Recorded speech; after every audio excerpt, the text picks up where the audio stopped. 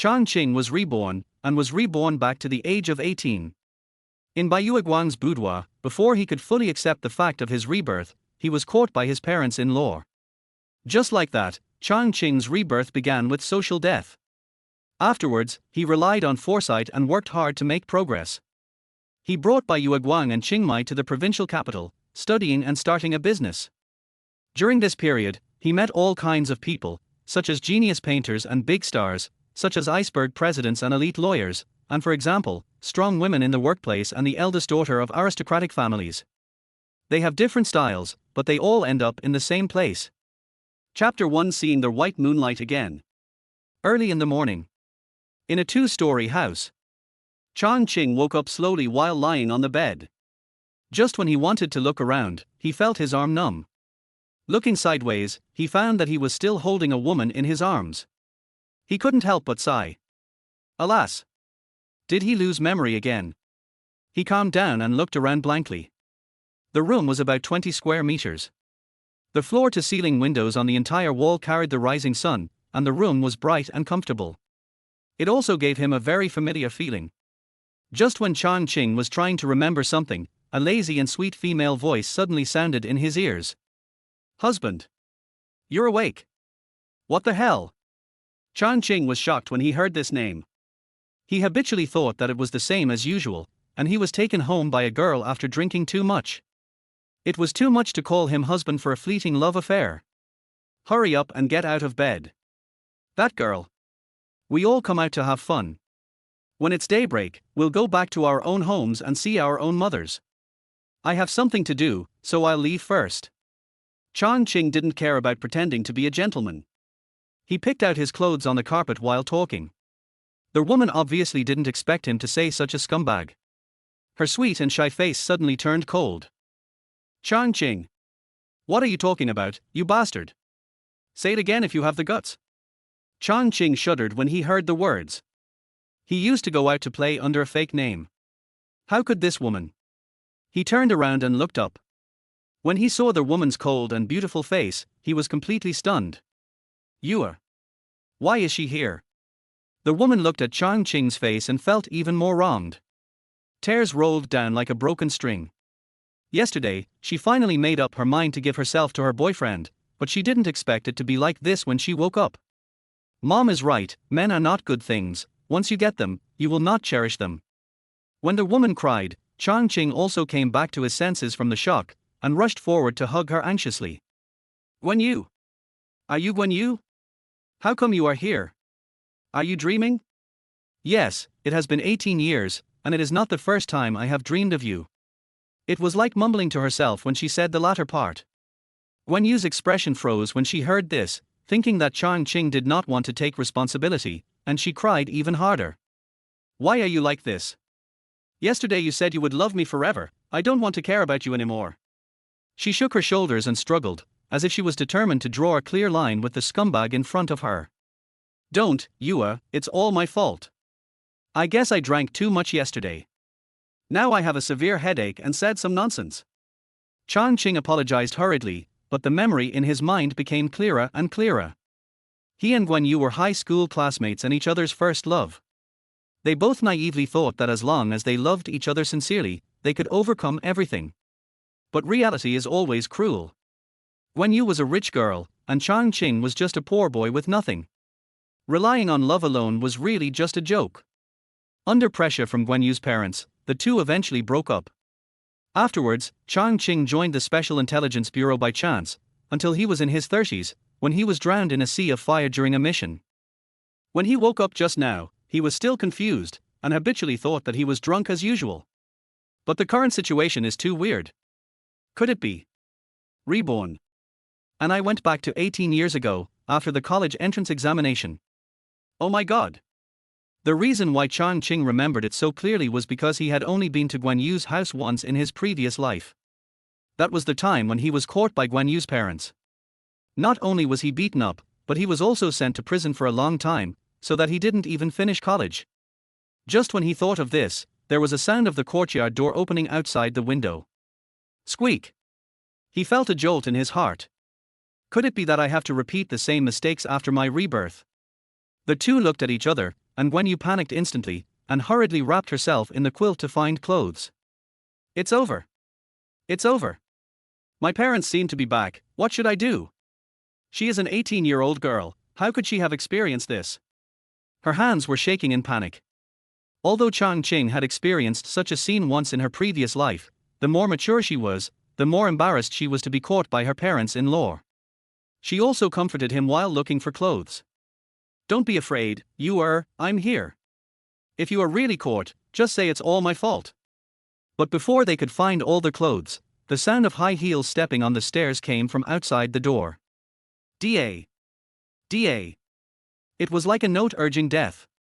It was probably Guan's mother coming up to the second floor. Seeing that time was running out, Chang Qing didn't care much. He just put on his pants without tying his shoelaces, grabbed his shirt, opened the glass door of the room, and rushed to the balcony. Just after taking a few steps, he felt cold under his body. It turned out that the belt on his pants was gone. At this point, Chang Qing could only hold his pants with one hand and his shirt with the other hand, and came to the railing outside the balcony, looking around to see how to get down. Guan Yu's house is a 2-story small villa, and the balcony is about 4 or 5 meters away from the ground. There is a lawn below, so it shouldn't be a problem to jump down. Then he turned over and grabbed the railing with one hand, hanging his body like this, so that he could be closer to the ground. But the pants without the restraint, it slipped down to the ankles in an instant. From the outside, it looked like a girlfriend hanging outside in a university dormitory. A gust of wind blew and the figure fell quickly. Fortunately, the grass was very soft, and Chang Qing only swayed for a moment and stabilized his body. Just as he was about to bend down to put on his pants, he noticed from the corner of his eye that there seemed to be someone under the eaves behind him. Subconsciously turning his head to look, he found that it was a fat middle-aged man. The two looked at each other, and even though Chang Qing had a will of steel, he felt that the whole world seemed to have stopped at once. The brain was buzzing and breathing was a little difficult. In such a situation, no matter who it was, they would have to shut themselves up if they were to be honest with their future father-in-law. The middle-aged man opened his mouth wide, shocked, stunned, unbelievable, and then turned into anger. His eyes began to turn red, and he roared. Go to hell! With his physique, he rushed towards Chang Qing at an unimaginable speed. At this moment, a sentence from later generations suddenly emerged in Chang Qing's mind. Face the gale. It was easy for Chang Qing to dodge with his skills, but he had just eaten someone's daughter last night, and it would feel a bit inhuman to dodge. Yes, this middle-aged man was Guan Yu's father.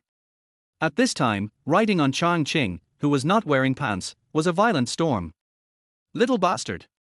I'll beat you to death. Guan Yu was madly outputting and roaring angrily. He was fat to begin with, and he usually panted when he went up the stairs. His fists hit Chang Qing softly, and he didn't feel much. But Chang Qing still had to pretend to be in pain and shouted. Father-in-law! Oh no, Uncle Guan. Don't be impulsive, it's not what you think, Help. Chapter 2 Court in the Act. On the other side. Li Sixio went upstairs and walked into Guan Yu's room without knocking. She said as she walked, You lazy little bug, what do I teach you? It's already so late, why don't you get up? She lifted the thin blanket directly. Guan Yu was so scared that she curled up, buried her head in her chest, and was a little at a loss. Seeing her daughter sleeping without even wearing a nightgown, Li Sixio was a little angry. She was from a scholarly family and had very strict family education. She scolded.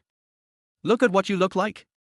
I've been away from home for only 1 day, and you've become like this. If you go to college in the future, you'll have to. Li Sixio scolded her daughter as she walked up to her. Suddenly, her eyes fixed and her words stopped abruptly. The bed sheet beside her daughter seemed to be stained with some dark red. She leaned over to take a closer look, and then associated it with her daughter's unobstructed appearance at this time. As a person who had experienced it, she instantly thought of something and her face changed drastically. What did you do? Caught by her mother, Guan Yu blushed and was speechless, and could only be ashamed to be an ostrich. Seeing this, the always dignified Li Sixio also surged with anger in her heart.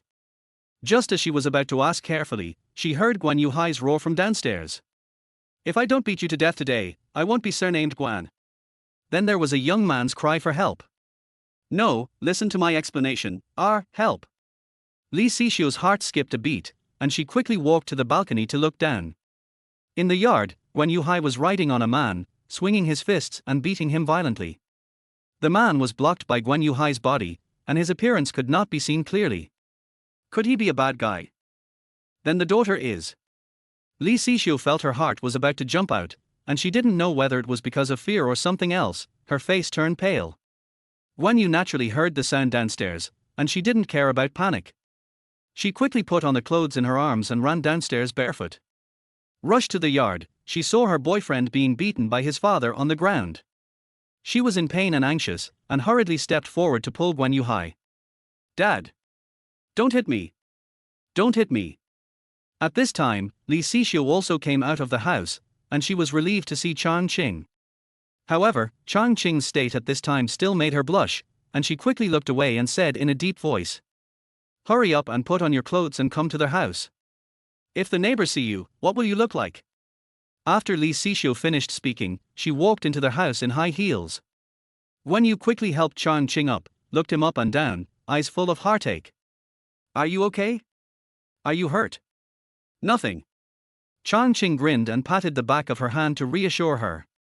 She quickly dressed up, and because she didn't have a belt, she held up her pants with one hand, and walked into the house with Guan Yu under Guan Yuhai's murderous eyes.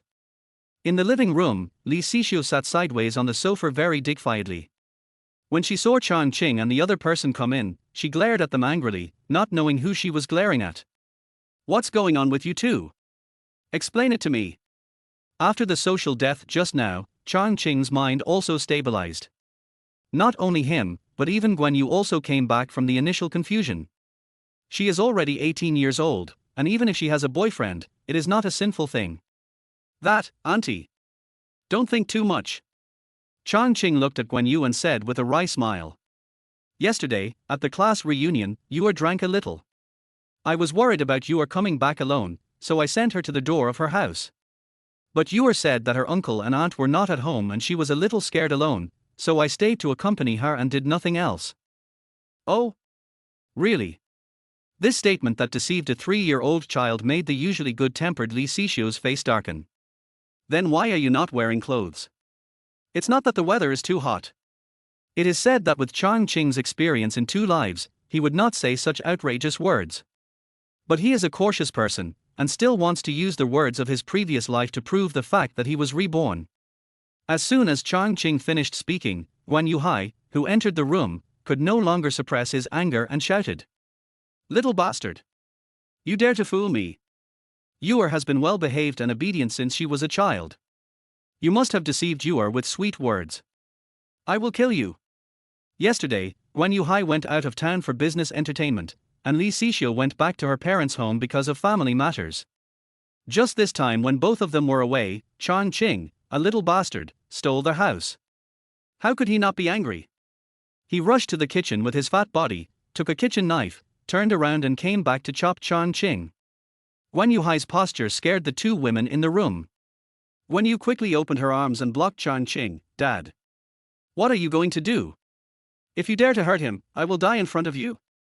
For a man, the daughter whom she had loved for more than 10 years actually threatened him with her own life.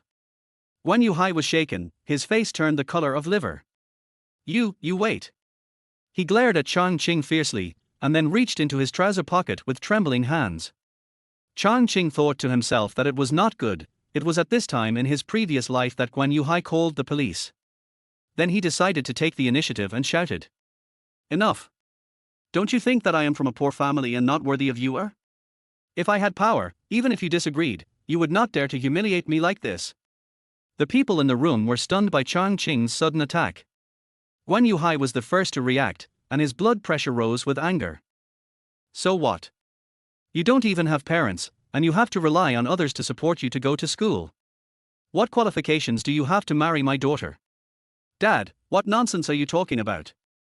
Guan Yu's eyes were red with anxiety. Chang Qing always ranks first in the school, and he will definitely be more promising than you in the future. Since she started pursuing Chang Qing, she has been deliberately avoiding his past experiences, just for fear of hurting her boyfriend's self-esteem. At this time, she was trembling with anxiety, fearing that Chang Qing would hate her because of this. Chapter 3 Past Events. It was July, the sun was blazing, and even the air seemed to be distorted. Chang Qing held his belt with one hand, ignored the strange looks of passers-by, stopped a tricycle at the gate of the community, and embarked on the journey home. In this small county where he lives, there are many mining industries, and naturally there are many supporting factories. Chang Qing's parents are workers in the local steel plant. Although the salary is not high, they are safe and happy. It's a pity that the good times didn't last long. When he was 8 years old, a major accident occurred in the factory, and his parents died unfortunately. The sudden change made the young Chang Qing at a loss. At this time, the relatives who should have extended a helping hand chose to watch coldly. This also planted the seeds of human warmth and coldness in the heart of the young Chang Qing. Later, it was his grandmother who couldn't bear to see him sent to an orphanage, and moved from the countryside to take care of him. However, bad luck picks on the poor. When he was 17 years old, my grandmother also passed away due to illness. From then on, in Chang Qing's heart, he was an orphan. Squeak! The sudden brake sound of the tricycle woke Chang Qing from his memories, and he arrived at the steel plant family compound. The steel plant family compound was built together with the factory. It is very similar to the old residential areas in later generations. Most of the floors are 5 stories high, and the buildings are very close to each other. There is not even a gate at the entrance, and anyone can enter and exit at will. As soon as I entered the community, I ran into several aunts who were going out. They were dressed up and looked like they were going shopping. One of them saw Chang Qing holding up his belt, covered his mouth and chuckled. "Hey! What's wrong with Xiao Qing? Why did you lose your belt?" "I was caught climbing through the window." "Really? It seems that you have really grown up." "He he he." Several aunts teased as if no one was around. Chang Qing has been pretty since childhood, and has been teased by these young girls and wives. Every time, she would run away with a blushing face, but this time was different. Chang Qing calmly glanced at them and chuckled. "Aunt Liu, I heard that your husband hasn't been home for a long time. Otherwise, you can leave the door open for me at night." "Hey! You little bastard!" The one called Aunt Liu blushed instantly and pretended to hit her. Chang Qing quickly dodged and ran back home with a smile. Chang Qing's house is about 30 square meters, with 2 bedrooms and a living room. Although it is small, it has everything. It's just that it lives on the top floor. It's so hot in summer that it feels like walking into a bathhouse. Chang Qing changed his clothes and took out all the money from the iron box under the bed. The factory gave a total of 80,000 yuan in compensation for his parents' death on duty. Excluding the expenses over the years and the money for his grandmother's treatment, there is probably less than 5,000 yuan left, which is all Chang Qing's belongings now. When the sun stopped, Chang Qing took a taxi to the largest shopping mall in the county, intending to buy a mobile phone first. After all, he, a person from the later generations, really couldn't adapt without a mobile phone. Walking into the first floor, he came to the counter selling mobile phones. He was looking at what kind of mobile phone to buy when he heard a girl calling his name. "Xiao Qing! Why are you here?" Chang Qing turned around and found that a man and a woman were walking towards him not far behind him. The woman had a bun and wore a pink short-sleeved long skirt. Her fair and tender baby face, coupled with her exquisite figure, gave people a feeling of purity and desire. Her name was Han Jingjing, 2 months older than Chang Qing. She was a classmate and a neighbor. They were considered childhood sweethearts. Chang Qing subconsciously frowned and said, "What are you doing here?" "I."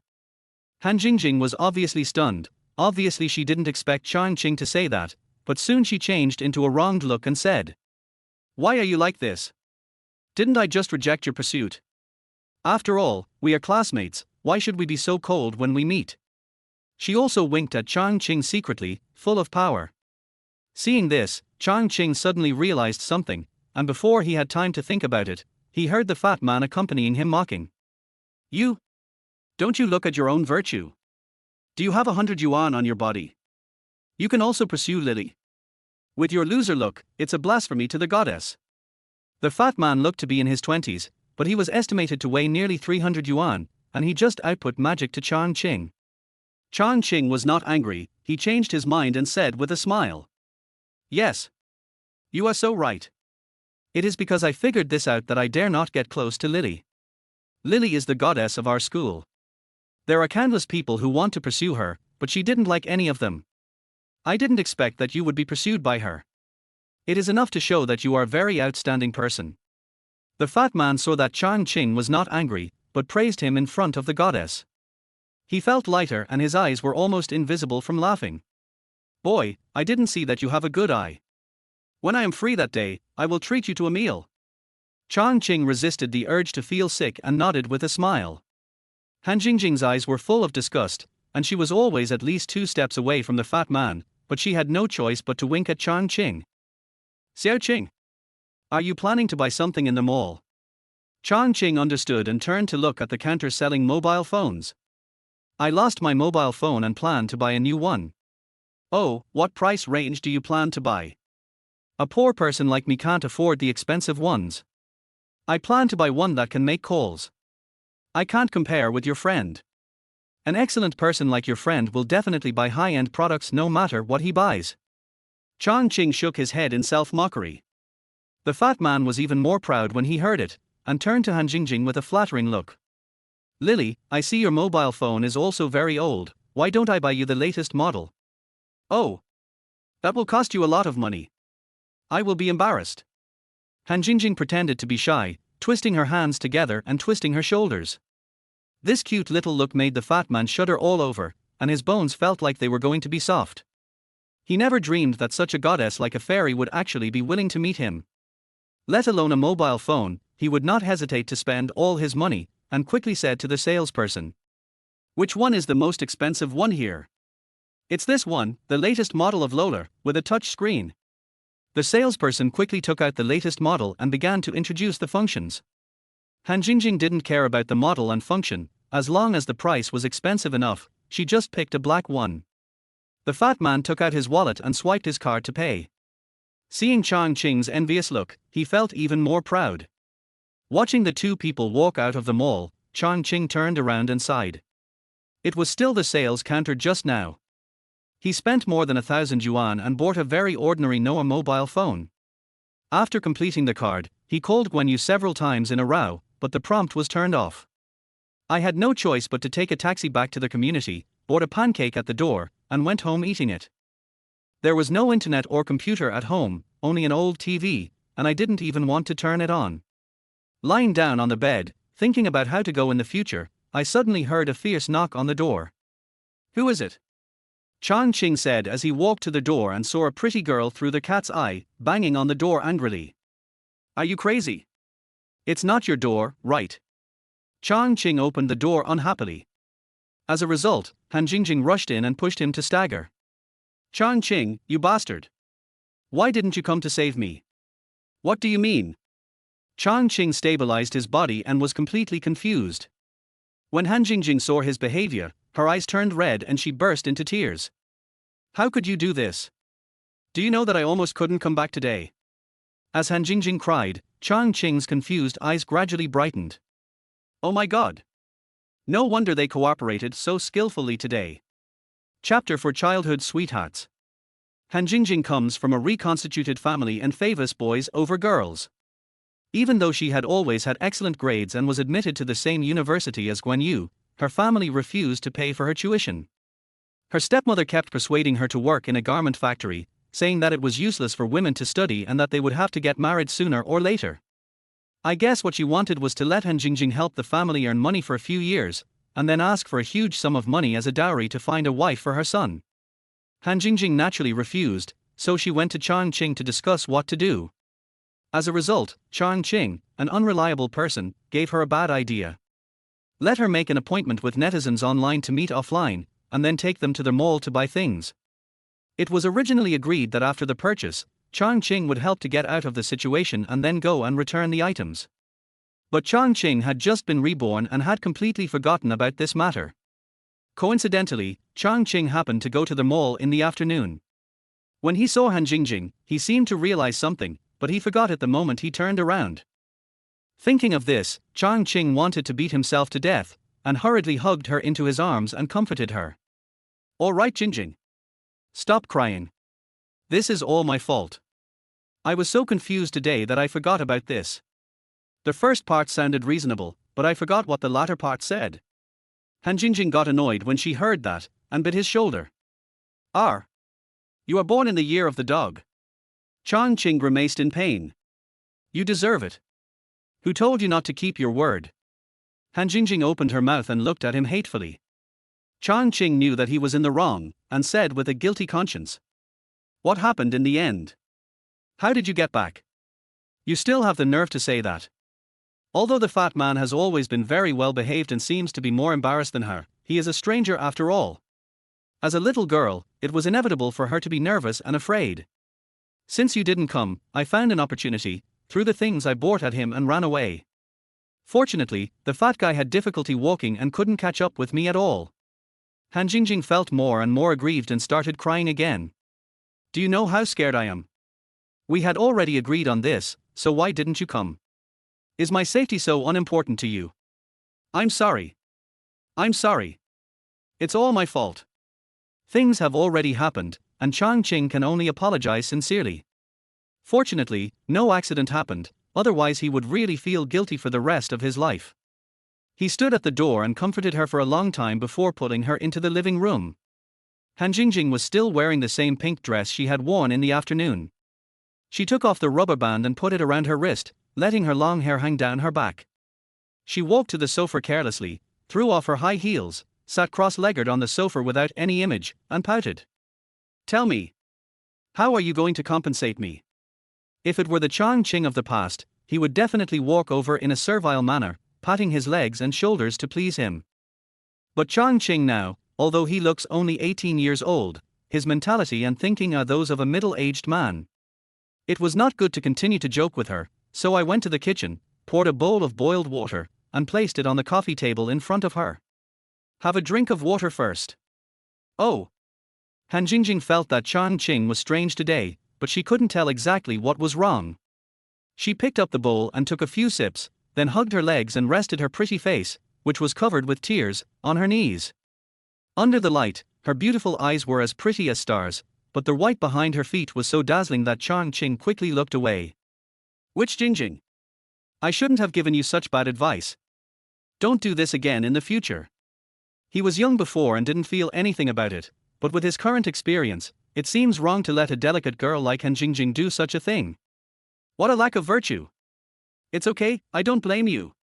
Seeing Chang Qing's guilty look, Han Jingjing comforted him instead, blinking her beautiful eyes and whispering, "I didn't have high hopes, but I just felt bad for the high heels.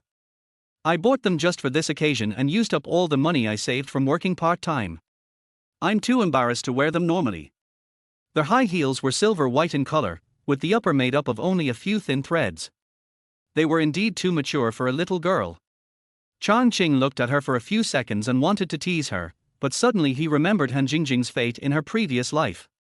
His heart suddenly shrank and he felt a severe pain. In his previous life, he gave Han Jingjing such a bad idea, but he was reported to the police by Guan Yuhai and was locked up in the police station. Han Jingjing went to the appointment alone, and the outcome was similar to today. Finally, you are not allowed to work outside in the 3rd year. The stepmother accepted a large sum of betrothal gifts from others and tricked Han Jingjing back from another place. The marriage was arranged without her knowing anything. Han Jingjing naturally refused, but the groom's wedding procession had already arrived downstairs, and she didn't even have a chance to hide. Finally, Han Jingjing put on beautiful makeup, put on her wedding dress, and jumped down from the 5th floor. Chang Qing returned to the county town the 2nd year after Han Jingjing committed suicide. After learning the news, he still couldn't understand why she did that. And now Chang Qing could see everything clearly, and his heart felt as if pierced by a sharp blade. The pain was so severe that he could hardly breathe. She just thought that she was already married to him. There were 2 such outstanding girls around him, but because of his incompetence, he couldn't catch either of them. It can be said that it was a powerful opening move that crushed him to pieces. Thinking about it now, it's really frustrating. Chang Qing raised her head, hiding her tears, and said softly, "Don't worry about tuition. I'll cover all your tuition and living expenses for 4 years of college. Just focus on your studies." Han Jingjing obviously didn't expect Chang Qing to say that. She didn't know what she was thinking about. Her face turned red and she gritted her teeth and refused. "No. I know exactly where you got the money. You have to study for 4 years too. I can't use this money. Besides, who am I to you? Are you planning to support me? Han Jingjing joked to change the subject, and Chang Qing understood what she was thinking. What a kind little girl. The look he gave her was also dazed for a moment. Both of them were children who lacked parental love and were almost specific targets of bullying during their time from elementary school to middle school. As a girl, Han Jingjing suffered even worse bullying. There were bugs in the school bag and the hair was burned by lit matches. Anyway, the evil of children is beyond people's imagination. At that time, Han Jingjing was always stubborn and refused to shed a tear, but when Chang Qing got injured in a fight, she would hug him and cry until her eyes turned red. When Chang Qing lost his parents and was in the loneliest and darkest days, it was Han Jingjing who always stayed with him. And Chang Qing also vowed to protect her for the rest of his life. But the vows of young people are always so pale and powerless. When Chang Qing was in the first year of high school, he met Guan Yu, and since then, his heart and eyes have been filled with her. And Han Jingjing always followed them silently. Thinking about it now, how sad she must have been. Chang Qing raised his head and looked at her carefully and seriously. The yellow-haired girl in his memory had long since turned into a bright and beautiful young girl. And the dependence in her eyes has long turned into attachment. Slowly, his eyes turned red, and her face turned red. Chapter 5 Husband, why don't you take me away? Being stared at by Chang Qing with such a burning gaze, Han Jingjing felt hot all over and unconsciously put her legs down to the ground. She seemed to have turned into a lady in an instant, and said softly, "You, what are you doing?" "Nothing." Chang Qing retracted his gaze and smiled calmly. The tuition fee issue is settled. He didn't want to dwell on this matter, so he just made the final conclusion. "Oh, and I plan to leave for the provincial capital tomorrow. I have nothing to do alone anyway, so I might as well go and do something early." "Yeah. Why didn't I think of that?" Hearing this, Han Jingjing was also very moved. "Then I'll go with you tomorrow. If I go early, I can do some part-time jobs or something, and it'll be good to earn some living expenses." Chang Qing thought about it and nodded. "That's fine, you go back first. Pack your luggage and meet me before 10 a.m. tomorrow." After Han Jingjing left, Chang Qing called Guan Yu several more times, but the phone was also turned off. "I'm leaving soon, so I have to tell my girlfriend about it no matter what. After thinking for a while, I found a pen and paper to write a letter, then went out and took a taxi." At the Guan family's side, Guan Yu, who was always well behaved in front of her parents, rarely had a tantrum. But no matter how she made a fuss, her parents wouldn't give in and kept saying that this was all a test. If Chang Qing really loved her, he would definitely consider their future, and the result would naturally be a parting on bad terms.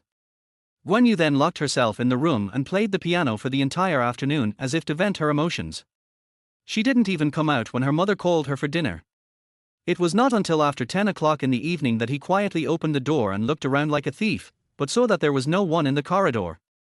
He gently opened his mother's door and poked his little head in.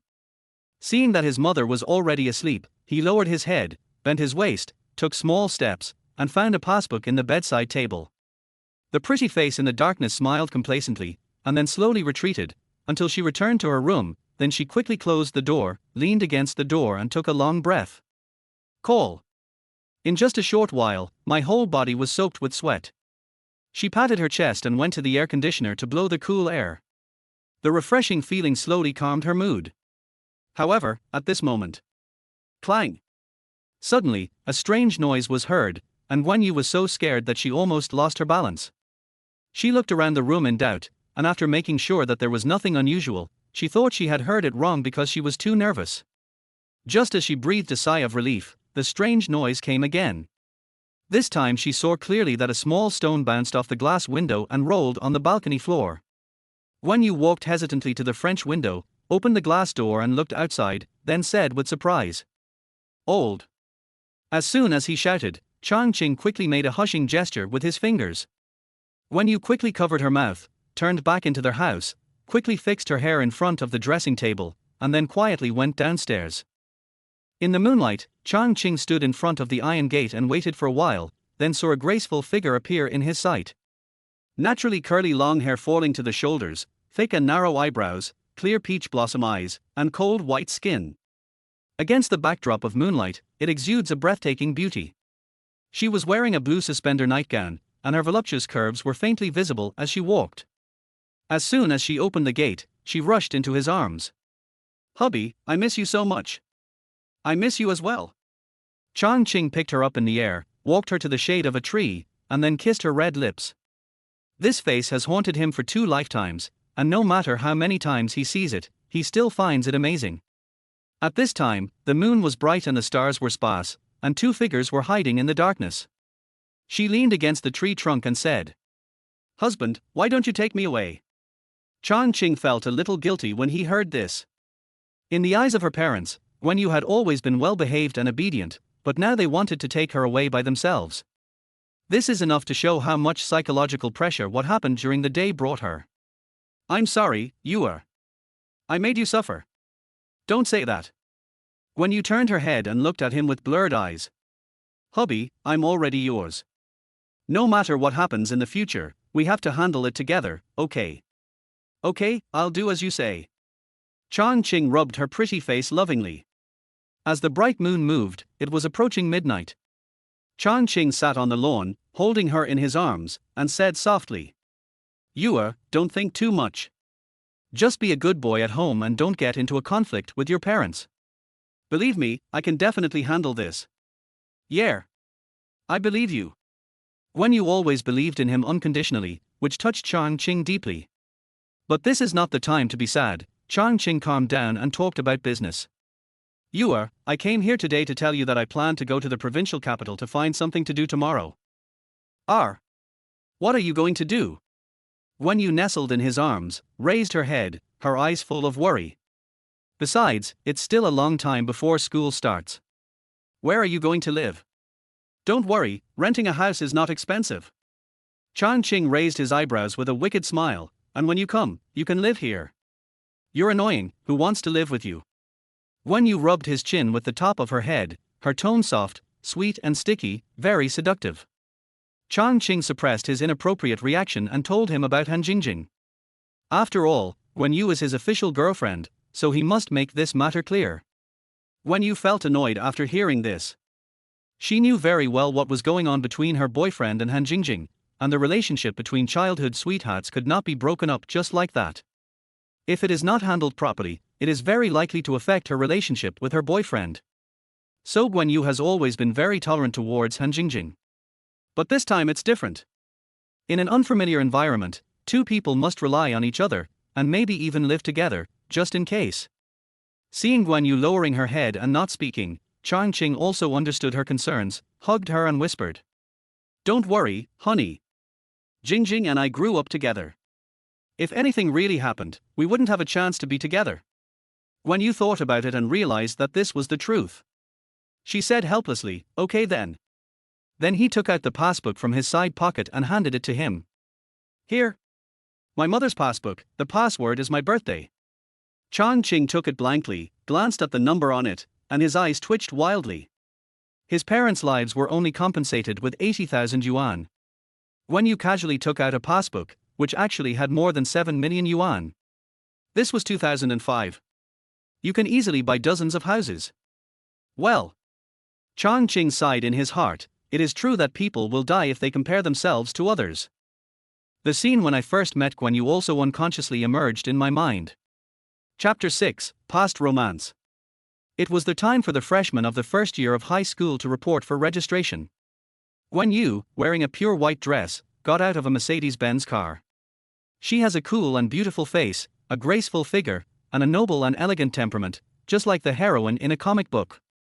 As soon as she entered the school, she attracted the eyes of all the boys. Chang Qing was just watching from afar in the crowd. When he met her gaze, he quickly lowered his head and walked away, because he felt ashamed of himself in front of such a gifted girl. However, fate did not let him go. When the classes were divided, Guan was in the same class as him and was assigned to sit in front of him. The curly hair often fell on his books, bringing with it a pleasant fragrance that disturbed his mind. Fortunately, Guan was very aloof at that time and never talked to the opposite sex, so naturally she had no interaction with him. But later, for some reason, Guan began to use some excuses unique to young people to get close to him. Chang Qing could still clearly remember that it was one morning not long after school started. Guan wearing an incredibly beautiful princess dress, stood beside his desk with a book in her arms and said in a soft voice, "Chang Qing, I don't know how to do this question. Can you teach me?" Chang Qing was sitting in a seat at that time, just looking up with his head tilted to the side. He didn't understand why this girl, whom boys dared not look directly at, came to him. In addition, a group of boys were cheering and whistling, which made Chang Qing's face turn red with embarrassment, but Guan Yu stood there and refused to leave, so he could only stammer out his solution to the problem. She was very close to him, with her hair falling on his shoulders, and her pleasant fragrance rushed into his nose crazily. Chang Qing felt hot all over, as if his skin was pierced by countless needles. He was so nervous that he didn't dare to look up at her the whole time, but his eyes fell on the hem of her skirt. Such bright and beautiful clothes formed a sharp contrast with his pilling old school uniform. Like the distance between heaven and earth, it can never be crossed. But Guan Yu did not leave, and said with an admiring expression, "You are so awesome, can you teach me more in the future?" "Yes, yes."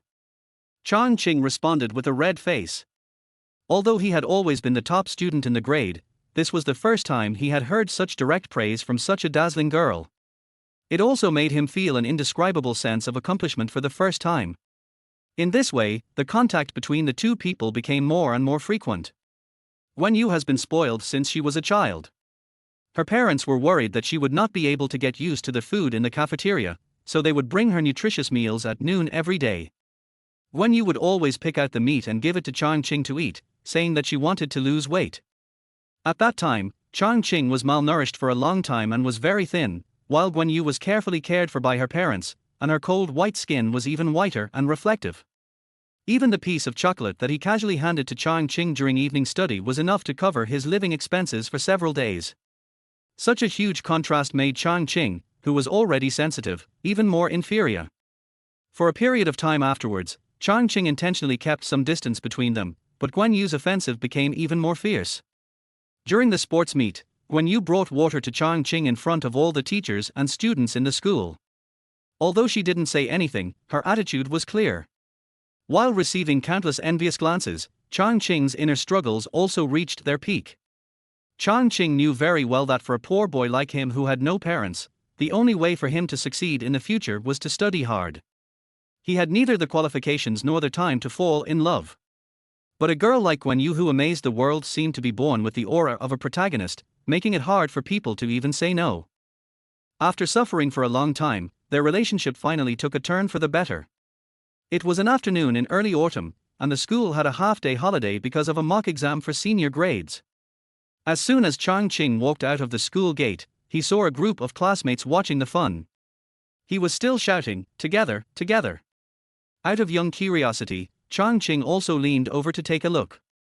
In the center of the crowd, a boy was kneeling on one knee with a big bouquet of roses in his hand. In front of him, he had made a heart shape with flower petals. In front of the heart, stood a beautiful figure. It was Guan Yu. Guan Yu also stood there looking around. When she saw Chang Qing in the crowd, her eyes lit up, and then she turned to look at the boy kneeling on the ground. Just this one glance made Chang Qing's blood boil. I don't know if it was possessiveness or something else, but Chang Qing's eyes suddenly turned red at that moment. He pushed through the crowd, grabbed Guan Yu and ran all the way to the entrance of the steel plant. At that time, my grandmother was still alive and she would sell wontons in front of the steel plant every day. Guan Yu came here with Chang Qing. When she saw her grandmother, her face turned red with embarrassment, but she still introduced herself gracefully. I also learned how to greet guests like my grandmother did. Grandma was very happy that day and said that the little girl was very nice. Chang Qing's eyes were always on her, watching her curved eyebrows, watching her clumsily pick up the bowl, not caring about the oil stains on her white dress. It was also from that moment that Guan Yu completely entered his heart. Until the sun sets in the west, the afterglow of the setting sun illuminates half the sky red. Chang Qing borrowed a 28-inch bicycle from his neighbor, and Guan Yu sat on the crossbar in front of him. Her beautiful hair was blown by the wind and hit his face, smelling very fragrant and intoxicating. On that day, Chang Qing felt like he had endless energy and pedaled his bicycle hard. Became the most handsome guy on the road that day. That day, at the gate of Guan Yue community, Chang Qing hesitated for a long time, and finally mustered up the courage to whisper, "I like you." "What did you say?" Guan Yu was already a few steps away from him. She seemed not to have heard his words clearly. She turned around with a probing look. The wind that day seemed really strong, making the boy unsteady and the girl's hair cover her red lips. Those pretty eyes and brows just stared at him steadily. With her hair flying and her skirt fluttering, she is so beautiful like that. Chang Qing stood there, looking lost in thought. Guan Yu seemed impatient, yet encouraging, and asked again. What did you say? I. Chang Qing's face flushed, but he stopped avoiding her. He looked into her clear eyes and said.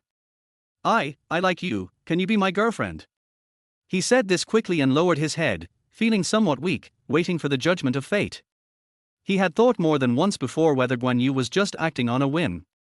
Or play some development game.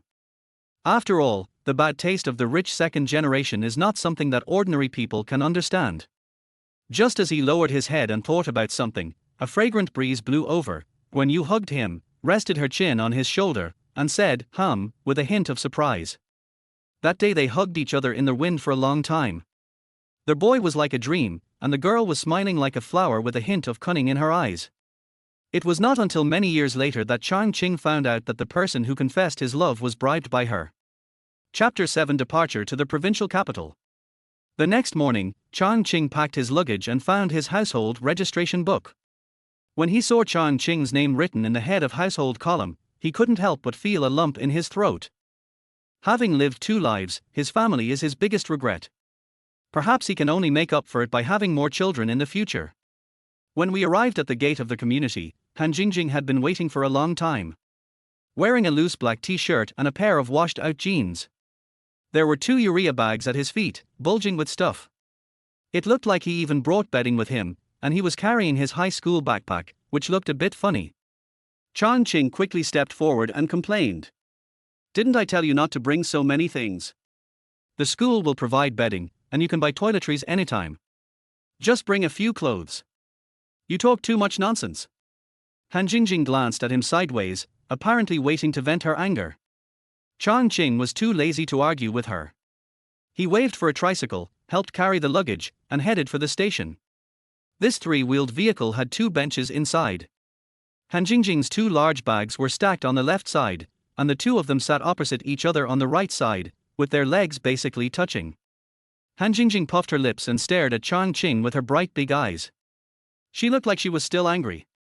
Chang Qing raised his hand and poked Han Jingjing's puffy face, and she was instantly defeated. There were still a few traces of saliva on her tender red lips, making her look indescribably cute and lovely. You're going to die. Han Jingjing raised the back of her hand to wipe her saliva, feeling that her elder sister's dignity was violated. Chang Qing was also playful and said deliberately. Please be careful with your words. When we get to the provincial capital, we won't be familiar with the place. If you anger me, I will sell you out. You dare. Han Jingjing's eyebrows were raised. She didn't believe that Chang Qing would sell her out. But I am about to go to a big city, and I am still a little nervous. Hey, Chang Qing, do you think we can find a job if we go there? Don't worry, I'm your big brother. Chang Qing patted his chest and looked as if he was in charge of everything. Han Jingjing didn't doubt it. Although she is a few months older than Chang Qing has always made the decision since she was a child, and she is used to obeying him. When they arrived at the station, Chang Qing asked Han Jingjing to look after the luggage while he bought 2 tickets to the provincial capital for a little over 20 yuan each. Then they found a ramen restaurant and had a bowl of noodles each. When entering the waiting room, Chang Qing went to the small supermarket at the station and bought a bunch of snacks, which made Han Jingjing feel bad. Why did you buy so much? You just know how to waste money. We've already eaten. Just buy 2 bottles of water. Chang Qing smiled but said nothing. Han Jingjing was a really nice girl, lively and good at living. It was just that she was still young and had not seen much of the world. After finding 2 empty seats and sitting down, Han Jingjing drank some water, hugged Chang Qing's arm, rested her head on his shoulder and said leisurely. When I was at home, I dreamed of leaving that home. Now that I'm really leaving, I feel empty inside. Chang Qing didn't feel anything. There were very few places in the world he had not been to, and he had long been accustomed to separation and loneliness. In Han Jingjing's case, it was just her first time traveling far away, and she had an instinctive fear of the unknown. Jing, what did you tell your family when you came out? That old witch asked me to work in the factory, so I agreed straight away and said I would take the train to the south today. I even cheated her out of 500 yuan. Hee. After changing the topic, Han Jingjing's mood instantly improved a lot, and she started to complain about her stepmother again. Shanyan leads to the Central Plains, check in at gate number 1. As they were chatting, the sound of ticket checking came from the radio. Chang Qing stood up and handed a ticket to Han Jingjing, then picked up his luggage and started queuing for ticket checking. We got on an old minibus and set off for the provincial capital. In fact, Chang Qing was not without any waves in his heart. After all, this was a brand new life. Perhaps it was a kind of compensation for his dark life in his previous life. Or maybe, he is here to repay the debts he owed to a few women in his past life. After driving for about 4 hours, the bus stopped at the provincial bus terminal. Chang Qing carried the luggage and walked in front. Han Jingjing held the corner of his clothes tightly with her little hands, fearing that she would get lost. His expression was timid, but his eyes were full of curiosity as he looked around. Chang Qing sighed inwardly. It was obvious from his appearance that he was an outsider and would easily be targeted by people with ulterior motives. After all, during this period, places like stations were still very chaotic. As soon as she got out of the station, a group of people surrounded her, asking for accommodation, taxi services, and job introductions. They were probably because they saw Han Jingjing's expression and her large and small bags of luggage. Chang Qing ignored the people who surrounded him and was about to walk forward quickly when he heard Han Jingjing's scream from behind. What are you doing? Chang Qing looked back and saw a tall and thin man holding Han Jingjing's backpack with his hands, with a somewhat obscene expression. Little sister, are you here to work in Zhongyuan? I have a good job here, would you like to try it? The salary is very high.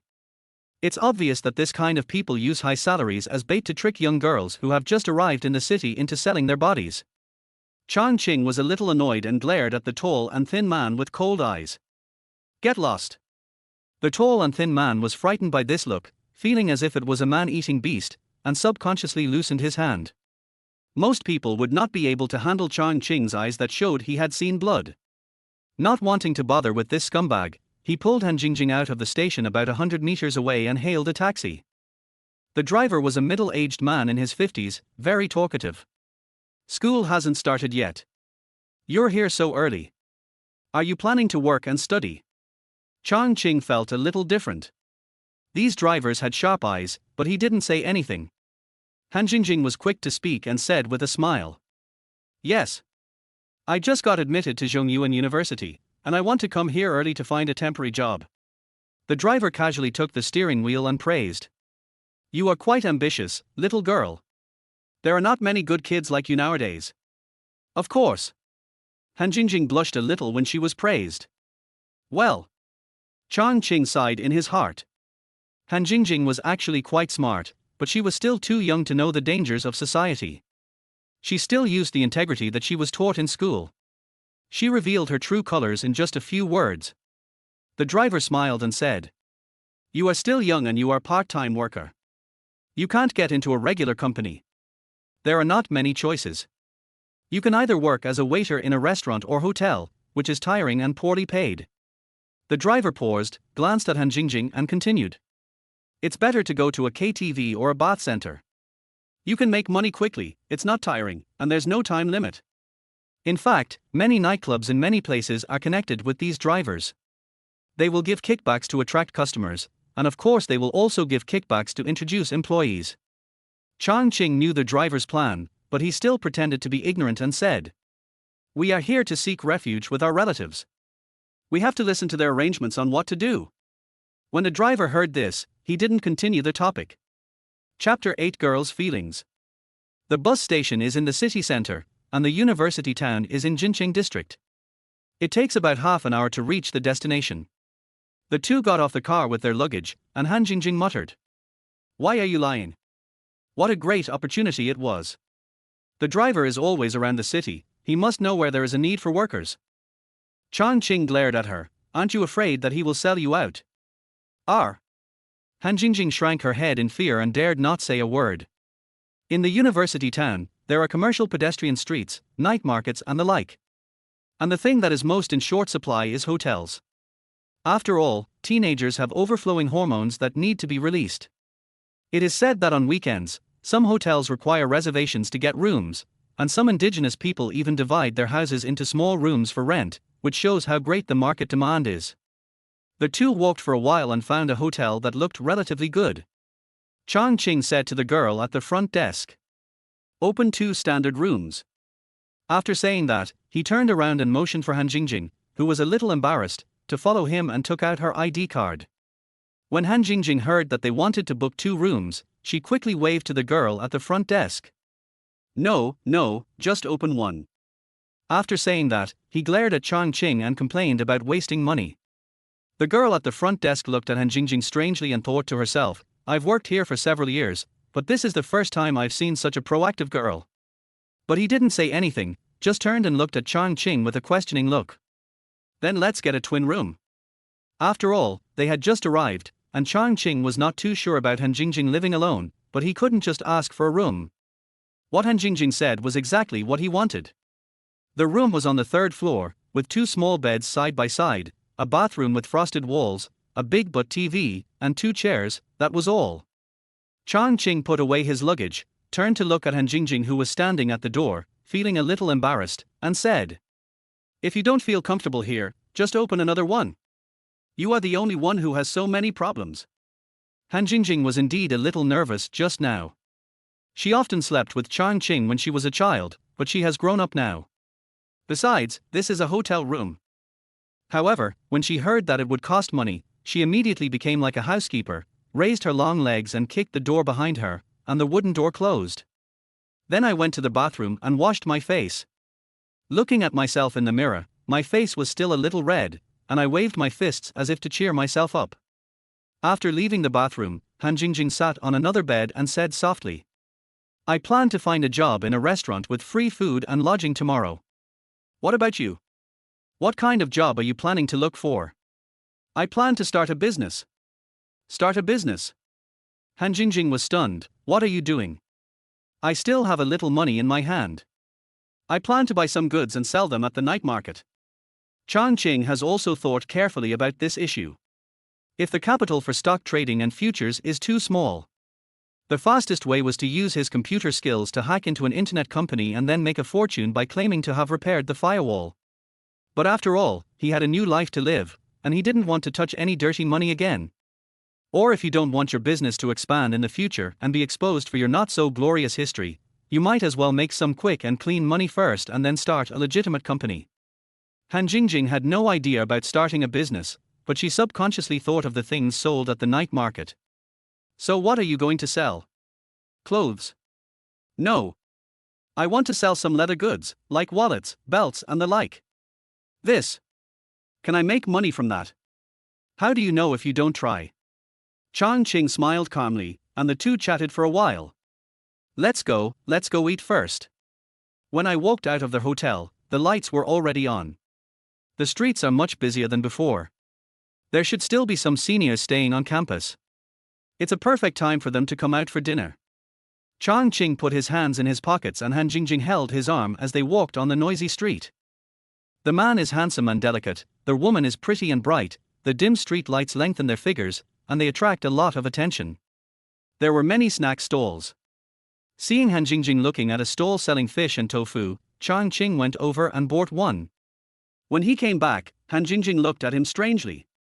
"You are really different now. Since yesterday, I feel like you have become a different person. You speak more steadily and become more considerate. I feel like I don't know you anymore. But I like you very much. Hey. Han Jingjing blinked and smiled sweetly. Finally, the two of them ate something at a small stall, fried rice and lamb skewers. Maybe it was because they were in a strange city and didn't know anyone. On their way back to their hotel, Han Jingjing was particularly happy. The smile on her face never stopped. She hugged his arms, then hugged his waist from behind, jumped up and down, and completely let herself go. Back in the hotel room, Chang Qing turned on the air conditioner. "You take a shower first, I'll go get some fresh air." Although the two have been close since childhood, it is still inconvenient for him to use this frosted bathroom. "I just sat on the steps in front of the hotel, looking at the lights of thousands of homes in the tall buildings, feeling a little melancholy. This kind of warmth from family is something he will never get in his entire life. When I returned to the room, Han Jingjing was blow-drying her hair in the bathroom, and Chang Qing naturally took over this task. After taking a shower, Han Jingjing changed into a loose t-shirt and cotton shorts. Their eyes met in the mirror. Han Jingjing looked at Chang Qing, who was blowing her hair with a sweet look on her face. However, Chang Qing looked at Han Jingjing in the mirror and felt embarrassed. The girl had just finished taking a shower and was only wearing a t-shirt. She leaned back slightly to make it easier for him to blow her hair, and some of her outlines were very obvious. He didn't want to stare at her, so he lowered his head and concentrated on blowing his hair. Han Jingjing seemed to have noticed this, and not only did she not restrain herself, she even leaned back again.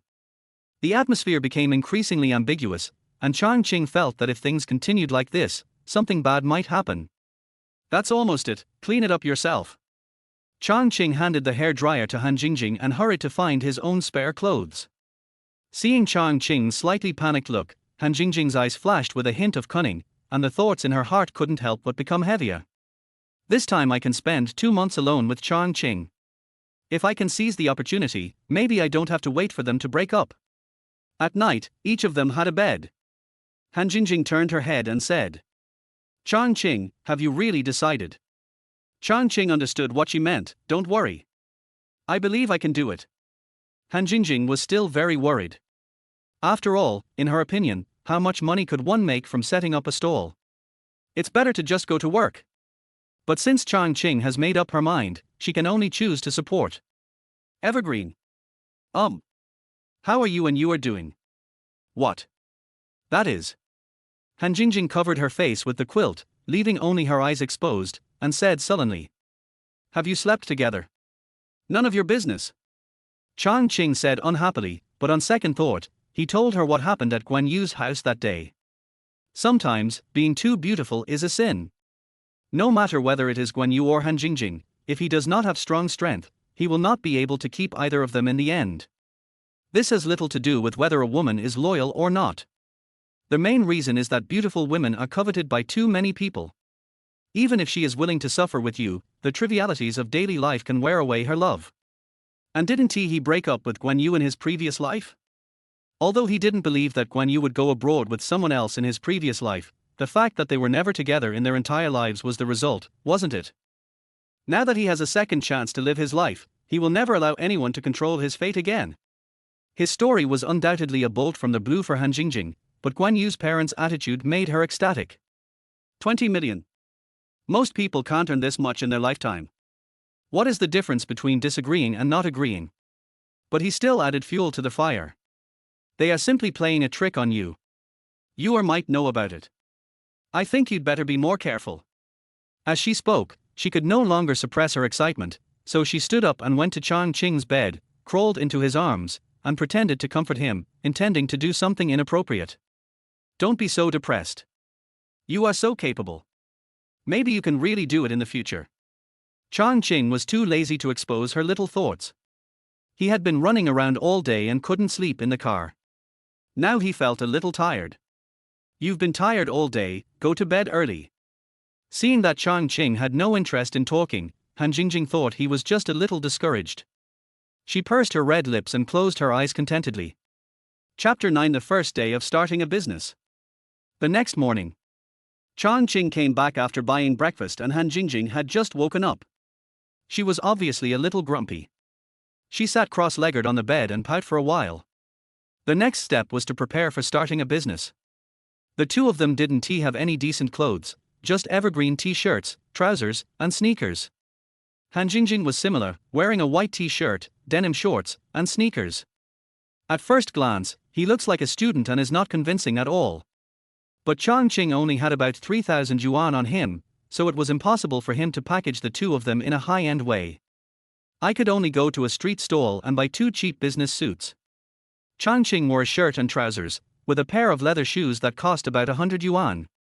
Han Jingjing is similar, wearing a shirt and a hip skirt, dressed like a saleswoman. Han Jingjing was obviously a little embarrassed by such a mature outfit, but she was used to being obedient to Chang Qing, so she didn't say anything. After changing into the newly bought clothes, I took a taxi to the small commodity wholesale city near the station. Chang Qing's target is very clear, which is wallets and belts. The normal wholesale price of a belt is 3 to 5 yuan, and the specific price depends on the quantity. The price of wallets is about the same. It is definitely impossible that it is real leather, but the gimmick to sell the goods is definitely real leather. A total of 400 pieces of the two types were imported. During this period, exaggerated belt clips were very popular. They were made of iron and had dragon heads, tiger heads, wolf heads, skull heads, and the like. The material is very low quality pig iron, and some are even plastic and painted. The price ranges from a few cents to a few dollars. Looking at it from the perspective of later generations, it must be very tacky, but it is very popular now. Especially for those young people who pursue individuality. Who doesn't he have an exaggerated belt clip around their waist? He would always pick it up with his hand, as if afraid that others would not see it, just like some people in later generations who hold high-end mobile phones in their hands and must show the back to others. While Han Jing was waiting for the merchants to prepare the goods, Chang Qing went to buy a loudspeaker and recorded an advertising slogan on the spot, which shocked the salesperson. He then hired a small truck in the market. The two prepared the goods and arrived at the night market at around 3 in the afternoon. However, some stalls already had vendors sorting out their goods. Han Jing was wearing a white shirt, a blue hip skirt and high heels, looking like an urban beauty, and she didn't fit in with the small vendors here. This is exactly the effect Chang Qing wanted. He took out the loudspeaker he had prepared long ago and pressed the play button. The leather factory. The leather factory. It's closed down. It's closed down. The damn boss ran away with his sister-in-law. The leather goods that originally cost over 100 or 200 are now only over 20 or 30. As soon as the content of the loudspeaker sounded, Han Jing staggered and her face turned red. She looked at Chang Qing with eyes full of disbelief. What are you doing? It was her first time in the big city and her first time doing business. She was already very nervous. Chang Qing even made such an embarrassing advertisement. Han Jing really wanted to find a crack in the ground to crawl into. Chang Qing had expected this to happen, so he put his arm around her shoulders and started to promote something even more shameless. The boss ran off with his sister-in-law, and we all got screwed. The employees have parents and children to take care of. Anyone who buys a belt will get a free belt clip. Buy one get one free for a wallet, too. Don't miss out if you pass by. The stock is limited and it's first come first served. This kind of brainwashing and exaggerated advertising has not become popular these days, and it does seem a bit disruptive to one's outlook at first glance.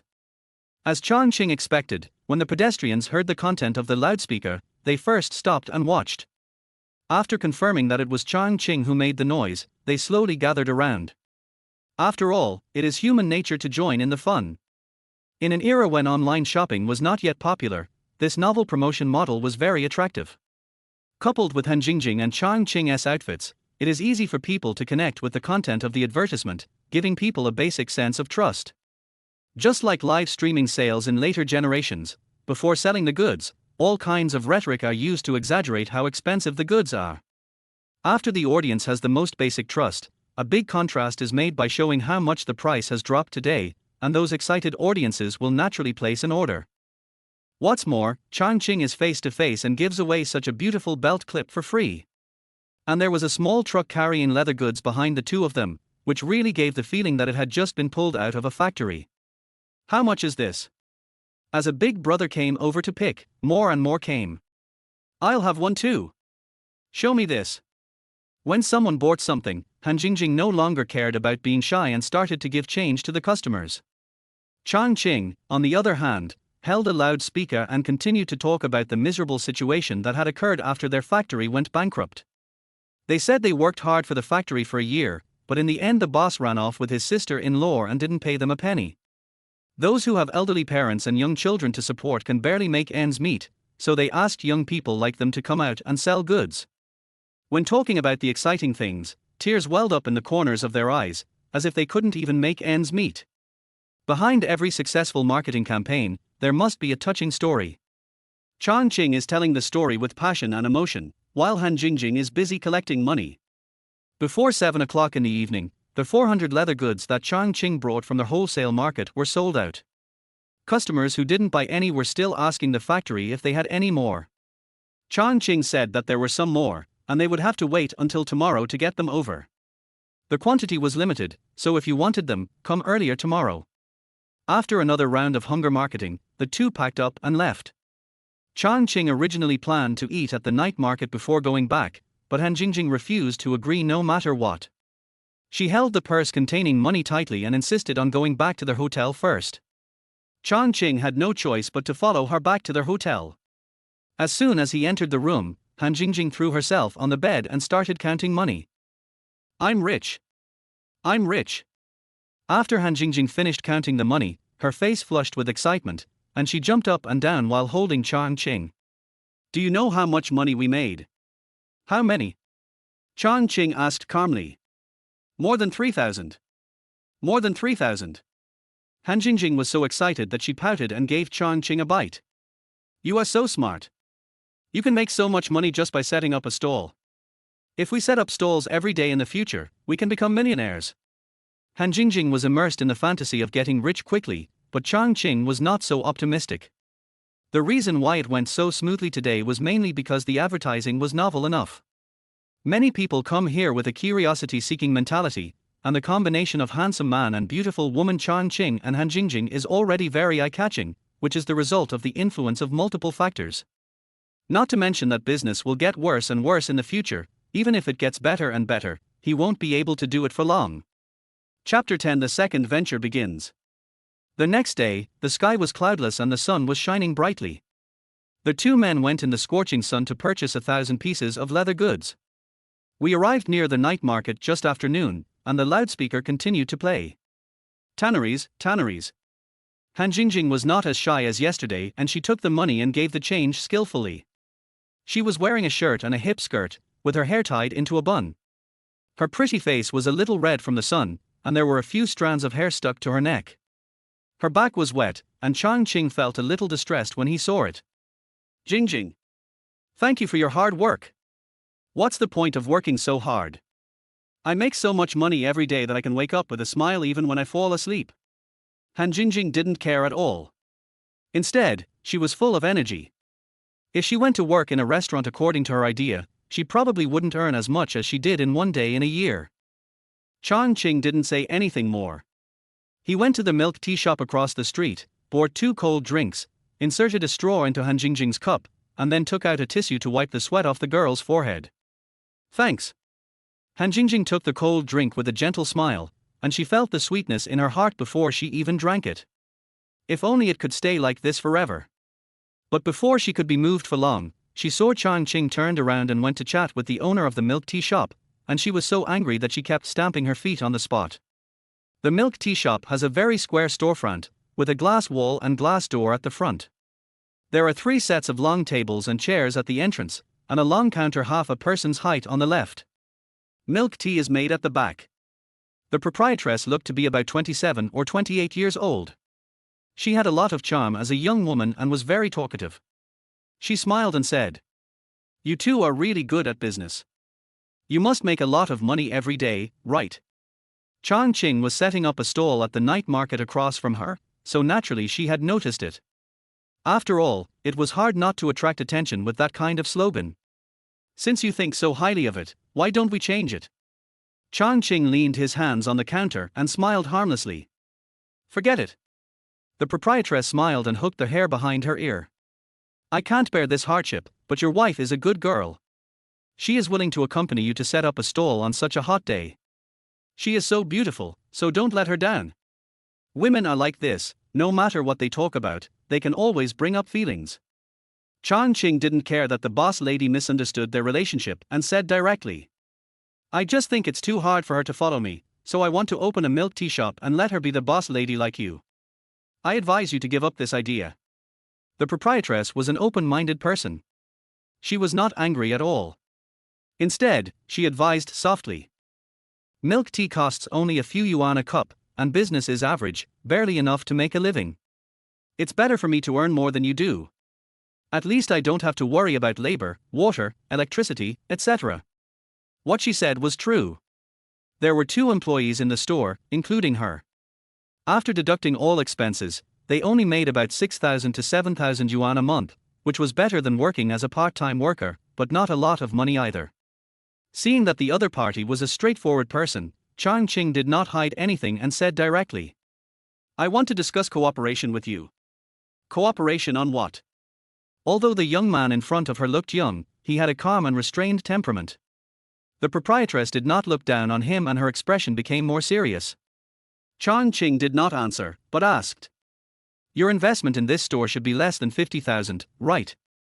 "Yes."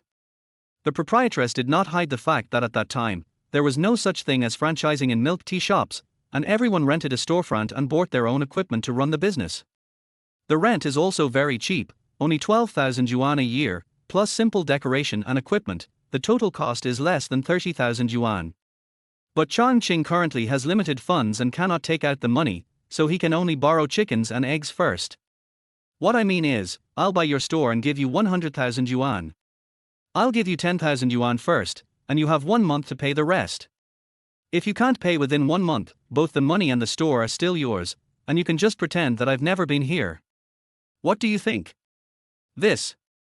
The proprietress was very excited. How could she not be? Her annual profit is less than 100,000. Assuming Chang Qing fails to pay the remaining money within a month, the store will still be hers, and she can even make a small profit.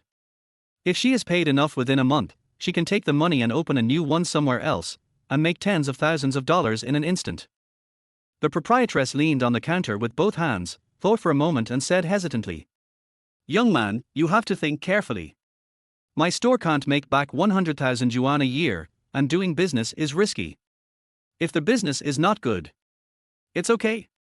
Chang Qing smiled brightly. "I don't know what your name is yet." "My name is Lin Shan, you can call me Sister Lin from now on." Lin Shan smiled and stretched out her hand, looking very generous. Chang Qing also gave her name and shook hands with her. "Then Sister Lin, let's make it a deal. I'll bring the contract over tomorrow.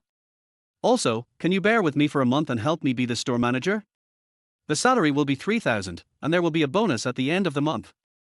"No, no." Lin Shan waved her hand. "Since you gave me the deposit, I will definitely stay and teach your wife a lesson." Even if Chang Qing didn't say it, she wouldn't leave. After all, the store is still hers. What if Chang Qing and the others sabotage it? Chang Qing thought that if she stayed, she could train the employees and the milk tea making process. Even if she left, it would not affect the business. This time we purchased more goods, so they sold slower than before, and were not sold out until around 9 in the evening. Although she made a lot of money, Han Jingjing was a little depressed. She walked back to the hotel without saying a word. Chang Qing put his arm around her shoulders and said jokingly, "Second brother, what's wrong with you?" Snort. Han Jingjing pouted, threw back her shoulders and quickened her pace. Chang Qing had no choice but to follow behind. Returned to their hotel room. Han Jingjing took off her shirt and threw it on the bed, then went into the bathroom in her short skirt and top. Chang Qing felt a little confused. He made a cup of tea, sat on a bamboo chair, and watched TV boredly. After a while, Han Jingjing came out and started looking for clothes, probably planning to take a shower. Chang Qing went over to hug her and asked, "What the hell is wrong with you?" It would have been fine if Chang Qing didn't say anything. As soon as he started talking, the girl got furious. She rushed over and started scratching and pinching him, which made Chang Qing so annoyed that he pushed her onto the bed and blocked her mouth. Han Jingjing was stunned for a few seconds, surprise flashed in her eyes, and she closed her eyes and responded awkwardly. Seeing that she had calmed down, Chang Qing turned over and lay flat on the bed. Han Jingjing also snuggled into his arms, pursed her lips shyly, and said nothing. "Tell me, how did I offend you?" Snort. Han Jingjing snorted proudly and said sourly, "You're so shameless to flirt with such an old woman. Believe it or not, I'm going to call you a right now. Depend on." Chang Qing was speechless. Isn't this too jealous? In the past, he played around with Han Jingjing in front of Guan Yu, but Guan Yu was not as jealous as her. Chang Qing patted her shoulder and said with a smile, "What did you say to Yuer on the phone? Did you say that we slept in each other's arms at night, or that we?" "I." Han Jingjing buried her head, speechless. She also knew that this was unfair to Guan Yu, but... Chapter 11, Men's Innate Skills. Chang Qing has a lot to do when he lives his life again. Not only does he have to change his own fate and the fate of several women, but he also has to save the person who has done him a favor. Time is very tight and I really don't have time to play house with Han Jingjing. Otherwise, given their current attitude, Chang Qing would not be able to remain calm. At this time, he was lying flat on the bed, and she was leaning on her side in his arms, so close that they could hear each other's breathing. Chang Qing stroked her smooth back and said seriously, "I'm looking for Lin Shan to discuss cooperation." Put. Han Jingjing almost revealed her true colors, and quickly put on a ladylike tone and said, "Who would believe that? She runs a milk tea shop and we run a stall. What cooperation can we have?" She didn't believe this at all. It was just that the proprietress was still charming. I've heard people say before that some boys like older women. Could it be that Chang Qing also? Looking at her inexplicable expression, Chang Qing didn't know whether to laugh or cry. "I want to buy her shop and let you be the boss." "R." Han Jingjing suddenly raised her head, and her head hit his chin so hard that it hurt. "Don't mess around. A cup of milk tea only costs a few dollars. You have to pay rent, water, and electricity. How much money can you make?" As if she was afraid that Chang Qing would take a detic, Han Jingjing anxiously advised. "Chang Qing, let's just focus on selling leather goods. We can make 10 or 20 bucks per piece." Han Jingjing didn't understand, which was also within Chang Qing's expectations. He raised his hand to touch her head and patiently explained. The stall was just for the sake of quick initial accumulation. Now that we have more than 10,000 yuan in our hands, we naturally have to do something else. You also know that we only have over 10,000. Han Jingjing curled her lips. She really couldn't accept the idea of giving up such a profitable business and opening a milk tea shop. "Chang Qing, do you think setting up a stall is too tiring? If you feel tired, then from now on you just need to buy the goods, and I will sell them myself." Chang Qing looked at her deeply, and a little tenderness welled up in his heart. His original intention of setting up a stall was to train Han Jingjing. "I don't want Han Jingjing to suddenly become rich in the future, as she will not be worthy of her position, which will pose a hidden danger to her future. After all, there are too few people around him who are trustworthy. If he wants to accomplish anything in the future, Han Jingjing will definitely play an important role." Then he repeated to her the method he had told Lin Shan. "No, no, no." Han Jingjing turned over and sat up, shaking her head like a rattle. "You are too ridiculous. If we lose, won't all our efforts over the past few days be in vain? Don't be impatient. Of course, Chang Qing will not just sell milk tea, he wants to play with cash flow and the trick of laying eggs by using chickens. But this kind of thinking is too advanced and difficult to explain clearly at the moment, so I asked directly. Jingjing, do you believe me?" Obviously, she didn't expect Chang Qing to ask this suddenly, but Han Jingjing still replied seriously. "Of course I believe you. We have been together for so many years. If I were to say who I trust the most in this world, it would definitely be you." Han Jingjing's tone was firm and her eyes were gentle and full of affection. Being trusted by someone like this, even though Chang Qing's heart was as hard as iron, he was also moved and said softly. "When you were setting up the stall before, could you have imagined that you would make this much money?" This. Han Jingjing didn't know what to say now. Although she was still a little hesitant, she still chose to believe Chang Qing. "Okay then. But even if you want to open a milk tea shop, we can't do that. Don't worry, I've already negotiated with Lin Shan. She will teach you. We will then hire more employees. We won't be short of manpower." Han Jingjing knew nothing about doing business. Since Chang Qing had made the decision, she could only support him. After washing up, she quickly snuggled into Chang Qing's arms. This was the moment she looked forward to most every day. "Every day I sleep in the arms of the person I love. The feeling of happiness is indescribable. I pout and kiss Juanxiu on the cheek, and say sweetly, 'Good night.'" In the following days, Chang Qing made subtle changes to the milk tea shop. A few windows were cut out in the glass wall facing the outside, and waist-high tables were placed inside. The price list was rewritten, and the cup packaging and flavors were also redistributed and customized. One morning half a month later, Han Jingjing was wearing a stewardess-like outfit, standing at a window in the middle, greeting the guests with a smile on her face. "Beauty, what would you like to drink?" Is the 68 monthly subscription here real? A little girl at the front of the line asked uncertainly. Of course it's true. A little girl standing behind her said enthusiastically. I've been shopping here for a week. I can choose any flavor I want. Then I want to get a membership card, and my friend also wants one. The little girl looked happy, with light in her eyes. On the price list above Han Jingjing's head, the cheapest drink was 8 yuan a cup, and the most expensive was 30 or 40 yuan. With a monthly subscription of 68 yuan, you can get one cup free every day for a month. It's such a great deal. You can make your money back in 2 days if you order the most expensive one. Who can resist this?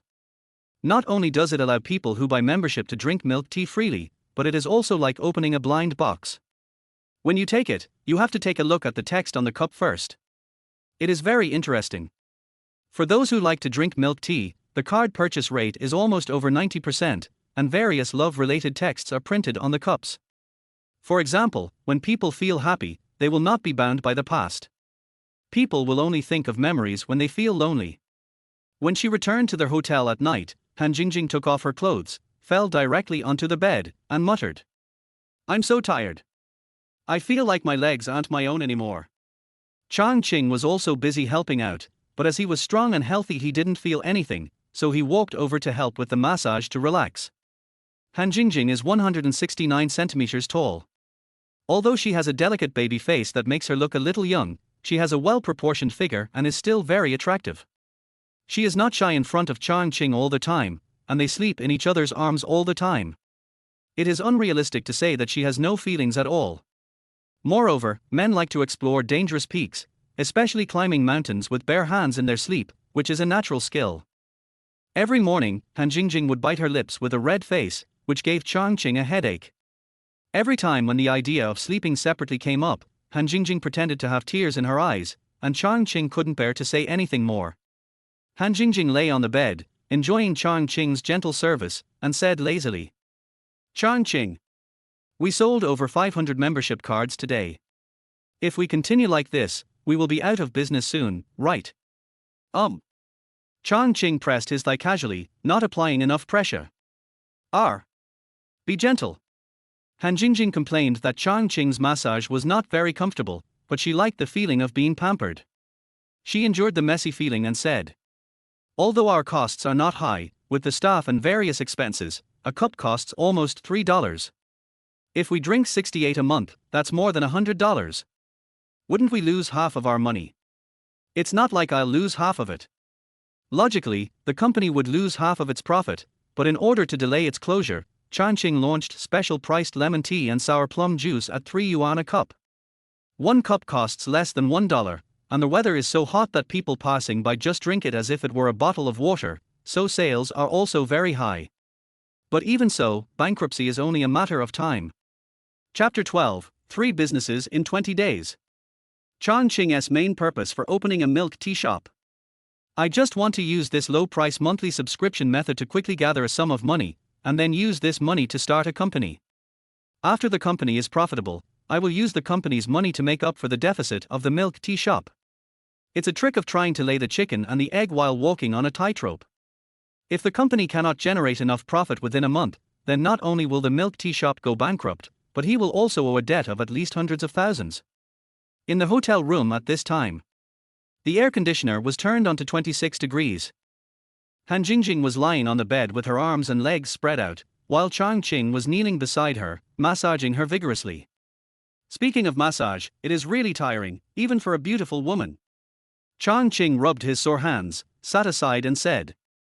Jingjing. Han Jingjing was almost asleep on the bed, responding as if she was half asleep and half awake. I'm planning to open a company. You can help me. As for the milk tea shop, let Lin Shan take care of it. Give her a raise, she should agree. Start a company. Han Jingjing suddenly woke up and turned around in surprise.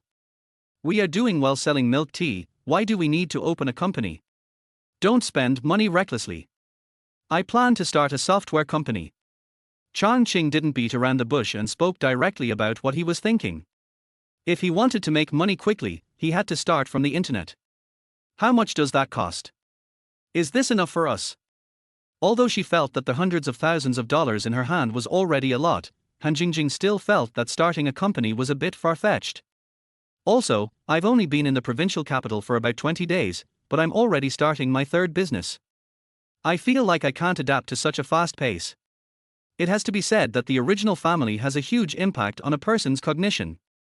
Girls like Han Jingjing, although they have good grades, have few opportunities to broaden their horizons. Han Jingjing's reaction was within Chang Qing's expectations, and she said calmly, "We need to find an office space first. It would be best if it was an office building that was divided into small companies. Usually there would be some basic desks and chairs. If we pay 3/10 of the deposit and 1/10 of the money, it would probably cost less than 10,000. Then we need a computer. I think less than 100,000 would be enough." Chang Qing stood up, took out a sip of mineral water, and continued. "As for employees, 3 to 5 people who know a little bit about technology will be enough in the early stage. There should be at least 10 sales staff, preferably all girls. Add 2 or 3 people who know art and can draw, and the basic framework will be complete in the early stage." When she heard that it would cost so much money, Han Jingjing subconsciously felt flustered, but she still asked seriously, "How do we calculate the salary for so many people?" "The base salary for part-time workers is 1,500 yuan, and for full-time workers, it's 2,000 yuan. Commissions are not included. In 2005, there were too many jobs that paid less than 1,000 yuan. Generally, the salary of a fresh intern was only a few hundred to a little over 1,000 yuan before he or she was hired as a regular employee. So many people have to earn tens of thousands of yuan a month. Why do you want to hire so many women? Can't men do sales?" This is what Han Jingjing is most concerned about. She has seen many scenes on TV where male bosses bully their female subordinates. Most of our customers are men, so it's easier to communicate with female salespeople. As for the money, it should be enough, since the salary won't be paid until a month later. Chang Qing naturally knew what Han Jingjing was thinking. He reached out and touched her head, explaining with a chuckle. These were all areas that Han Jingjing had never been exposed to before. She felt dizzy and lay in Chang Qing's arms, falling asleep soon after.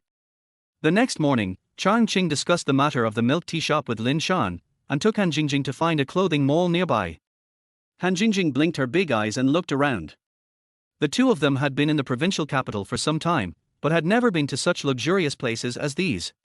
She held Chang Qing's arm and said awkwardly, "What are we doing here? Let's rent a house first, otherwise we'll have to stay in a hotel tonight. What a waste of money.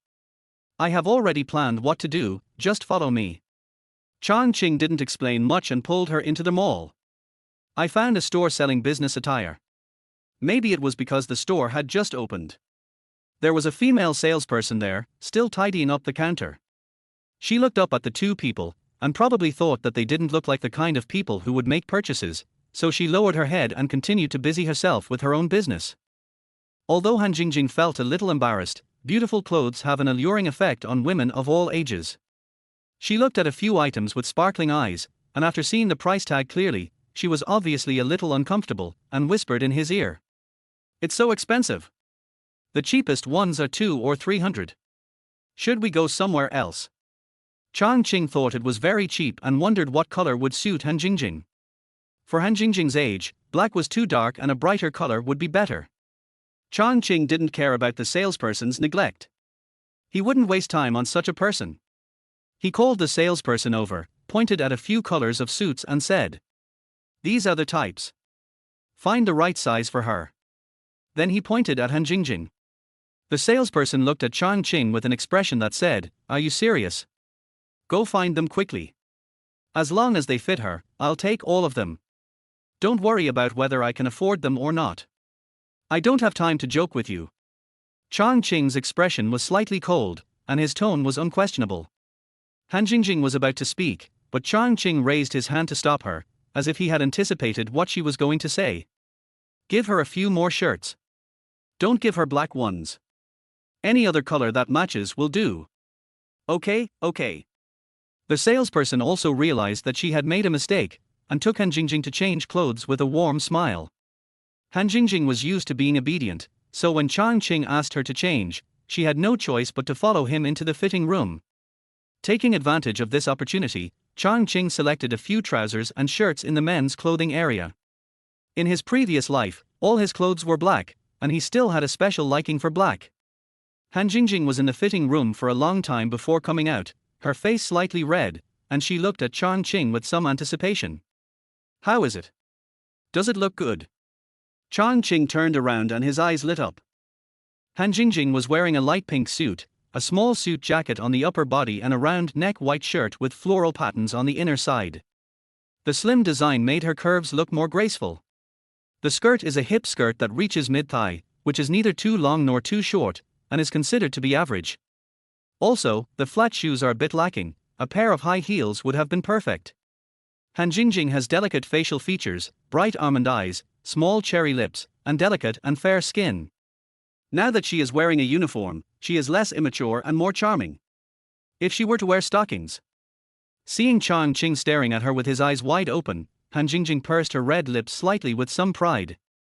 She didn't expect it to look so good in it, but it was not very convenient to move and felt tight everywhere.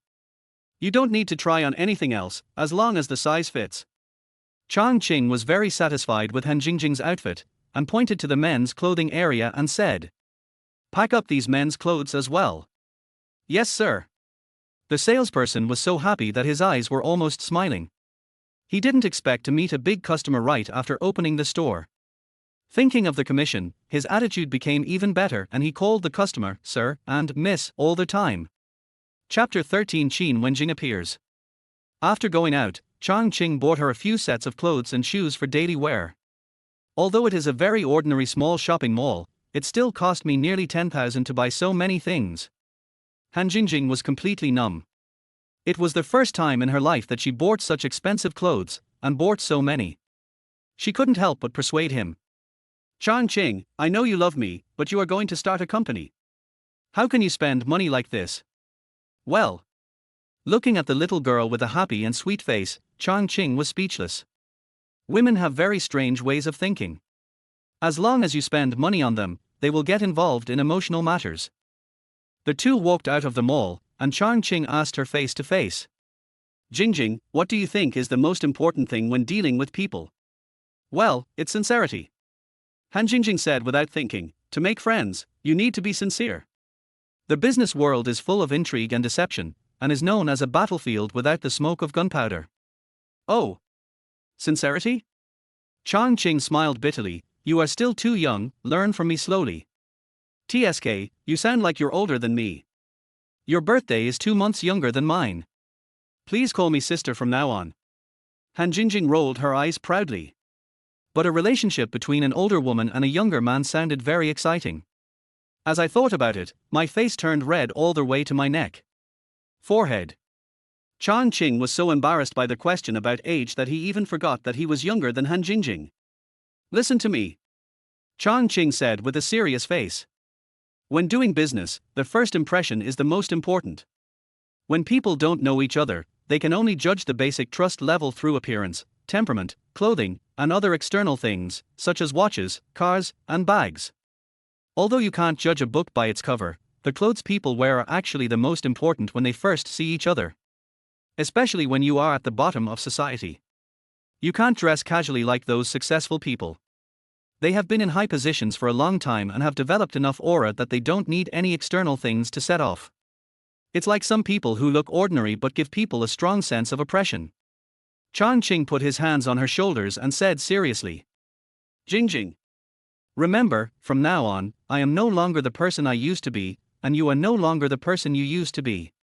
This moment is the beginning of our new life." Seeing the confusion on Han Jingjing's face, Chang Qing didn't expect her to grow up all of a sudden. After all, growth requires tempering. The two returned to their hotel, changed into new clothes, and went to the internet cafe together to check rental information. This was the first time he started a company in his life, so he wanted to rent a better place. After all, the office location and the atmosphere of surrounding companies can also infect people.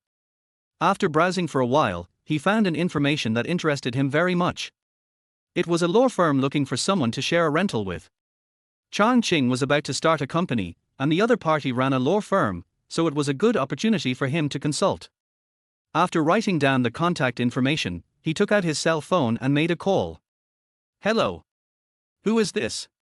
An indifferent female voice came from the receiver. Oh, hello. I saw it online. Are you looking for a roommate? Well, are you interested? Yes. If it's convenient for you, I'd like to come and have a look. Sure, just come here according to the address. After hanging up the phone, the two took a taxi to the law firm. This is a CBD business district, surrounded by high-rise buildings, full of the arrogance and oppression of a big city. Han Jingjing raised her little head and looked at the dozen-story office building in front of her. She was curious, yet a little uneasy, and said softly, "Evergreen, this must be very expensive, right?" "Don't worry, we can afford it." Chang Qing touched her head lovingly and they walked into Rongguang building together. After registering at the door, take the elevator to the 6th floor. What comes into view is a 3-person corridor with the name of the company on this floor marked on the wall on one side. Almost all of them are law firms, roughly there are nearly 10. One of the law firms, called Qingmei, is our destination this time. The two men walked to the door of the law firm and saw the 2 glass doors open wide. The workstations with partitions inside were irregularly distributed. A young girl in professional attire saw the 2 people coming in and quickly stood up from her workstation and came forward to greet them. "You two, do you have a case to consult?" "No." Chang Qing looked around the space inside and replied, "I called before and was told that we can share a room with you guys. Rent in." The girl was stunned for a second, then said, "Oh, yes, Lawyer Qin just said that, come in and take a look. This is the office area, this is the reception area, this is the tea room." The little girl led the 2 people, introducing them as they walked. The entire open space is about 100 square meters, with more than 10 workstations and a reception area partitioned by frosted glass. Plus 2 offices, a conference room. These places are basically the same. After a quick look, Chang Qing asked, "How much is the price?" "I want to ask this." After the little girl finished speaking, she walked to the door of the innermost office and knocked on it. "Qinlu, the person who wants to rent a house with you is here." "Well, let someone in." Following an indifferent voice, the little girl opened the door and stepped aside to invite the 2 to come in.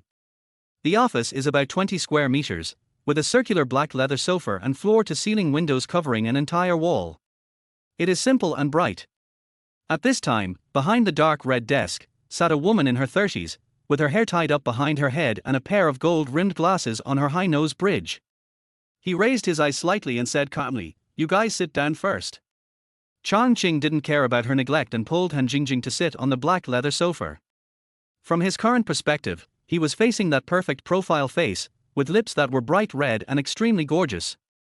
The phoenix eyes behind the lenses stared at the screen, and the slender jade fingers tapped the keyboard rapidly. A purple short-sleeved shirt tightly wrapped around her proud bust, exuding a heavy sense of oppression. Bright and elegant, mature and charming. This was Chang Qing's first evaluation. Seeing Chang Qing staring at her, Han Jingjing on the side became extremely jealous. She pouting, pinched his waist hard, her eyes full of warning. "This little vinegar bag." Chang Qing smiled bitterly, opened her hand, and leaned back on the sofa, relaxing his body. After waiting for a few minutes, the girl from before came in with a few cups of coffee, placed them on the coffee table in front of the 2 of them, and then left the office. At this time, the woman seemed to have finished her work. She rubbed her temples tiredly, stood up and walked over. The purple shirt is tucked into a grey skirt, revealing a thin and round waist like an hourglass, paired with a pair of deadly long legs, exuding a strong mature and royal temptation. Whether in the past life or this life, Chang Qing had never seen a woman with such a sexy figure. Especially the powerful aura on his body. Just thinking about it makes me shiver all over. I would probably die if I get stuck to it, but I would at least get a layer of skin peeled off. Han Jingjing couldn't take her eyes off him either. Although she was pretty, she was still too immature compared to this mature and charming woman. Chapter 14, where the dream of this life begins.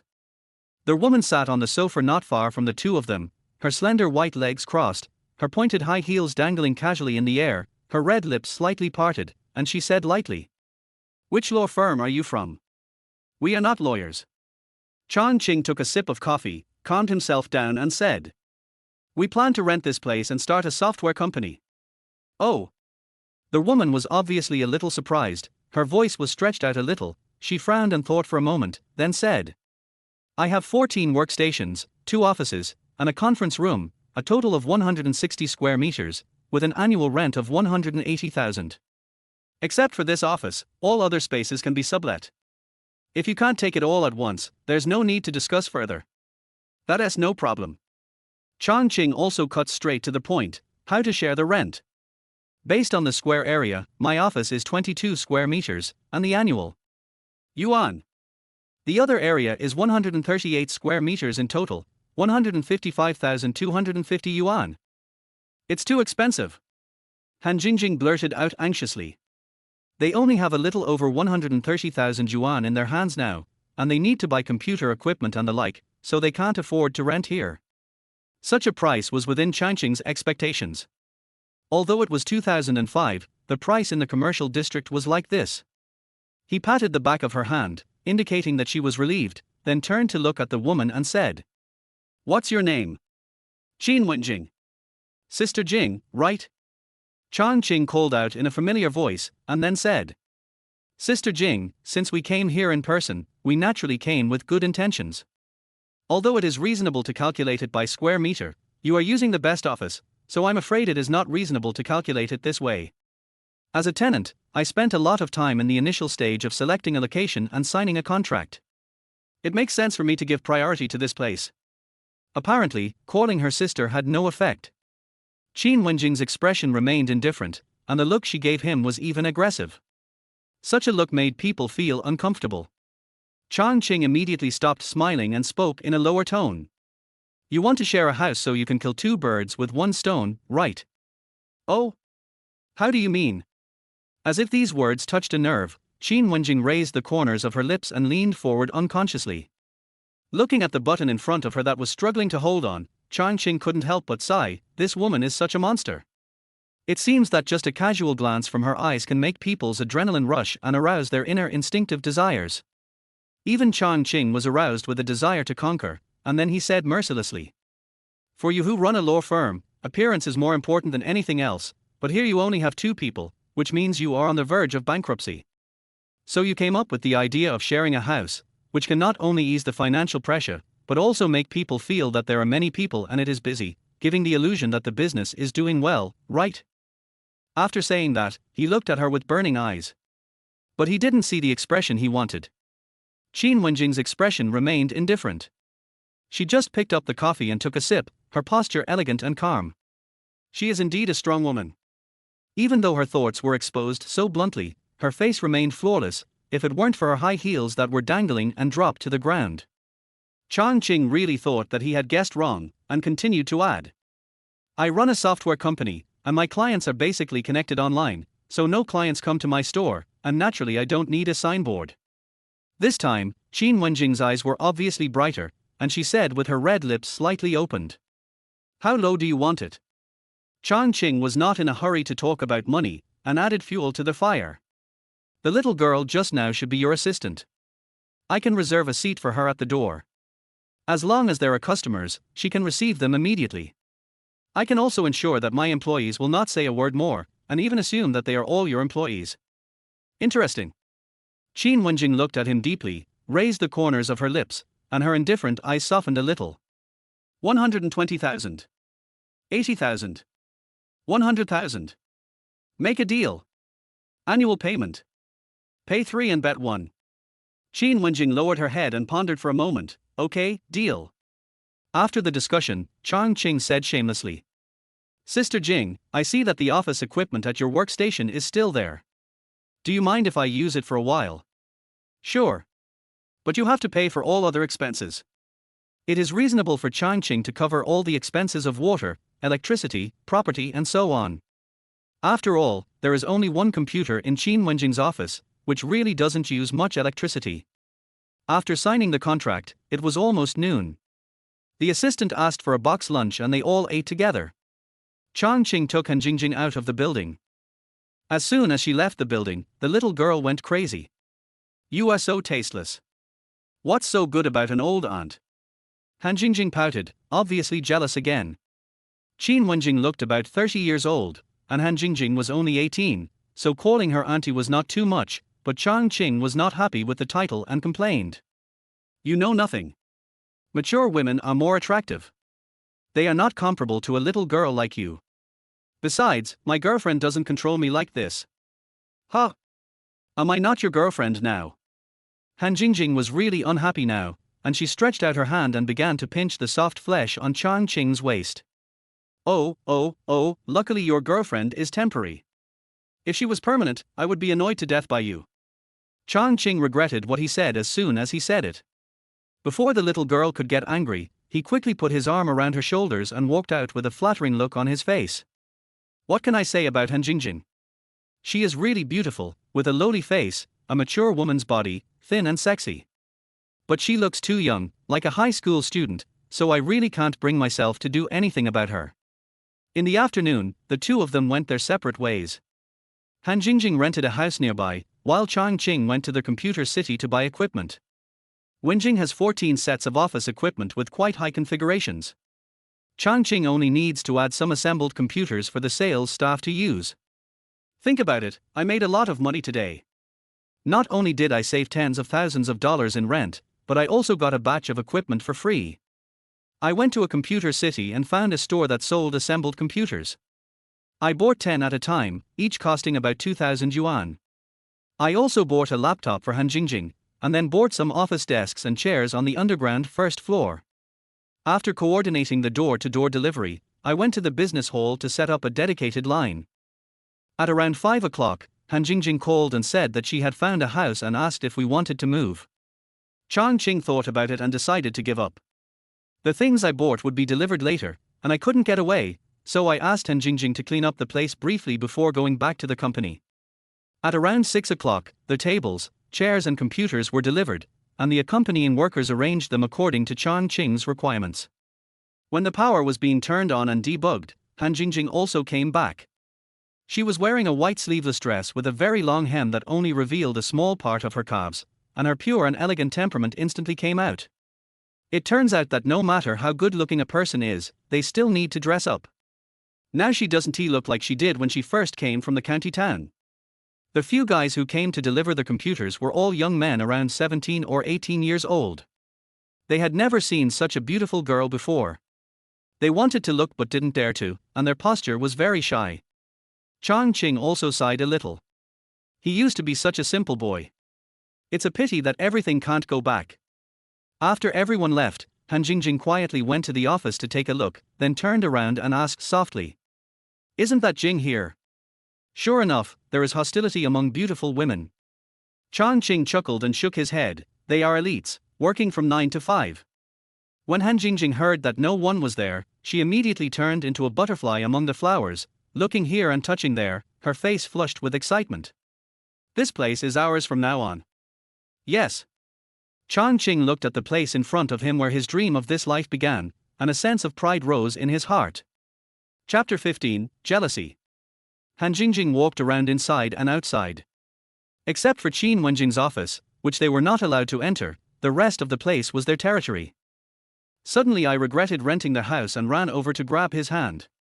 Chang Qing, this place is so big, and there is an office. I think we don't need to rent a house, we can just live in the office. Looking at the adorable little girl in front of him, Chang Qing suddenly felt a little tired. Can such a pure mind really be cultivated? The main reason why he chose this place was because it was a commercial district and social elites could be seen everywhere.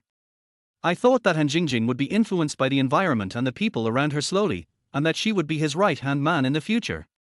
But now, it seems that there were 2 briefcases on the outermost computer desk. Chang Qing picked up one of them, took out a white notebook from it, and handed it to her. This is for you. Han Jingjing naturally knew what this was. Some of her high school classmates had it, and Guan Yu also had it. She originally wanted to say it was too expensive, but then she thought about how Chang Qing had spent so much money on her in the past 2 days, spending tens of thousands on clothes alone, and her eyes became wet for a moment. Han Jingjing took the notebook and held it in her arms, her eyes instantly misty. Standing on tiptoe, she touched his lips lightly. Thank you. Why are you still crying? Chang Qing reached out to wipe away the tears from her eyes, but Han Jingjing looked at him with red eyes. What am I to you? She had wanted to ask this question for many years, and now she had mustered up the courage to say it, using up almost all her strength. The expectation and desire in his eyes were like a sharp sword piercing Chang Qing's heart. But he couldn't answer. What can I say about Chang Qing? In my previous life, before I was 18, I was a simple and somewhat sensitive person. But in the years that followed, he worked in a secret organization, and what he saw and heard were the darkest and dirtiest side of the world. His thinking has long been free from shackles, and his character can be described as cold and cruel. Not to mention money and love, even human life can be used as a tool, and he is not subject to any moral constraints. To put it simply, he is not worthy of the pure and passionate love between Guan Yu and Han Jingjing. Chang Qing may still love now, but he is restrained and introverted, even rational to the point of cruelty. Don't think too much about it, I'm just saying it casually. Seeing that Chang Qing didn't say anything, Han Jingjing forced herself to smile brightly. She already knew the answer, but she just didn't want to accept it. Then he forced a smile and said, "There are so many computers. We have to watch them here. What if there are thieves at night? There is security here 24 hours a day." Chang Qing rolled his eyes, but now that the site selection was over, recruitment was the top priority. "Jingjing, go back and sleep by yourself tonight. I still have some preparations to make here." "I don't. I'm scared alone." Han Jingjing became unhappy when she heard that, and rubbed her little head against his chin, acting coquettishly and cutely. In fact, Chang Qing was a little worried about letting Han Jingjing live alone. "Then let's go eat first." The two returned to the pedestrian street, ate something quick, checked out of the hotel and picked up their luggage, then took a taxi to their rented place. It has 2 bedrooms and a living room, with a small terrace. The furniture is also new and the overall look is pretty good. Han Jingjing went to the small bedroom first to put her luggage, so Chang Qing had to go to the big bedroom. After she cleaned up and took a shower, Chang Qing took her to the nearby night market and bought some bedding. He also bought her a small bag with a metal chain for cross-body wear, which separated her cleavage and looked quite fashionable. In the end, he even bought her underwear and safety pants. This kind of operation was very common for an old man like Chang Qing who was used to the world of love. But for a little girl like Han Jingjing, although she is shy, her heart is also sweetened. In fact, most girls are like this. They don't like to make choices. They like men who can pamper them and make choices for them, provided that the man's choice is exactly what she wants. After returning home, they made their beds, each took a thin quilt, and returned to the company. They turned on the computer at their workstation.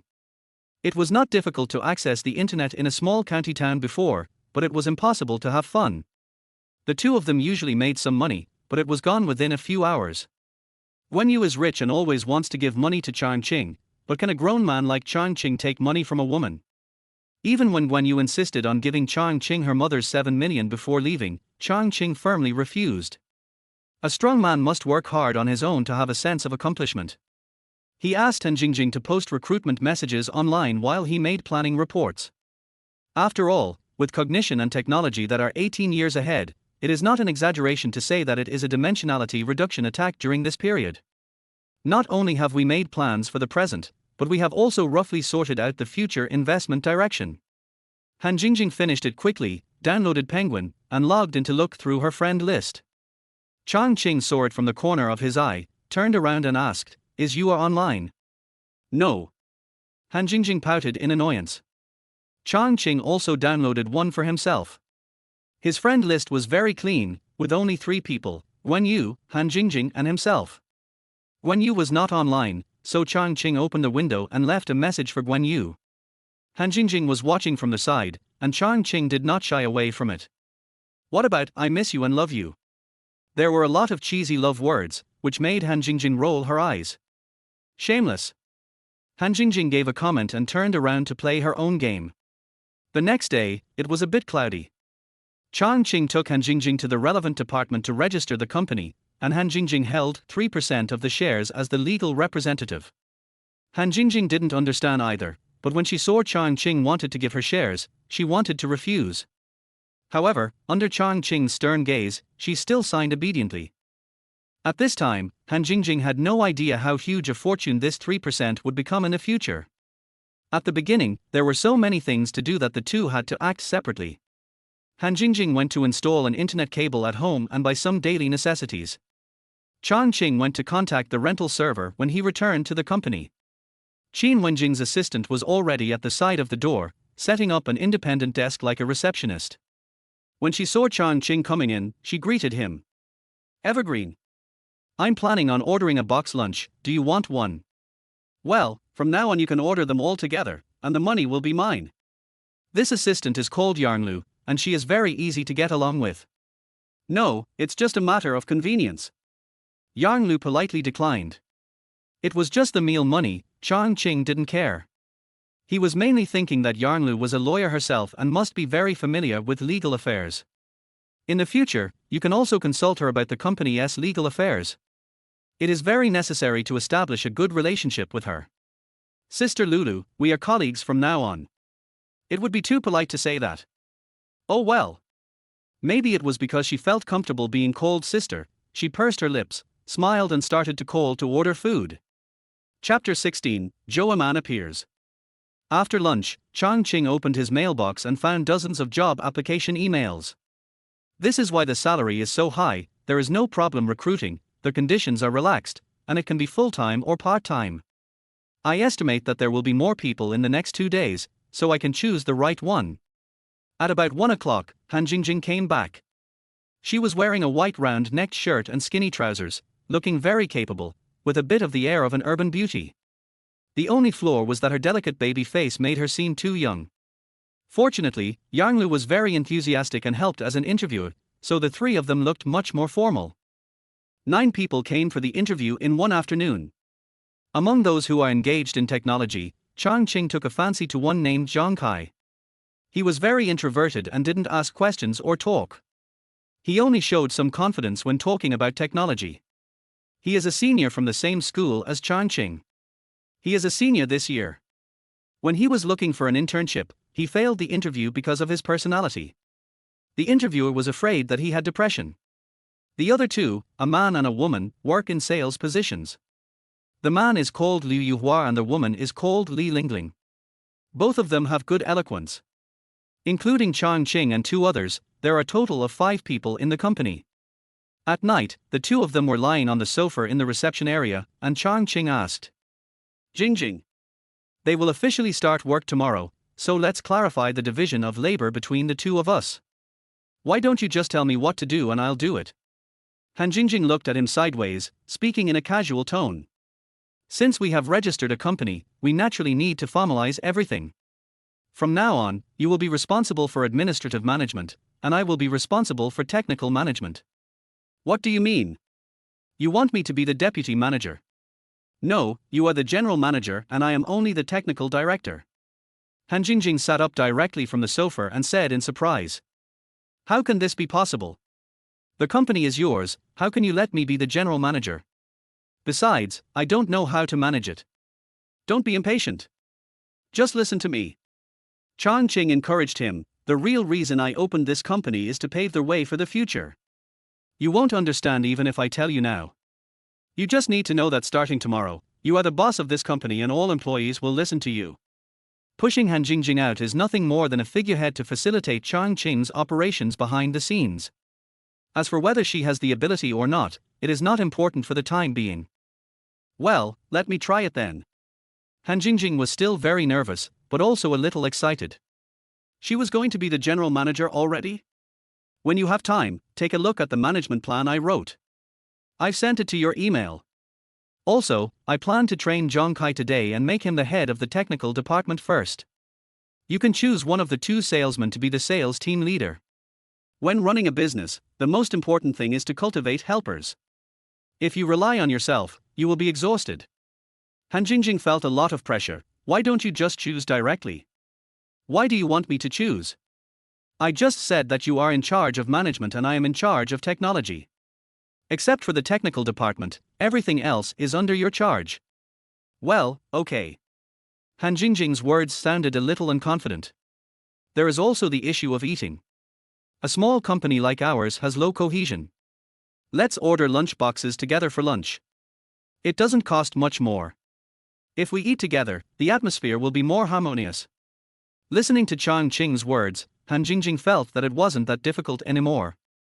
The next day, the 3 people who had applied for the job yesterday officially started working. Chang Qing called Zhang Kai to the conference room and talked to Zhang Kai in depth for more than an hour about the software he was going to develop. "Boss Chang, what you said is too simple."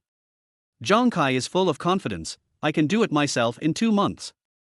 Chang Qing had no doubt about this, as what he wanted to develop was a billing system for the internet cafe. The existing internet cafes almost all use pirated products, which not only have clumsy graphics but also contain many loopholes. What Chang Qing needs to do is to improve the existing framework in accordance with the future internet cafe billing system. Judging from the current market, there are over 100 million computers in internet cafes across the country. If more than half of them can use his system, there will be great potential. Chang Qing took out a cigarette and threw it to Zhang Kai, then lit one for himself and continued. "The existing billing system has many loopholes. I can come up with dozens of ways to crack it myself. The management interface is also problematic and often freezes the machine, especially when it comes to charging a certain amount and getting a certain amount of free gifts. It is very easy to cheat.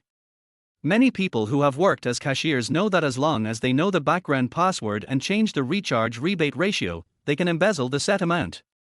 On this basis, Chang Qing aims to fix these vulnerabilities and optimize the version to make the graphics more beautiful, more stable and smoother to use.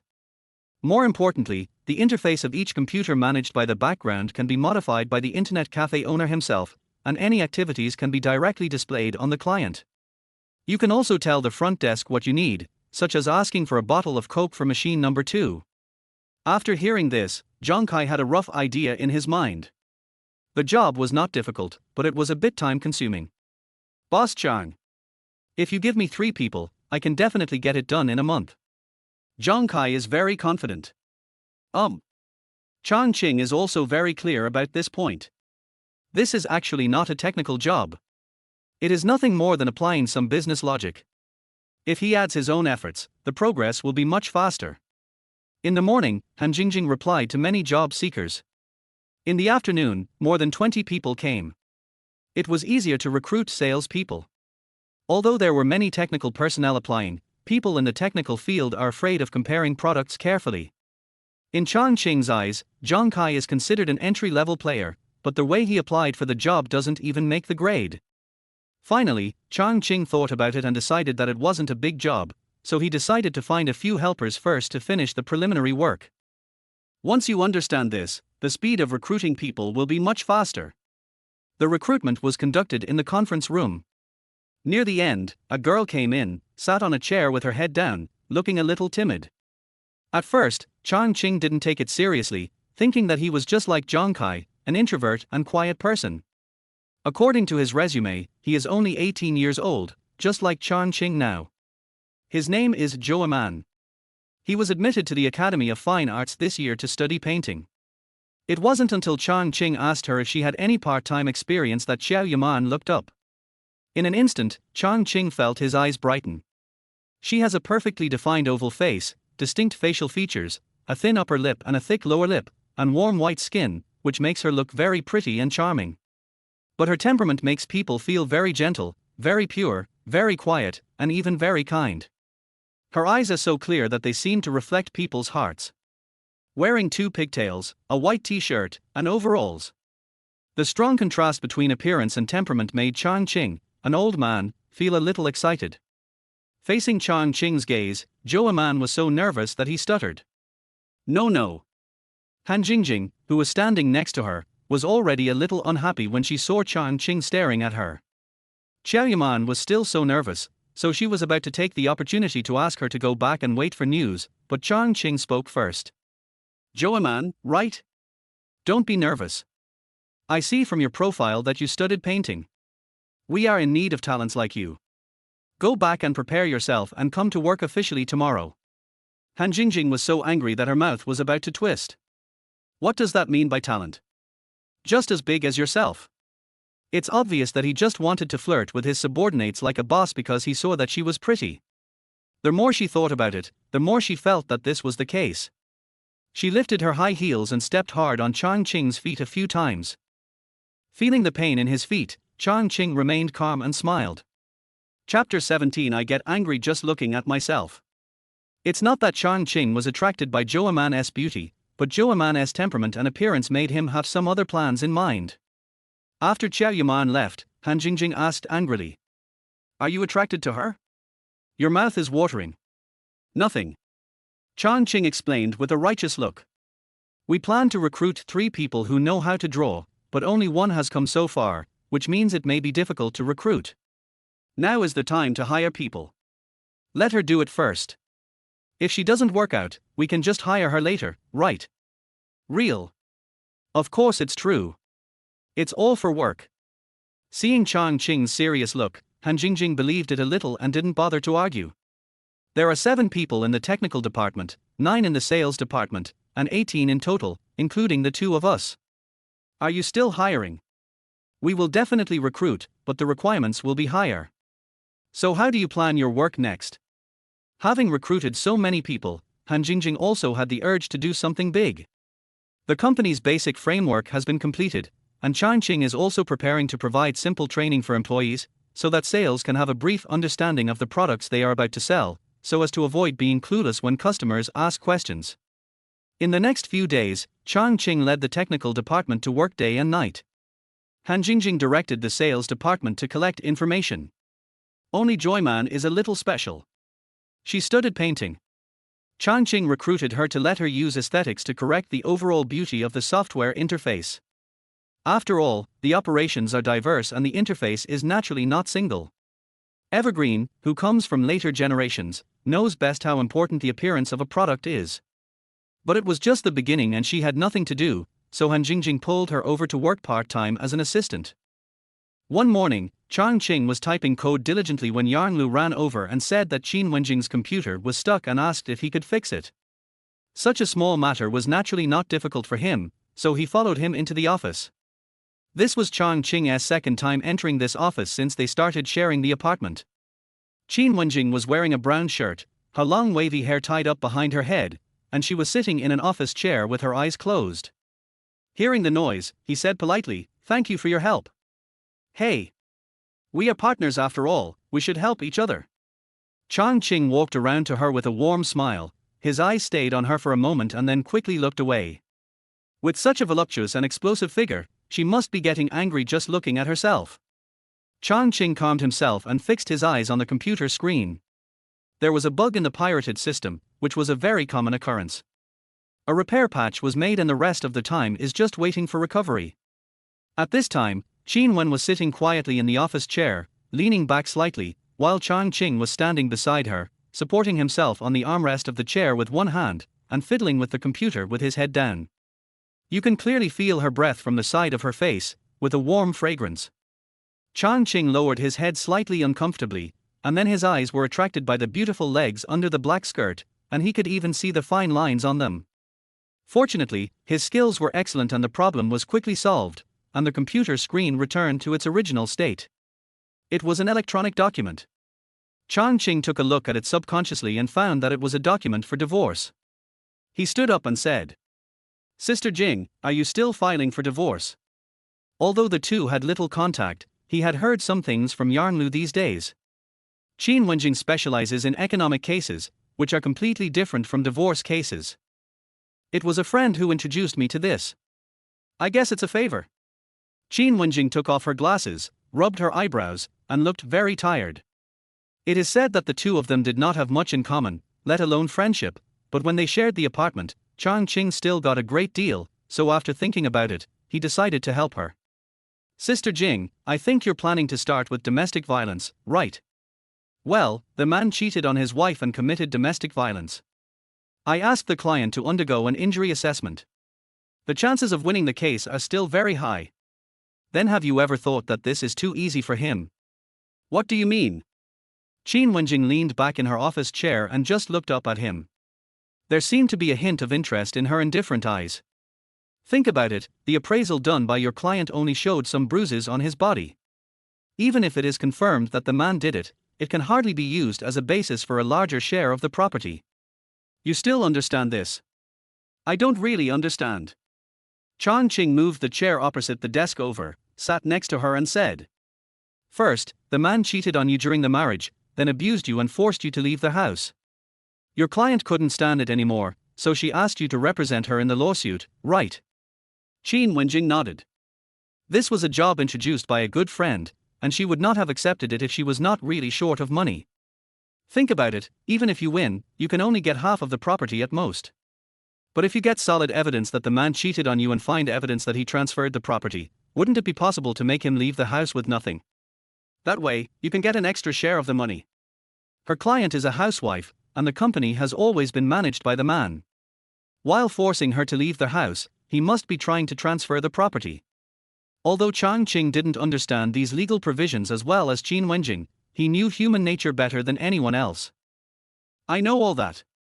But Qin Wenjing said half a sentence, but Chang Qing understood why, otherwise she would not share the apartment. However, Chang Qing didn't know what had happened to this woman, but he was sure that she was a capable person and her current predicament was only temporary. Now he doesn't have the capital to control such a woman, but what if he could help her when she is at her lowest point? Sister Jing, do you know why a small shop in a small county town is just a small shop for the rest of its life? What's the meaning? Qin Wenjing obviously didn't expect Chang Qing's train of thought to be so jumpy. She frowned and looked at him. Because of the limitations, its benefits are always only slightly greater than its costs. It's like you want to finish the lawsuit quickly, just to use the money to make a living, but what happens after that? It's still a vicious cycle.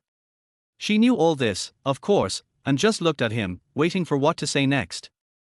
What I mean is, you might as well give it a try. As long as you can make the other party leave with nothing, not only can you get more money, but you can also increase your reputation in the circle. You will definitely not be short of similar clients in the future. After Chang Qing finished speaking, Qin Wenjing's face remained calm, and she just said lightly, "Yeah, I got it." Obviously he had no interest in continuing the conversation. Chang Qing suddenly felt that it was not effective to use his various tricks to talk to such a person. Because she is so smart, she has already thought of everything you can think of. Chapter 18. What do you want from me? Seeing that Qin Wenjing was not interested in continuing the conversation, Chang Qing changed his train of thought and said, "Sister Jing, how about we make a bet?" Bet. It seemed that Chang Qing had brought her too many surprises. Qin Wenjing supported herself on the table with one hand, turned her head to look at him, and there was a hint of surprise in her eyes behind the lenses. "That's easy." Chang Qing looked at her calmly and said, "If you win this time with all your strength, everyone will be happy. If you lose, how about I pay you 500,000 yuan? Oh? So what do you want from me?" As he spoke, his elbows that were resting on the table slid down, and his body moved a little closer to Chang Qing, looking at him with a mocking look.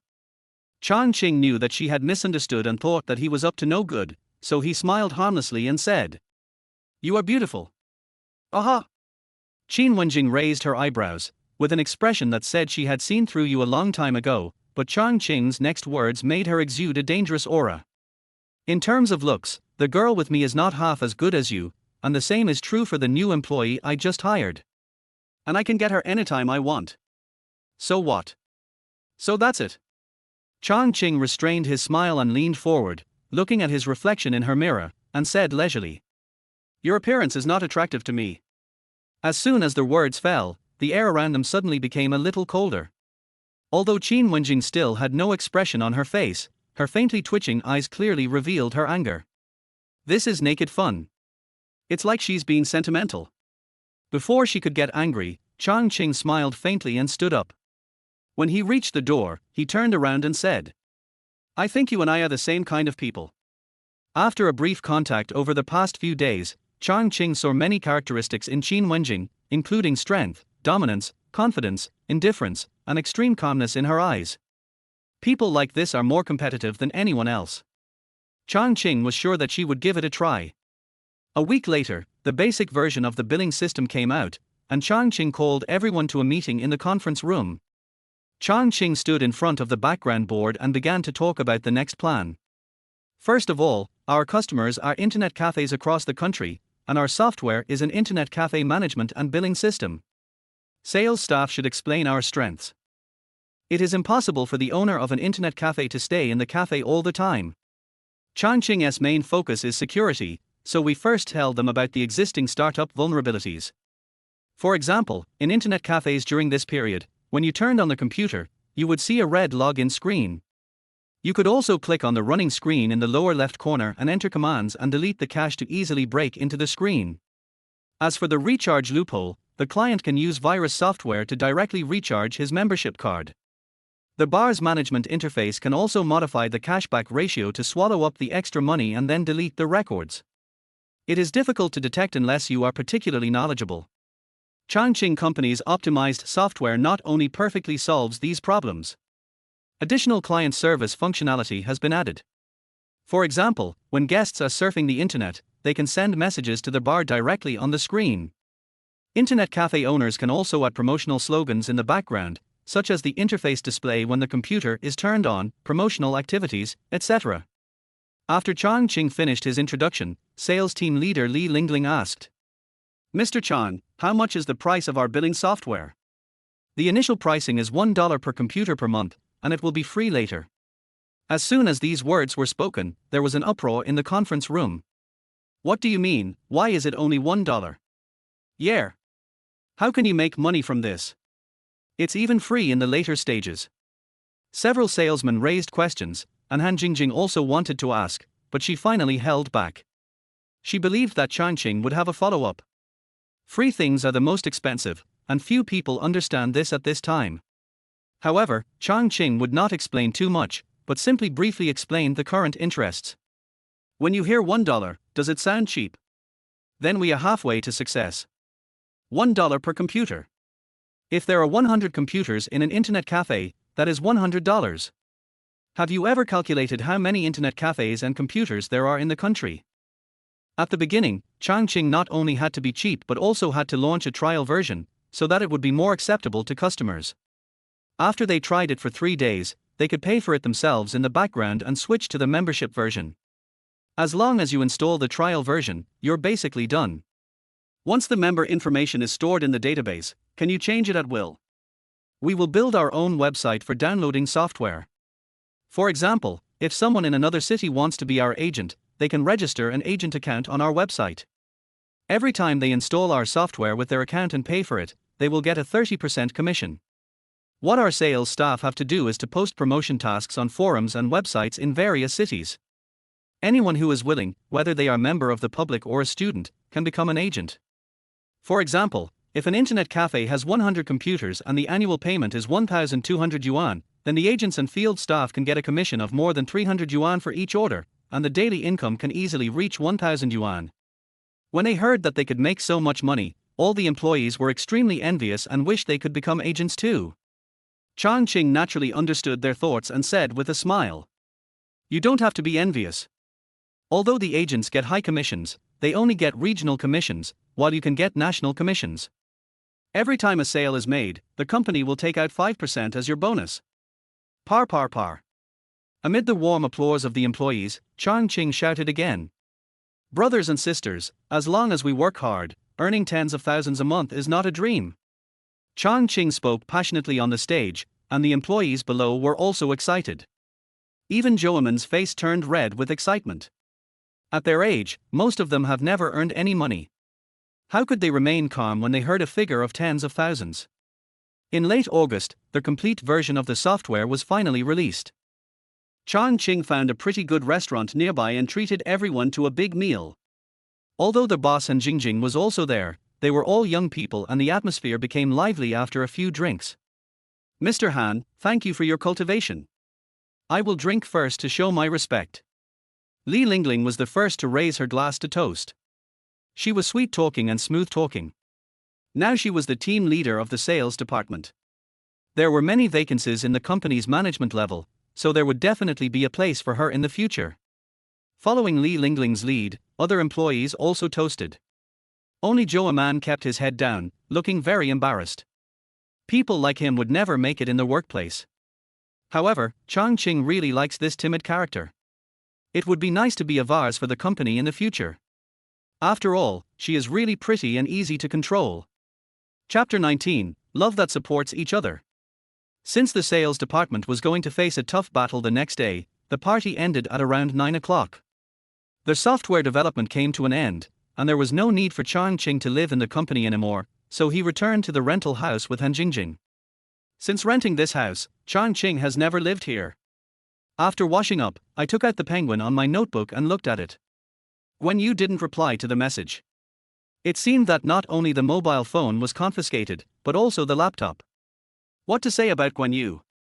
In his previous life, Chang Qing's heart and eyes were filled with her, and he could not forget her even after they broke up. Maybe all white moonlight is like this. It's not just love or not love, it's more of a regret. Having not had a good rest for more than half a month, Chang Qing planned to have a good sleep. Lying down on the soft bed, a fresh fragrance of a young girl wafted into his nose. He guessed that Han Jingjing slept in his bed when he was not around, so he didn't think much about it and turned off the lights to sleep. I don't know how long it took. Chang Qing vaguely felt a soft body, and it crawled into his arms without paying any attention. After all, this was not the first or second time that he had slept with Han Jingjing in his arms. But after a while, I felt something was wrong. It felt like I was not wearing any clothes. Han Jingjing was already very embarrassed to come over like this, and she lay motionless in Chang Qing's arms.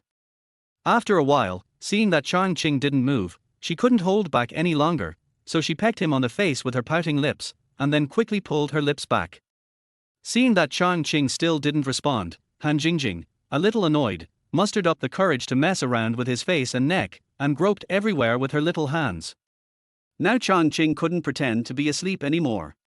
He quickly grabbed her naughty little hand and turned his head away a little. There was no light in the room. Chang Qing looked at Han Jingjing in the dim moonlight. Her face was blushing but her eyes were firm. In fact, Han Jingjing was very panicked. She felt stiff all over and her breathing was a little unstable. But she knew that if she didn't be brave, when Guan Yu came, she might never have another chance. Jingjing, be good. It's getting late. Go to bed early.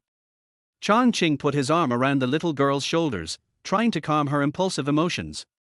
But Han Jingjing refused to listen and continued to do as she pleased. Chang Qing was really annoyed, so he pressed her shoulders and said, Jingjing, I only treat you as my sister, and I haven't broken up yet. I don't care. It seemed that the word sister had stimulated her. Han Jingjing's emotions collapsed instantly and she almost yelled. Why are you doing this to me? I'm the one who grew up with you, and you said you would protect me forever. Why? Han Jingjing cried heartbreakingly, beating his chest and venting the grievances she had suffered over the years. Ever since she was old enough to understand, she had fantasized countless times about them getting married and having children in the future. But Qingmei was ultimately no match for the one who came from heaven, and her silent protection was still defeated by the rich girl Guan Yu. Han Jingjing thought to herself that her looks and figure were not much worse than Guan Yu's, and with the blessing of being her childhood sweetheart, she shouldn't have lost so badly. But Guan Yu's noble temperament was like a holy snow lotus on an iceberg, too dazzling. In addition, she took the initiative to pursue Chang Qing and even gave him water in front of all the teachers and students in the school. From that moment on, Han Jingjing knew she had lost. She just watched helplessly as her beloved man was snatched away. The feeling of powerlessness and despair made her cry with red eyes on countless nights. Okay, Jingjing. Stop crying. Chang Qing patted her back and coaxed her in a gentle tone. With his current thinking, he is very clear that in this realistic society, without money, one has no right to talk about love. Or in other words, without money, how can we protect love? Seeing that Chang Qing remained indifferent, Han Jingjing raised her head and looked at him. The moonlight outside the window sprinkled on her delicate face, making her skin white and smooth. There was a tiny gleam in her bright eyes, and she said in a very serious tone, Chang Qing, if one day, I lie in another man's arms like I am now, what do you think? Chang Qing felt a tingling sensation on his scalp, and his heart seemed to be squeezed hard by someone, and his body couldn't help but tremble. Han Jingjing saw Chang Qing's performance, slowly buried her head in his arms, and said softly, Tell me, are you willing to give it up? Chang Qing was speechless. Could he bear with it? How could he bear to do that? They had always been more than just friends, but had relied on each other since childhood. Han Jingjing didn't say anything about this, and Chang Qing didn't think anything of it. But now that he had spoken out, he felt as if something was pressing down on his heart and felt extremely uncomfortable. You know what? When you and Guan Yu first got together, I felt like my world had collapsed. Do you know how sad I was during that time? Han Jingjing lay in his arms, as if confiding, whispering, or confessing. I tried to leave you, but I couldn't stand it after a few days. Although I would be sad to see you two being so sweet every day, the pain of losing you was even more unbearable for me. As she spoke, Han Jingjing burst into tears. Chang Qing hugged her body, which had become hot due to excitement. He felt that it was futile to say anything at this moment. He raised his head and gently kissed away the tears on her face. Until their lips came together, Han Jingjing's body trembled noticeably, and then slowly became softer than before, and her skin became hot as if she had a fever.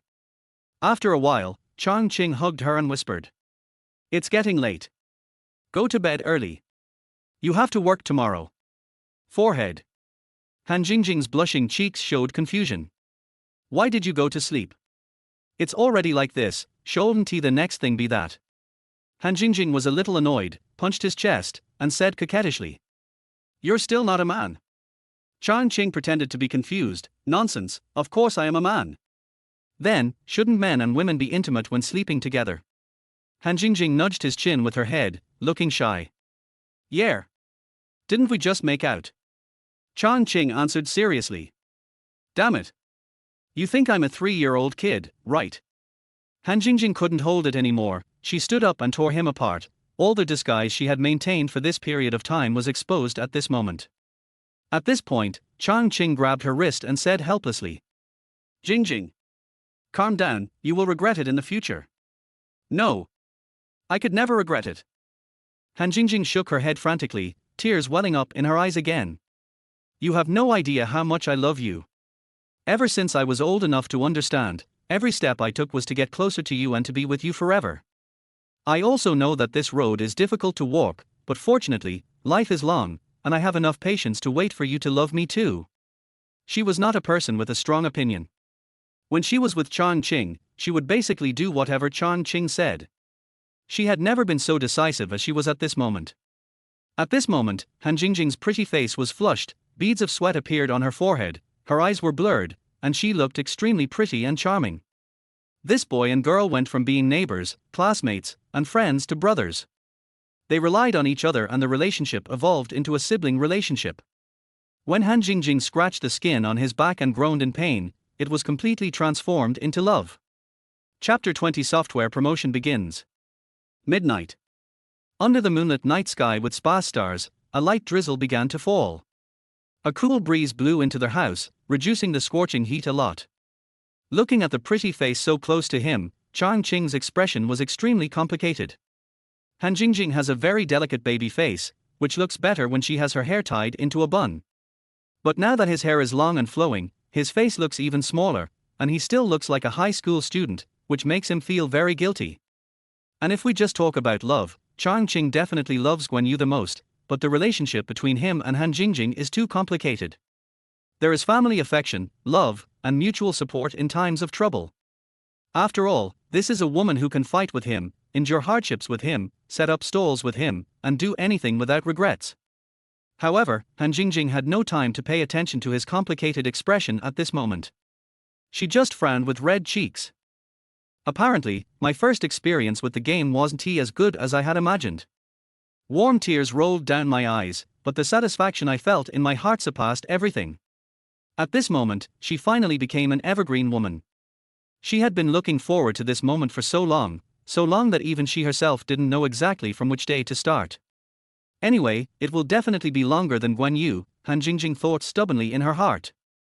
There were dark clouds outside the window and the continuous drizzle hitting the windowsill, forming a beautiful melody with the scenery inside the house. After resting for a while, Han Jingjing regained some strength and said coquettishly, "How come you are so skilled? Did Guan Yu teach you?" "Well, maybe." Chang Qing couldn't answer this question and just gave a casual answer. "I really didn't realize it. Guan Yu usually looks like a proud goddess, but she is so open in private. Anyway, I don't care, I want to do what you and Guan Yu have done." Han Jingjing got what she wanted, and she could no longer hide the arrogance in her heart, and she wanted Chang Qing to treat her equally. "I'm afraid you'll cry. You're the one crying." Han Jingjing wiped the remaining tears from the corners of her eyes and said stubbornly, "Zhou Man didn't want to go to the dinner party today, but he was embarrassed to refuse his boss's invitation. He wanted to find an excuse to leave first, but he couldn't bring himself to say it. After the party, Joyman hurried to the bus stop and luckily caught the last bus. When I got home, my mother had already gone to bed. After a quick wash, I went back to my room. In the room, the elder sister had not gone to bed yet. She was sitting on her little bed reading a novel. Joyman had been sleeping in the same room with her elder sister since she was a child, in two little beds side by side. When the elder sister saw her younger sister coming back, she asked, "Why are you so late today? Mom has been worried about you, so you must be still awake in your room." "My boss is treating me today, and I feel embarrassed not to go." Joyman responded casually as he made his bed. "Isn't your boss a woman? Why is she inviting you to dinner? She's not a lesbian, is she?" My sister said with a smile. Xiao Yaman rolled her eyes at her sister. She hated people who spoke vulgarly the most, but she was her sister after all, so she explained indifferently. "The company's software has made progress, and all employees are celebrating today." Then he seemed to remember something and asked, "Is that Li Mingfeng still bothering you? Hey, what can we do?" My sister sighed and said irritably, "That damn bitch, when it comes to dad's affairs, he can ask his dad for help. I think he's lying to you." Xiao Yaman found a nightgown from the closet and gently advised her sister. "If his father is an official, it might be possible, but his family is in business. Although they have some money, it's just average. And I heard that Li Mingfeng harmed several female classmates in high school. You must not trust him easily." At this moment, Joyman was not as introverted and shy as she was outside. Instead, she looked more like a sensible older sister teaching her younger sister. "Oh, you're so annoying. I know what I'm doing. Unless Dad comes out, I won't agree to him." Being lectured by her younger sister, the elder sister felt that she had lost her dignity as the eldest sister. She became a little impatient, put down the novel, looked at Xiao Yaman and asked, "How's your job? Is anyone bullying you?" "No. I'm the only girl in our technical department, and they all take good care of me." "Are they all boys? Are there any handsome ones?" my sister asked with a smile. Hearing his sister ask this, a figure instantly flashed in Xiao Yaman's mind, and his face turned a little red. Seeing that Xiao Yaman didn't answer and looked shy, the gossip fire in her sister's heart burned fiercely. Man. Are you dating someone new?" Joaman's face turned even redder, and he hurriedly explained. "How is that possible? I've only been there for a short time. How can I have a boyfriend? Besides, with the current situation at home, I don't have the energy to think about such things." Hearing what her sister said, her elder sister's expression darkened and she murmured, "Yeah, I don't have the energy to think about it." The next morning, Chang Qing woke up slowly. As soon as he opened his eyes, he saw Han Jingjing staring at him out of the corner of his eye. When he turned his head to look over, Han Jingjing quickly closed her eyes and pretended to be asleep. Seeing Han Jingjing's cute and lovely appearance, Chang Qing's heart softened. He held her little face and said lovingly, "You take a nap, I'll go buy you breakfast." "No need, husband. We have milk, bread, and eggs at home. I'll make them for you later." After saying that, she quickly buried her head in his arms. "Although I called him hubby last night, it was nighttime after all. Now that it's daybreak, I still feel a little shy to call him that face to face." The girl was experiencing her first time in life and her heart was filled with sweetness, so Chang Qing had no choice but to follow her wishes. Han Jingjing didn't bring any clothes last night, so Chang Qing got up and got her pajamas, but Han Jingjing acted coquettishly and said she didn't want to move. Chang Qing carried her to the bathroom to wash, let her stand on the back of his feet, squeezed toothpaste for her, and they brushed their teeth together. Looking at the little girl with rosy cheeks in the mirror, Chang Qing felt a sense of emotion. The two of them had been together since childhood and finally took this step. Han Jingjing leaned against his chest, looking at Chang Qing with foam in his mouth in the mirror, and thought of their past. Maybe this was fate. Especially when Chang Qing brushed his teeth with his right hand and put his left hand around her waist, as if he was afraid that she would lose her balance on her feet. It makes Han Jingjing feel safe and happy. She really wants it to be like this for the rest of her life. After they packed up, they rushed to the company together. Their software would be officially put on sale today, so Chang Qing called everyone together and held a meeting. The plan was modified simply. For example, in order to speed up promotion, the company directly promised customers that not only would they have a 3-day trial period, but after paying the first year's membership fee, the membership would be free for life. Although the employees did not quite understand Chang Qing's intention, since the company boss Han Jingjing had spoken in support, everyone had no choice but to do as he said. Afterwards, Chang Qing asked Han Jingjing to recruit several professional financial personnel and let her work part-time as a human resources person first, and then work in a subdivided department after the company received the payment, such as operations, marketing, sales, technology, finance, legal affairs, comprehensive logistics. Chapter 21: How to Fall in Love in a Cinema. The preliminary preparations were sufficient and the promotion was very smooth. In the previous life, the entire billing system was scaled up around 2007. Now he is 2 years ahead of schedule, and with the reference of future finished products, success is inevitable. This is also the reason why Chang Qing dared to embezzle the money from the milk tea shop to start a company. After get off work, the two walked on their way home. Han Jingjing remained silent. Chang Qing saw that she was full of worries and asked with concern, "What's wrong with you? Are you feeling unwell?" "No, nothing." Han Jingjing replied absent-mindedly. "We just sold a few dozen software today, but it feels like not as many as we expected." Chang Qing felt something was wrong, but he didn't think much about it and comforted her. "That's already a lot, okay? The more agents we have in the future, the faster we will sell. The commission is set so high so that we can quickly have agents in all cities. This way, within a few months, we can occupy at least 70% of the market." Let's go eat first." Chang Qing saw that she was still in a bad mood and thought that she was worried about the company. "I thought about taking Han Jingjing to a better restaurant for a meal, but she insisted on going to the night market for snacks. She didn't even look for a place to sit. She just held Chang Qing's hand and ate while walking around." When they were almost done eating, Han Jingjing looked up at Chang Qing and said softly, "Honey, let's go watch a movie. We've never watched a movie together before." There were faint tears in the bright eyes, filled with hope, helplessness, loneliness, and finally turned into reluctance. Seeing this look, Chang Qing felt as if his heart was hit by a bullet, and the pain made him almost forget to breathe.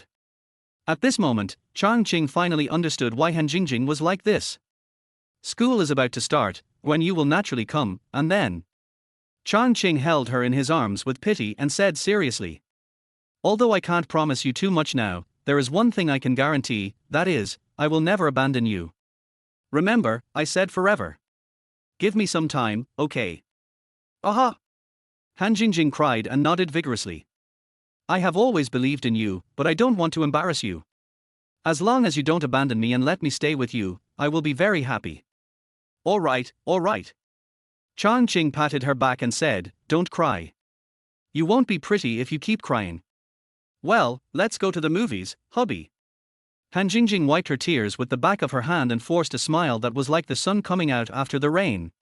Then the two of them held hands and found a movie theater nearby.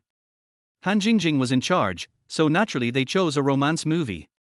If the two of them didn't have a real relationship yet, perhaps Han Jingjing would choose a horror movie or something like that, but now that they have an intimate relationship, all they lack is the experience of being in love. Han Jingjing knew a lot about what love was like. After all, she was a witness to Chang Qing and Guan Yu's love affair. She has seen a lot but never tried it, so today she pulled Chang Qing out just to experience the taste of love that she has never experienced before. She had fantasized countless times before, holding her boyfriend's hand and walking on the bustling streets. While eating snacks, he felt the envious looks from those single guys, just like how he looked at Chang Qing and Guan Yu. She had just experienced this, and now it was time to watch a movie. The two of them bought tickets, popcorn and drinks, found a good seat, sat down and started watching the movie. The movie tells the story of a simple girl from the mountains who meets a college student who comes to the countryside to sketch. The college student is not only sunny and handsome, but also knowledgeable and polite. The simple little girl was soon deeply attracted to the college student, and the college student also fell in love with this simple and kind girl. What happens next is that the man's family disagrees, and there's a life and death love story, and Chang Qing couldn't stand watching this kind of movie. Not long after the movie started, Chang Qing's gaze shifted from the screen to Han Jingjing's face. The fluorescent light was faint, making her little face look pale and her eyes sparkle. Maybe because she just cried, the corners of her eyes are still slightly red. From childhood to adulthood, this was the first time that Chang Qing saw Han Jingjing's delicate side. While he felt pity for her, he also felt a sense of heat. He slowly put his hand on her leg. At first, Han Jingjing thought that he was going to come over and hold her hand. He slid his hand across the back of his hand, motioning Chang Qing to turn his hand over. Seeing that he didn't react, Han Jingjing didn't care and concentrated on watching the movie. After a while, she felt something was wrong, and quickly held down the mischievous hand, staring at him with some embarrassment, and whispered, "What are you doing?" Han Jingjing didn't expect him to be so bold. He dared to touch her legs with so many people in the cinema. Although the two of them already had an intimate relationship, she still felt a little embarrassed to do it in public. In fact, Han Jingjing's personality is like that of a girl from the alley. She looks lively and cheerful, but she is actually very conservative inside. She is very tough on the outside, but a little timid when things get serious. However, she can still let go in private to please her boyfriend. Chang Qing leaned close to her ear and whispered, "Don't you want to feel what it's like to be in love? What I just did is what couples do in the cinema.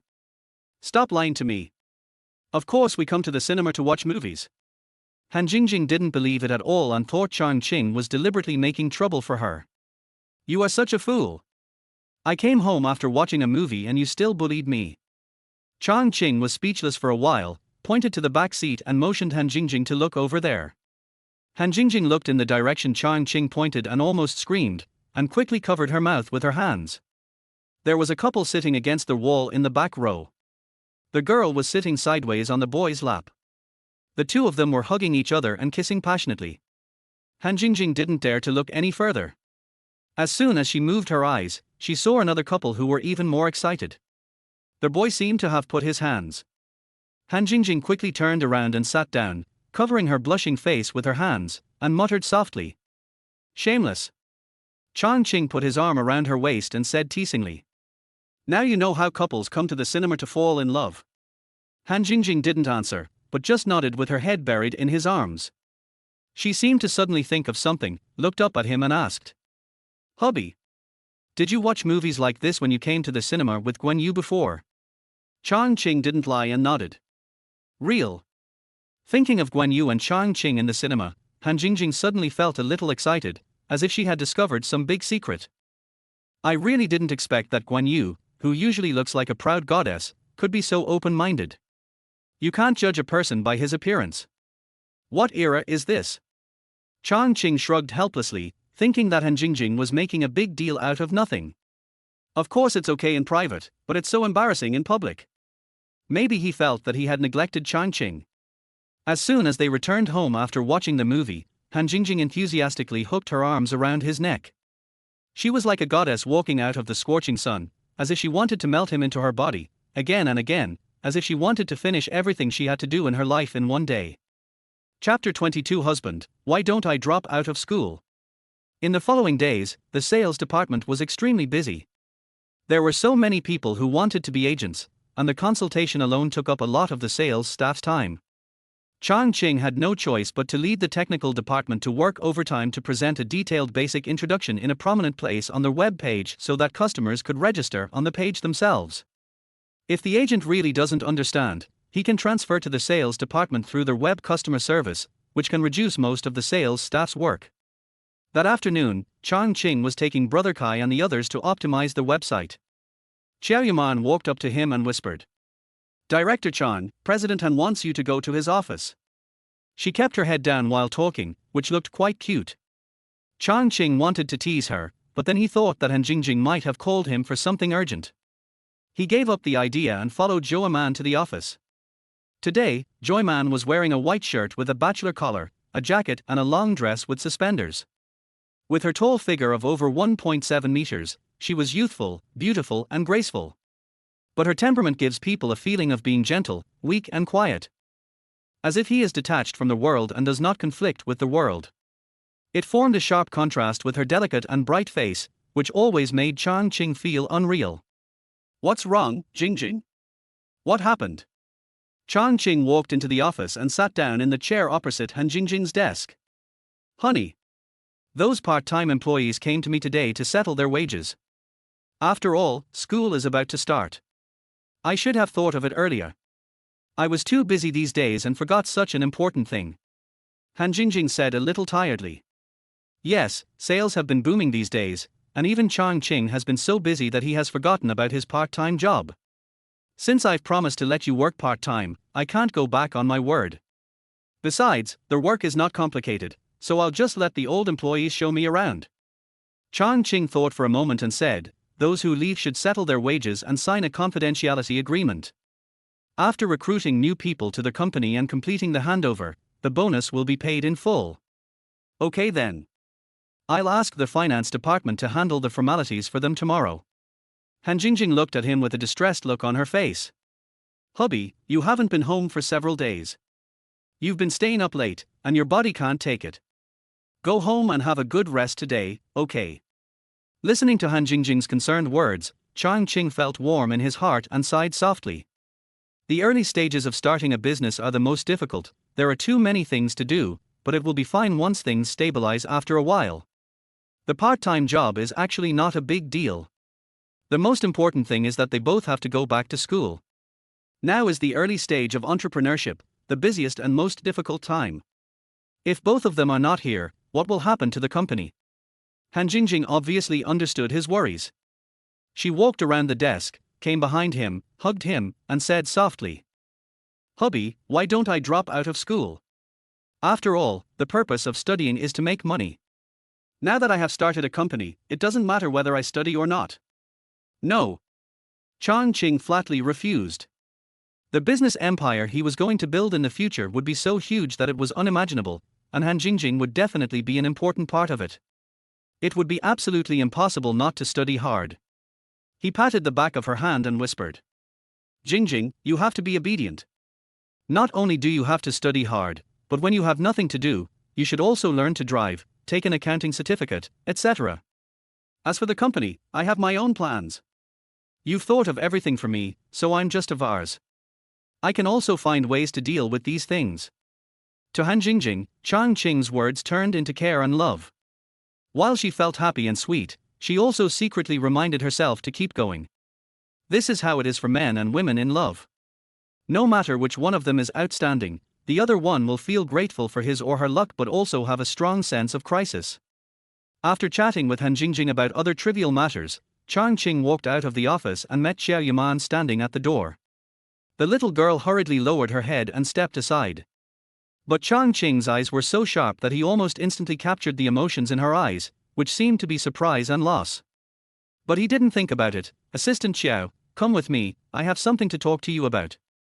Although Bai Yueguang was confused, he didn't dare to say much and followed Chang Qing to the reception area.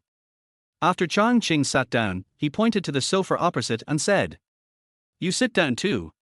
Bai Yueguang sat opposite him somewhat awkwardly, and Chang Qing spoke softly.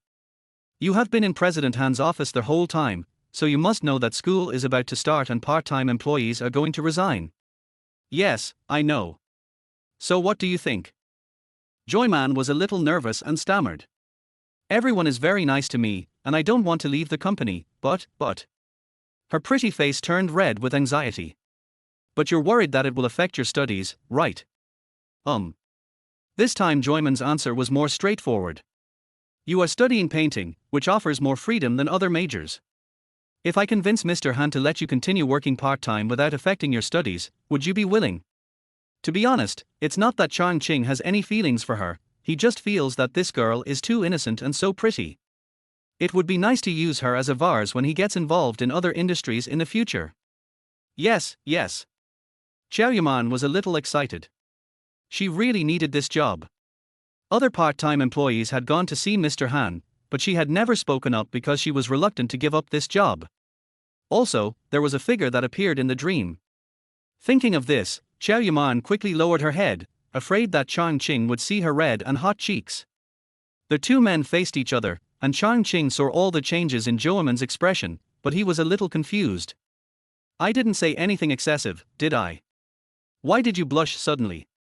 Based on Chang Qing's experience, Bai Yueguang is a girl with outstanding temperament and dresses like a lady from a noble family. Her family should be at least middle class. Why would she value a part-time job so much? There must be something wrong when something is abnormal, but this is someone's personal privacy, and Chang Qing is not in a position to explore it. Iman, what are you best at drawing? The characters and scenery are all okay. Speaking of this, Joamin's eyes lit up. People are like this. No matter what their personality is, as long as it comes to the field they are good at, they will always exude an unnamed self-confidence. Chang Qing nodded. Our company doesn't have its own logo yet, can you help design it? The company will give you an extra design fee. No, this is what I should do. Xiao Yaman quickly waved his hand to refuse, and then seemed to think that he had overreacted, so he quickly lowered his head and said, This is what I should do, and you are all very nice to me. Looking at the little girl who looked like a little white lotus, Chang Qing's heart couldn't help but soften. Men are like this. When they see a weak girl, they easily develop a desire to protect her. Chapter 23 Chen Xinyun appears. The next morning, after Chang Qing and Han Jingjing washed up, they did not go to the company because today was the day for school registration. In a blink of an eye, the two have been in the provincial capital for 2 months. Chang Qing packed up his things and asked, Have you brought all your documents? Oh. Bring everything. I've asked you several times. Han Jingjing pouted somewhat dissatisfiedly. Are you very proud? What's the meaning? You will be able to see Guan Yu today, you must be so happy. You're overthinking this. Her parents will definitely come as well. How can we have a chance to meet? Guan Yu has been picked up and dropped off by car since she was a child. Now that she comes to study at a university in another place, it would be strange if old Guan didn't come to see her off. Will you come here again in the future? Han Jingjing asked in a depressed mood. Of course I'll come. Chang Qing put his arm around her waist and said lovingly. It will be common in the company in the future. Besides, I won't live in the dormitory for too long. I'll just deal with it briefly and come to live here when I have time. Real. Han Jingjing then became happy and stood on tiptoe to give him a kiss, enjoying the sweetness of love to the fullest in this bright morning.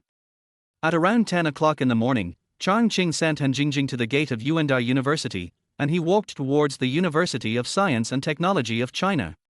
Han Jingjing didn't have much luggage, so there was no need to send it to the dormitory. Moreover, a beauty of Han Jingjing's level was surrounded by senior volunteers as soon as she arrived at the school gate. It is September, the time when college students start their new semester. For the university town, today is destined to be a memorable day. Parents are everywhere, bringing their babies to the University of Dreams and Hopes, where they will complete the transformation of their youth. And Chang Qing in the crowd seems somewhat out of tune with all this. Wearing a black long-sleeved shirt with sleeves rolled up, black trousers, black leather shoes, and most outrageously, a black mask. The blazing sun in the sky, with its rolling heat waves, gave people a feeling that the air was slightly distorted. Chang Qing's anti-human outfit attracted many puzzled looks. When we arrived at the school gate, a group of student volunteers were warmly welcoming the new students. New students were received one after another, but no one came to greet Chang Qing, probably because they saw that he was dressed strangely and did not look like a student, and he had no luggage. After standing next to a few students and listening for a while, Chang Qing heard that a new student from the same department as himself was being led by a young and beautiful senior schoolmate to register, so he followed them. Registration was at the gymnasium entrance, which was crowded and noisy. There are rows of small tables with departments marked on them. Chang Qing found the information engineering department and signed up. The dormitories are allocated based on the order of registration. It is a 5-story building and looks to be quite old. There is also a willow forest in front. This is what it looks like when standing in front of the dormitory building, but the specific situation can only be explored later. Chang Qing carried his bag, walked into the dormitory building, paid the key deposit, and completed the formalities. I went up to the 3rd floor and found my dormitory. The door was open. There was a slightly fat boy inside, making his bed. When he saw Chang Qing coming in, he was surprised and said, "Who are you?" Maybe he felt that Chang Qing didn't look like a student, and his eyes were somewhat inquiring. "Hello, my name is Chang Qing, and I'm a new student." Chang Qing took off his mask and stretched out his hand to say hello. Oh, hello, my name is Yang Zhonghua." Yang Zhonghua quickly stretched out his hand and shook hands with him. The dormitory environment is acceptable, with only 4 people living there. Next, there are the usual greetings, such as where are you from, what do you usually do, etc. This Yan Zhonghua, like Chang Qing, is from a county town under the jurisdiction of Zhongyuan province. Judging from his attire, he should be from a well-off family. He usually likes to play the game called Meng Suyo the most, and he keeps asking Chang Qing if he has played it before. When Chang Qing said he had never played the game, he immediately started talking about how fun and exciting the game was. Everyone has a key to start a conversation, and Yang Zhonghua's key is games. Judging from the situation, I can fight with you for 3 days and 3 nights. Since they had just met, Chang Qing didn't want to interrupt him. Unfortunately, another person came soon. A very beautiful woman in her 20s. He is about the same height as Han Jingjing. He wears a loose plaid shirt and loose black pants. His exact figure cannot be seen clearly, but he should look good. She has an oval face with soft lines and curved eyebrows, which makes her look gentle, a bit like the big sister next door. At this time, he was dragging a large suitcase and moving it into the house with great effort. Chang Qing reacted quickly and rushed over to help the woman move the luggage in. The woman smiled and said, "Thank you, classmate. It's okay." Just as Chang Qing finished speaking, a sturdy young man walked in with a backpack on his back and a black travel bag in his right hand. After they were settled, the woman introduced their relationship. The woman's name is Chen Xiangyun. She is a graduate student at the school and works part-time as a teaching assistant. The young man is her younger brother, named Chen Qiang. You will be roommates from now on, so you should help each other. Chen Xiangyun gave the instructions with a smile. Of course, of course. Chang Qing and the other man quickly straightened their attitude, responded repeatedly, and waited for Chen Xiangyun to leave. Yang Zhonghua came forward and asked curiously, "Hey, Brother Qiang, is that really your biological sister?" "Nonsense, of course I kissed you." Chen Qiang replied unhappily while making his bed. Yang Zhonghua still has some doubts. "Brother Qiang, don't be angry. I just think your sister is too beautiful, like a fairy. She doesn't look like you. Isn't this a disguised way of saying he is ugly?" Chen Qiang turned around and looked at him coldly. Chapter 24 When You Arrives. Chang Qing didn't care at all about the childish trick of dividing dormitories into different sizes, and was too lazy to pay attention to it. Chen Qiang, on the other hand, was all smiles and flattering. It should be. Li Mingfeng looks rich and powerful, and it will definitely be beneficial to follow him in the future. Although Yang Zhonghua didn't say anything, judging from his expression, he seemed to be somewhat resistant to Li Mingfeng's approach. "Okay then, your name is Chen Qiang, right? From now on, you will be the second in command." Li Mingfeng was very satisfied with Chen Qiang's attitude. He looked down on these people from the bottom of his heart. It was obvious at first glance that Chen Qiang and Yang Zhonghua were not as rich as him. But this Chang Qing, wearing a shirt and trousers, is a little hard to see through. But I guess he doesn't have as much money as I do. After all, the phone he has in his hand is very ordinary. Then his eyes became more contemptuous. "As for the two of you, who is the third and who is the fourth, it's up to you to decide." Chang Qing has long been impatient with this boring topic. "Then I'm the fourth one." Yang Zhonghua looked up at him and didn't say much. Chang Qing understood that Yang Zhonghua didn't seem to have much interest in anything other than games. After deciding the ranking, Li Mingfeng said generously, "Since I'm the boss, I'll treat you at noon today." "That's not good, it's costing you money, Brother Feng." Chen Qiang said sorry, but he didn't look embarrassed at all. Chang Qing originally wanted to refuse, but then he remembered that today was the first time they would have dinner together in the dormitory, so he nodded and agreed. Yang Zhonghua was a man who followed the crowd, and seeing that no one objected, he agreed as well. At the beginning of the school year, the most beautiful scenery in the school is naturally those young and beautiful female students. Girls wearing short skirts and shorts showing their long legs can be seen everywhere. It was obvious that Li Mingfeng was an old hand at the flower world. His eyes moved quickly, and he commented as he looked. "This one has a thin waist and good elasticity, this one has nice legs, but unfortunately the face is not good, this one is perky, but unfortunately the legs are short." Chang Qing kept shaking his head as he listened, but Chen Qiang listened with great interest. It was the first time in 18 years that he had seen so many beauties. "I feel like they all look pretty good. Originally, Li Mingfeng planned to invite Chang Qing and others to have dinner at a restaurant outside. Chang Qing meant that we just arrived today, so we should go to the cafeteria to get familiar with the environment. Finally, we all decided to go to the cafeteria first and find an opportunity to eat out next time. When we arrived at the cafeteria, there were already many people queuing. Chen Qiang was a little dazed when he saw the long legs everywhere. "Oh my god, Brother Feng, look." Chen Qiang pointed at a senior student wearing a backless short skirt and said, "This is too ticklish. My butt can hardly contain itself."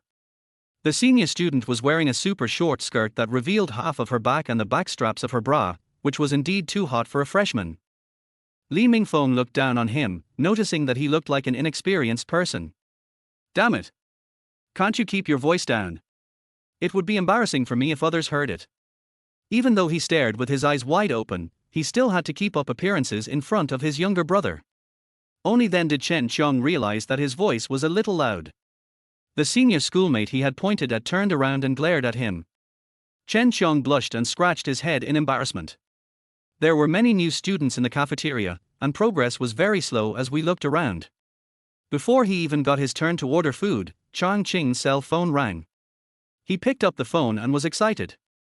He was very familiar with this number, so he quickly picked up the phone.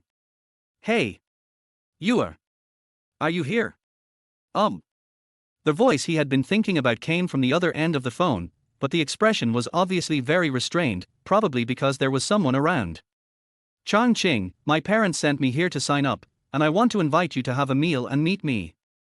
Guan Yu's voice sounded a little nervous and full of longing. "Isn't it the same for Evergreen?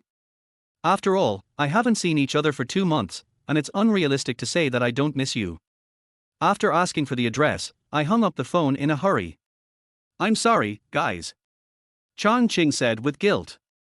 "I have something urgent to do, so I have to leave first." "What do you mean, old four?" Li Mingfeng was somewhat displeased. "Are you giving me no face?" "Yeah. Fourth brother." Chen Qiang echoed from the side. "Brother Feng is treating us. Is there anything you need that can't keep you going later?" Chang Qing didn't care about their unfriendly tone and said calmly, "My girlfriend's parents are coming and they want to treat me to a meal. I can't turn it down." "Oh my god. What do you mean? You already have a girlfriend and have met their parents." Chen Qiang was so jealous that his back teeth felt sore. Li Mingfeng and Yang Zhonghua were also surprised and looked at Chang Qing. "We're from the same place. We've known each other since high school." "Okay, I won't say any more. I'll treat you next time," Chang Qing said and walked out of the school. Time went back to the early morning. Guan Yu was still meeting Chang Qing in her dream when she was pulled out of bed by her mother. Guan Yu got up in a daze and washed up, while Guan Yu loaded the bags into the car, just like moving house. The more hope there is, the stronger the longing becomes. Guan Yu is like this now. She will be able to see him soon, and she can't wait any longer. After choosing one of Chang Qing's favorite clothes and dressing up carefully, she set off on her journey with the joy of meeting her lover and the anticipation of college life. With Guan Yu and her daughter in the car, Guan Yu didn't dare drive too fast, and it took more than 3 hours to reach the university town. When they arrived at the gate of Yuan University, Guan Yu was stunned by the senior boys who came to welcome the new students as soon as she got off the car.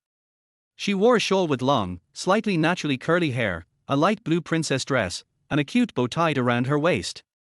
The skirt reaches the calves, and a pair of transparent low-heeled sandals reveal their white and tender little feet.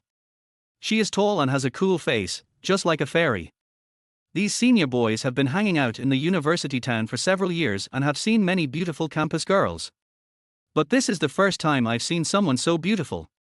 Those boys who reacted quickly have already come to show their courtesy. "Schoolgirl, which department are you from?" "My name is..." Guan Yu was very unhappy to see so many boys surrounding his daughter, but he could do nothing about it. Li Sixio was in a good mood. She thought her daughter was so popular because of her good genes. Thinking of this, she gently stroked her face with her hand. There was originally a lot of luggage and Guan Yu couldn't carry it all by himself. Now, there was not enough to go around. Several boys walked in front with their luggage, and as they walked, they rushed to introduce the school to Guan Yu. "Schoolgirl, let me tell you, I've been in school for 3 years, and there's nothing I don't know. In the future. What do you know? Hey, Junior, I'm from the student union. Guan Yu didn't say anything either, just listened with a cold expression. The boys didn't mind. They were so happy to be able to talk to the goddess at such a close distance. Chapter 25, Reunion of Best Friends. After I registered, several boys enthusiastically helped me move my luggage to the door of the girls' dormitory before I left with reluctance. Li Sixio took her daughter to the first floor to handle the formalities, while Guan Yuhai followed behind carrying the luggage. To use the words of later generations, he was a bit of a daughter slave. I went to the second floor and found the dormitory. There were already 2 female classmates inside, sitting at the table and chatting. When the 2 girls saw newcomers coming, they quickly stood up and greeted them. Are you a new student? My name is Su Yuqing. My name is Fang Ye. The girls were about the same age and were chatting with each other. Fang Ye is rather plump and chubby, which looks very festive.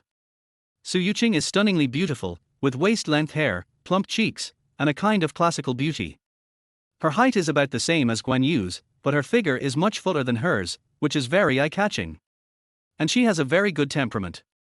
Even Li Sixio couldn't help but look at her a few more times and secretly told her daughter to get closer to her. After making the beds, Guan Yuhai suggested inviting everyone in the dormitory to have dinner together. Su Yuqing said embarrassedly. Uncle, Aunt, I'm so sorry, I have something to do at noon, I'll treat you next time I have the chance. Since Su Yuqing was not going, Fang Ye felt embarrassed to go with her and declined politely. Guan Yuhai did not force it. He waited for the mother and daughter to pack up and walk out of the dormitory together. He happened to run into Han Jingjing, who had just come out of the dormitory next door. Guan Yu was stunned at first, then said happily, Jingjing, why are you here? Then he went forward and hugged her. Han Jingjing packed up and was about to go find Chang Qing when she was suddenly hugged by someone. She was startled. When she saw that it was Guan Yu, she was also very surprised. You're here too. The 2 girls hugged each other and jumped up and down. Before Guan Yu came, Han Jingjing was still thinking that it would be great if Guan Yu didn't come, so that she could be with Chang Qing every day. Seeing Guan Yu suddenly at this moment, she was still genuinely happy. After all, they were not fake sisters, their friendship was real. Li Sixio couldn't stand it any longer. What a shame to do this in public. Okay, you little girl, don't you know how to be reserved? After scolding him, he asked again, Jingjing, why are you here? Han Jingjing then saw Guan Yuhai and Li Sixio behind Guan Yu, smiling awkwardly. Hello, uncle and auntie, I live in this dormitory and I just arrived today. As he spoke, he pointed at the dormitory door behind him. Hey, Jingjing, you live in 203. I live in 204. We'll be neighbors from now on. Yeah, we almost shared a dormitory. Hearing Han Jingjing say this, Guan Yu also felt it was a pity. Seeing the 2 girls chatting here again, Li Sixio said, Don't talk here, there are so many people coming and going. Let's go eat first and talk while we eat. The 2 girls then realized that someone in several dormitories had stuck their heads out and was looking at them. They also felt embarrassed, so they quickly walked downstairs hand in hand. One of them was wearing a light blue princess dress, looking noble and cool. Another one, a white chiffon shirt with a light gray hip skirt, perfectly shows off her curvy figure. Walking together on the campus, they attracted a lot of attention. After all, they were both so beautiful. I found a pretty good restaurant next to the school. Guan Yuhai asked for a private room. After they sat down, Li Sixio asked, Jingjing, you came 2 months early, what have you done? Han Jingjing didn't know whether she should tell others about the company's affairs. After all, the company was evergreen and she was made the manager, so they definitely didn't want others to know. Thinking of this, Han Jingjing said perfunctorily, It's selling software in a software company.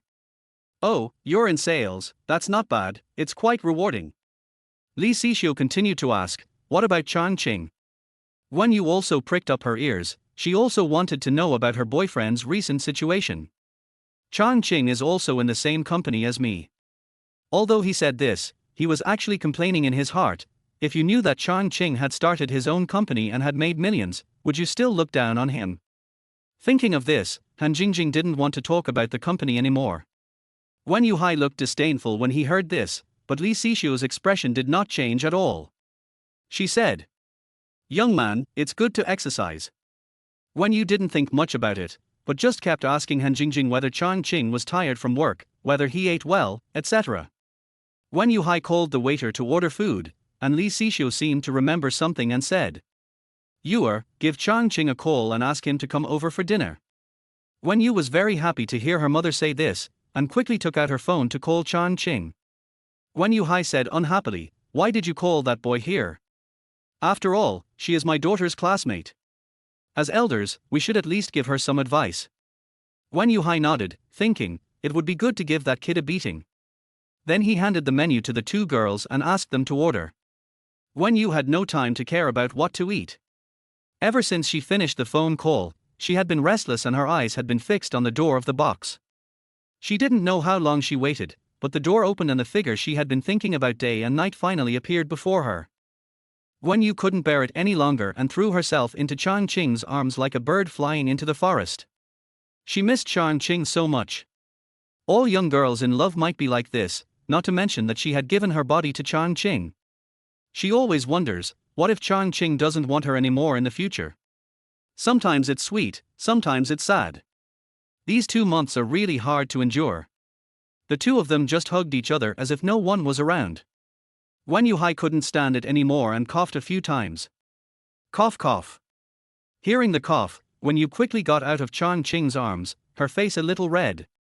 After all, it was in front of her parents, so she was still a little shy and pulled Chang Qing to sit next to her. "Uncle and aunt, hello, Jingjing, you are here too." Chang Qing sat down and greeted everyone, but seeing Han Jingjing's gloomy expression, he felt a little uncomfortable, but there was nothing he could do at this time. Wen Yuhai had a dark face and said nothing, but Li Sixio said in a gentle tone, "I heard from Jingjing that you two are working in a software company, doing sales, right?" Chang Qing glanced at Han Jingjing and replied, "Yes, auntie." "Oh, are you tired from work?" "It's okay. I was a little busy in the early stage. Now it's stable. I just go to the company occasionally." Li Sixio was stunned when she heard this. "You've already started school, so why do you sound like you're still working?"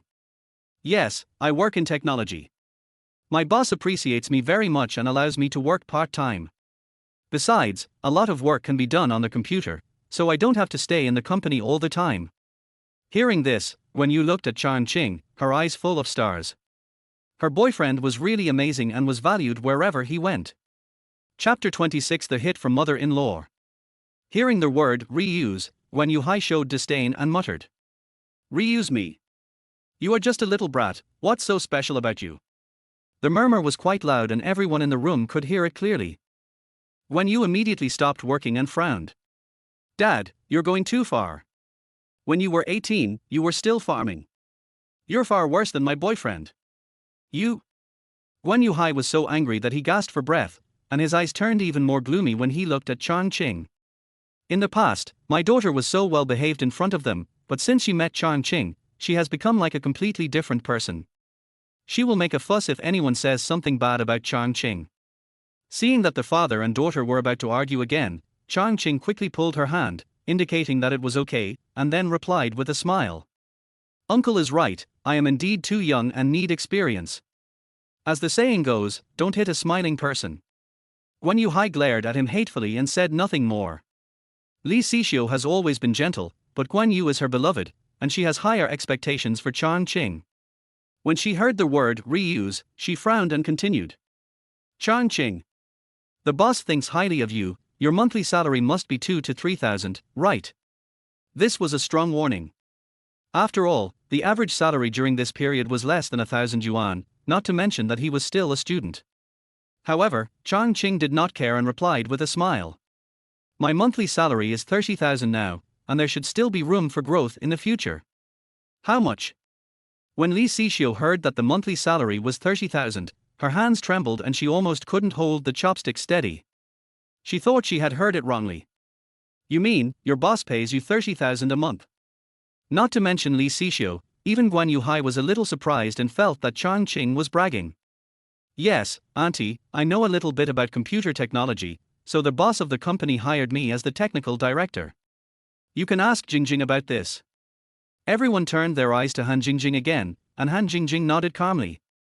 Yes, Chang Qing was spotted by our boss as soon as he arrived at the company. Not only is his salary high, but he also gets bonuses. In just the past half month, he has received tens of thousands in bonuses. This is not a lie. After all, the company is evergreen and salary is set entirely based on personal wishes. Li Xixiu had been thinking about agreeing originally, and now after hearing that Chang Qing was so talented, she began to feel satisfied. If what Han Jingjing said is true, wouldn't that be 40,000 to 50,000 yuan a month? In a year, that would be around 500,000. Although he earns less than Guan Yuhai, how old is Chang Qing? Li Xixiu now seems a bit like a mother-in-law who becomes more and more satisfied with her son-in-law the more she looks at him. Guan Yu held Chang Qing's hand with a sweet look on her face. She had originally thought of saving pocket money for him to start a business, but now it seems that it will be of no use at all. Guan Yuhai was also a little surprised. He was in the county town, and he had to attend social events and build relationships every day, but he only made a few million a year. Chang Qing is just a little kid, and he can earn hundreds of thousands a year? But his thoughts did not waver at all. He just looked down on Chang Qing, a country bumpkin with no background or backing, but he forgot that he also had nothing in the past. Guan Yuhai said expressionlessly. Okay. Let's eat first. The food is getting cold. Originally, I called Chang Qing here to give him a warning, but now, not only did I fail to do so, but I also let Chang Qing show his face. I was already feeling a little unhappy. His daughter's eyes were full of stars, which made Guan Yuhai even more upset. In front of her parents, Guan Yu was also embarrassed and kept showing affection with Chang Qing. Then I turned around and talked to Han Jingjing about some girls' topics. Halfway through, Chang Qing made an excuse to go to the bathroom and settled the bill early. After finishing the meal, Guan Yuhai went to the bar to pay the bill. When he was told that it was already over, he was slightly surprised, then turned to Chang Qing and said, "You have a job now, and you have become a director. You should be a responsible person. So, about the bet. I will definitely do it." Chang Qing replied calmly. "Well, I hope you can do it, and I won't stop you from being together. If you can't do it, I hope you can be a man and stop pestering me. Otherwise, I won't let you go." Guan Yuhai did not avoid others when he said this, and Guan Yu naturally heard it. She felt a little anxious, but she didn't know what to say. "Uncle Guan, don't worry. If I don't make 20 million within the stipulated time, I won't be able to see you again." Chang Qing changed the subject and continued. "And don't worry, I will never disturb your studies before this, but our two schools are so close, it shouldn't be a big deal if we bump into each other occasionally. After all, we have been classmates for many years. Besides, Yua is a girl, she doesn't know anyone here. If she runs into any trouble, I still have to help her. Like this kind of meeting is not for the purpose of falling in love, you should be able to understand, right?" Chang Qing spoke eloquently and made a righteous excuse. Especially when it was mentioned that Guan Yu was unfamiliar with the place, it immediately hit Guan Yu's parents' hearts. Li Xixiu even held Chang Qing's hand with a worried look on her face. "Chang Qing, Auntie knows you are a good child. When I am not around, you must take good care of Yuer."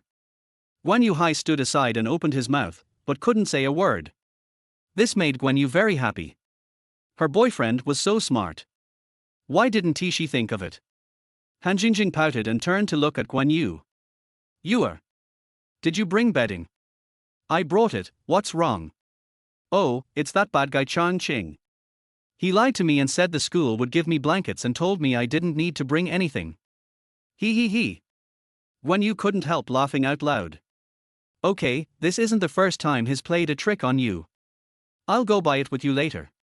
The two girls made up their minds and were about to leave holding hands. Guan Yu seemed to have just remembered her parents. "Dad, Mom, you guys go back first." As he spoke, he waved his little hand. Even the usually gentle Li Xixiu was irritated by the ungrateful boy's initiative, and she scolded him. "You kid.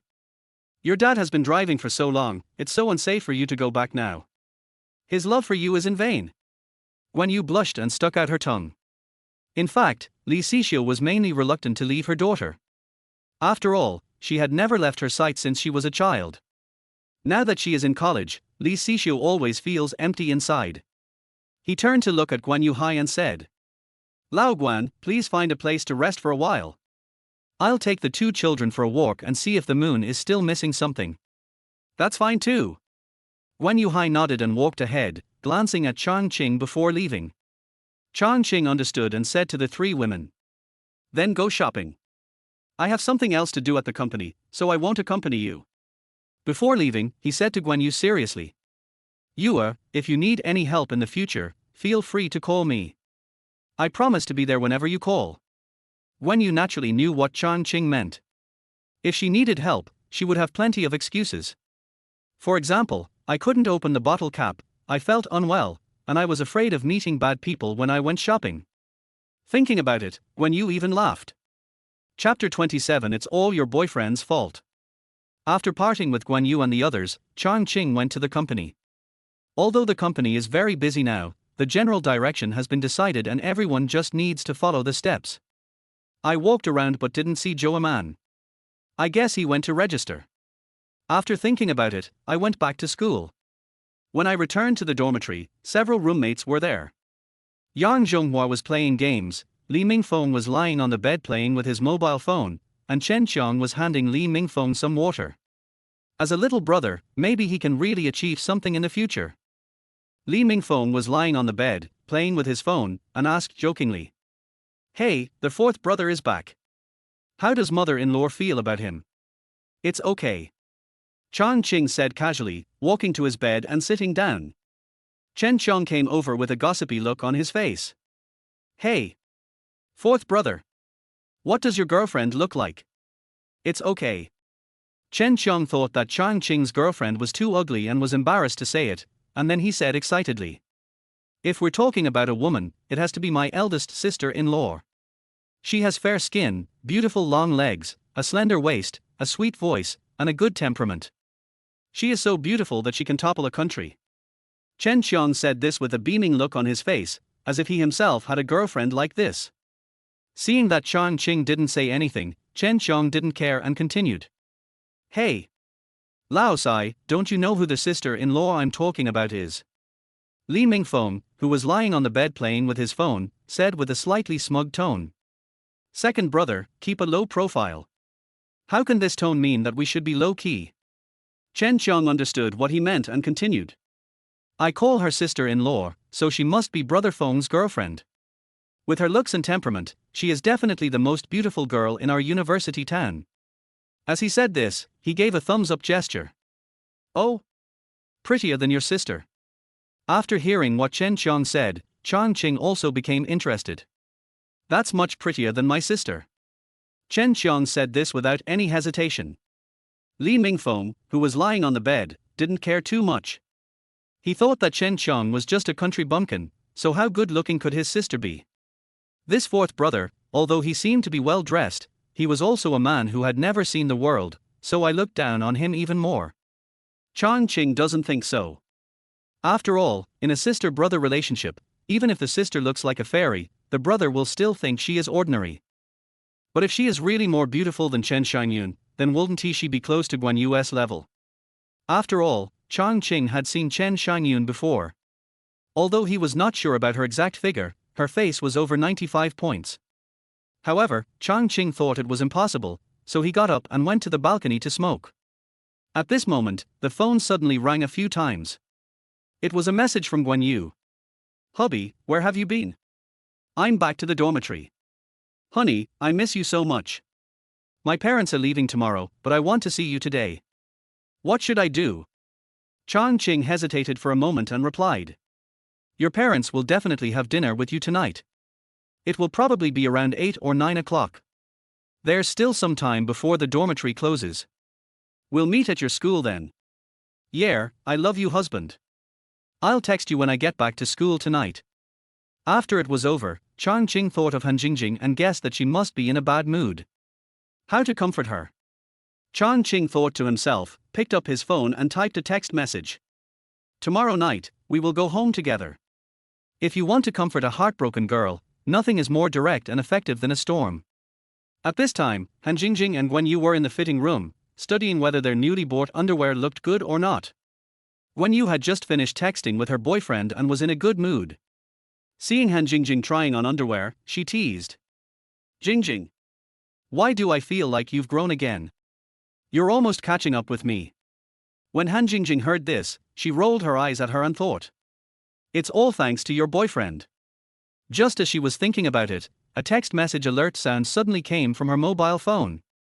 Han Jingjing picked up the phone and her face turned red. He glanced at Guan Yu with a guilty conscience. When Guan Yu saw her best friend looking at her phone, her expression became strange and her face turned red. She asked in confusion. What's wrong, Jingjing? Are you feeling unwell?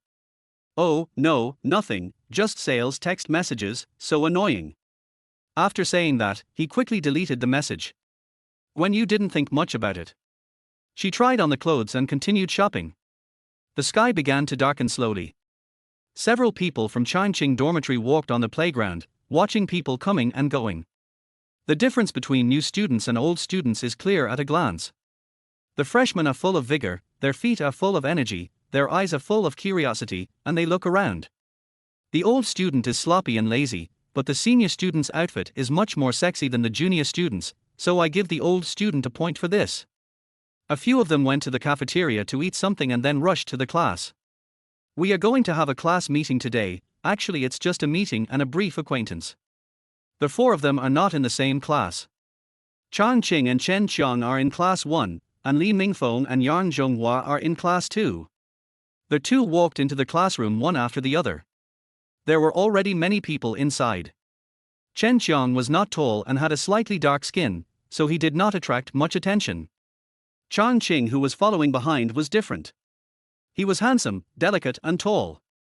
Wearing a black shirt, black trousers, and black leather shoes, he looks young, but he has a mature and steady temperament. The female classmates became restless and started whispering. Wow, so handsome. Yeah, this is so pretty. Don't even think about it, this guy will definitely be my boyfriend from now on.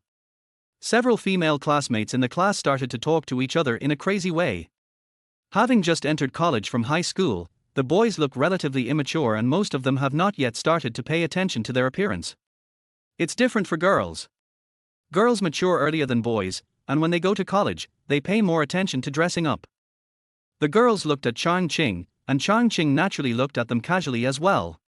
Moreover, given Chang Qing's experience of having been through countless battles, his aesthetic taste is completely different from that of these teenagers. In Chang Qing's aesthetic concept, regardless of gender, it should be viewed in 4 steps. The first is figure, the second is appearance, the third is temperament, and the fourth is the charm that radiates from the inside out. For example, if a girl has a pretty face but an average figure, you will get tired of her after a while.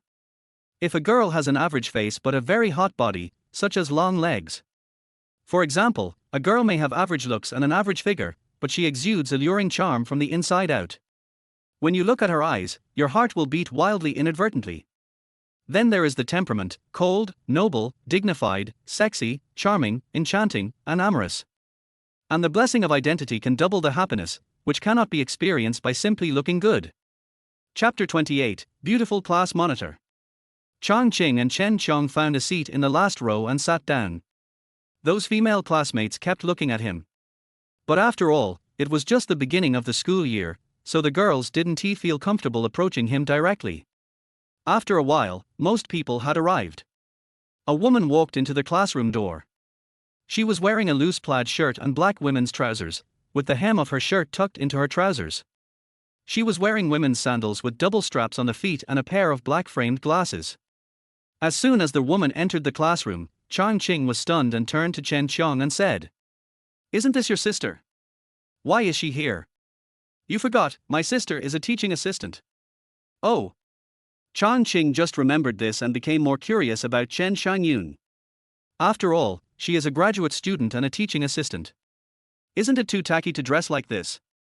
Especially the big black framed glasses, combined with the bangs, which perfectly seals her good looks. Chen Xiangyun walked up to the stage, tapped the blackboard eraser, and signaled for silence. "I am your teaching assistant, my name is Chen Xiangyun. Your counselor has something to do at home, and will not come until after the military training is over, so during the military training, I will be responsible for your daily arrangements for the time being." When freshmen first arrive at the university town, they may be curious about the surrounding area and it is natural for them to want to walk around, but they must pay attention to safety and try not to walk too far. Also, the military training is about to start. Students should be well prepared for the training. Before that, temporary class leaders should be selected to assist me in managing the class. Anyone who is willing can recommend themselves. As soon as Chen Xiangyun finished speaking, Chen Qiang poked Chang Qing with his elbow. Old four, you take charge. Protect me from now on. I'm not interested. You take the role. Your sister will definitely choose you. Chen Qiang looked embarrassed. You don't understand this. My sister will definitely not choose me.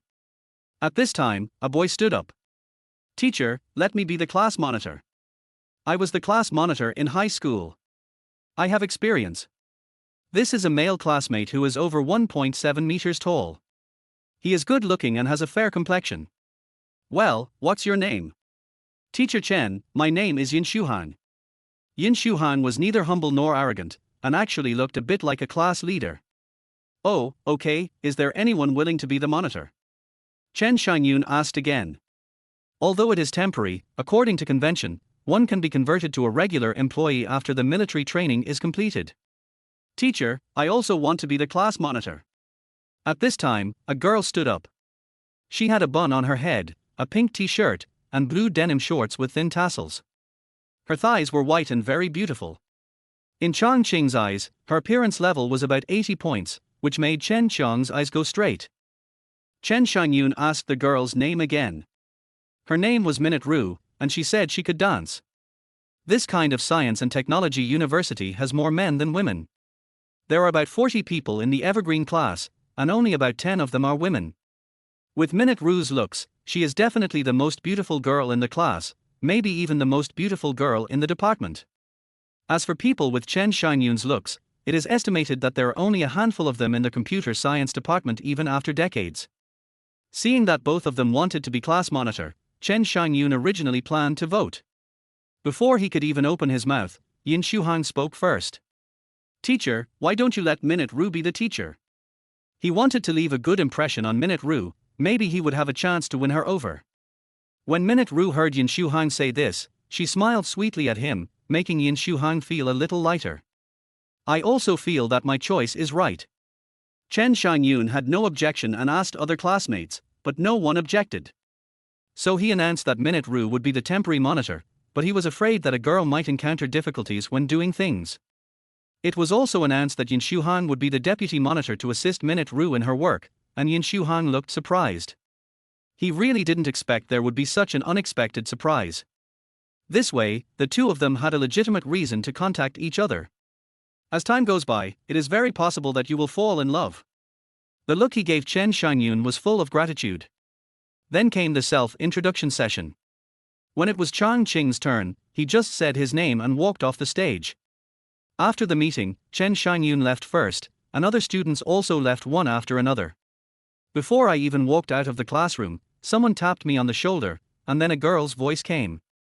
Hey! Chang Qing!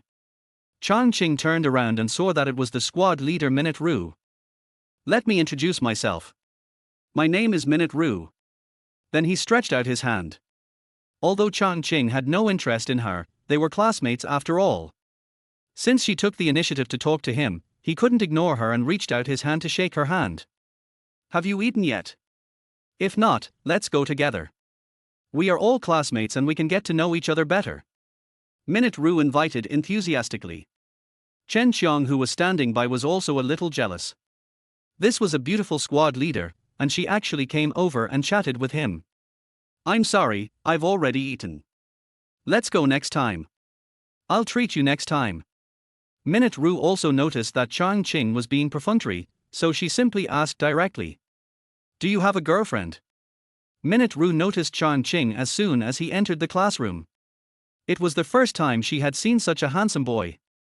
Thinking that the school had just started, Chang Qing must not have a girlfriend yet, so if I acted early I would definitely be able to get her. Chang Qing didn't expect Minute Ru to be so direct, and he didn't hide it. I already have. But Minute Ru didn't believe it at all. She thought Chang Qing was just trying to please her and was saying something. Chen Qiang next to him explained first. It's true. The fourth child really has a girlfriend. He even met her parents this morning. After hearing what Chen Qiang said, Minute Ru's face darkened, but she still looked at Chang Qing, hoping that Chang Qing could give a different answer. It's true. My girlfriend and I were high school classmates and have been dating for many years. Chang Qing was too lazy to cause trouble later, so he just made it clear directly. Although Minute Ru was disappointed, she didn't insist. Well, bring your girlfriend out for a get-together when you have the chance. I thought that if Chang Qing's girlfriend was average-looking, she would still have a chance. Good. Chang Qing agreed and walked out of the classroom first. He planned to go directly to Yuandar to find Guan Yu, but was stopped by Chen Qiang, who was following behind him. Old Four, where are you going? The dormitory is over here. I still have things to do, you go back first. Stop. I have something to tell you. Chen Qiang held him tightly and refused to let go. Chang Qing had no choice but to stop and look at him, waiting for what would happen next. Chen Qiang looked around and quietly approached him. Hey! Lao Sai, do you really not like the monitor? Just as I was thinking what he was going to say, Chang Qing frowned and leaned back, keeping some distance from him. Don't you know I have a girlfriend? No. Chen Qiang smiled awkwardly. I mean, if you don't like me, then do it. Minute Ru's looks and figure simply captured his heart, and it was love at first sight. Then I wish you success. Chang Qing was too lazy to argue with him, so he waved his hand and left quickly. Chapter 29 Love Under the Moonlight. As soon as Chang Qing walked out of the school gate, he received a text message from Guan Yu. Honey. Have you eaten? Chang Qing, I have eaten, how about you? Guan Yu, I was planning to eat with my parents this afternoon, but I forgot that I had a class meeting. I didn't even have a few bites before Jingjing and I hurried back. Chang Qing, is the class meeting over? Guan Yu, after the meeting, Jingjing and I planned to drink a cup of milk tea each and skip meals to lose weight. Chang Qing was a little speechless. Milk tea is the easiest to gain weight, but girls all love to drink it and he was too lazy to say anything. He typed while walking. I'm already on my way to your school. I'll be there in 10 minutes. Guan Yu, really? Husband, then I won't go buy milk tea, let Jingjing go by herself. Chang Qing, no, there's enough time. I'm still a little far from your school. Even if I get there, your school is so big that it will take a while to walk. Guan Yu, okay then, where shall we meet later? Chang Qing, I'm not familiar with your school, so let's find a place that everyone knows, like a library. Guan Yu, that's great, the library is not far from the shop, I'll wait for you at the library entrance in a while. Chang Qing replied okay. Guan Yu University is very large, with more than a dozen schools and departments. It would take hours to visit it. The reason why Chang Qing chose information engineering was because it was close to the department where Guan Yu was studying. But even so, it will take about half an hour. When they arrived at the library, it was almost 9 o'clock, and Guan Yu was still wearing the princess dress she wore during the day. Waiting at the door. Seeing Chang Qing coming over, the little girl threw herself into his arms like a gust of wind. She hugged his neck tightly, as if she was afraid that Chang Qing would fly away, using all her strength. Chang Qing rested his chin on her shoulder, and his eyes met with Han Jingjing's behind her. Han Jingjing stood in front of the library, facing the light, which made her dim eyes look even more pitiful. Faced with such a situation, Chang Qing was helpless and could only make a love you gesture with his hand. Han Jingjing's expression improved, she blew him a kiss, and turned to walk towards the dormitory. We haven't been together for 2 months. I miss you so much that it's hard to express it in words. Chang Qing looked around and pulled Guan Yu towards the back of the library. Guan Yu didn't resist. As long as she was with Chang Qing, she didn't care where she went. There was a very narrow passage behind the library. Chang Qing pulled her in and held her in his arms, covering her red lips. For Chang Qing, this was the recovery of what he had lost after 18 years, and the joy he felt was indescribable. For Guan Yu, her innocent first love came to a perfect end when she and her boyfriend became one in her own home. For her now, it should be an adult love, a more passionate love, the kind that can burn the soul. Not far away, you can hear the laughter of students coming and going. But nothing in the outside world has any influence on them, because at this moment, they only have each other in their hearts and eyes. It wasn't until I felt I was about to suffocate that I gently pushed him away. You're so annoying. You're bullying me as soon as we meet.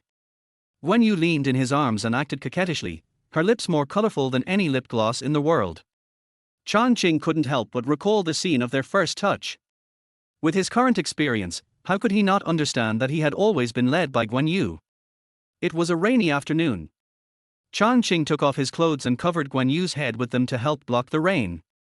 The two ran to under a roof. It was raining heavily and there was no one around. Guan Yu's long skirt was a little wet. She hugged her arms and said she felt a little cold. Chang Qing reached out and hugged her, feeling a little at a loss.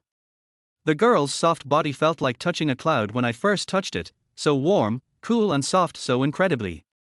Chang Qing didn't dare to look at Guan Yu whose long skirt was soaked.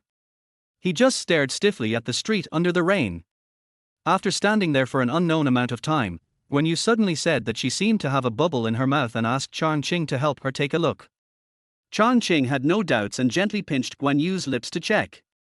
Pao Pao didn't notice anything, but the delicate red lips became more and more tempting. How could he, a grown man, stand this? As a result, she took the initiative to peck him. Guan Yu even pretended to be shy and said that Chang Qing was playing tricks on her. Now that she thinks about it, she is really stupid and cute. At this time, the moon was bright in the sky, and the soft moonlight sprinkled on their faces, revealing a hazy beauty. Chang Qing gently pushed Guan Yu aside, tucked her hair that was messed up by the wind behind her ears, and said softly, "It's a little cold. Go back to the dormitory quickly to avoid catching a cold." "No. Honey. I want to stay with you for a while longer." As she said this, she threw herself into his arms again, nuzzling him and acting coquettishly.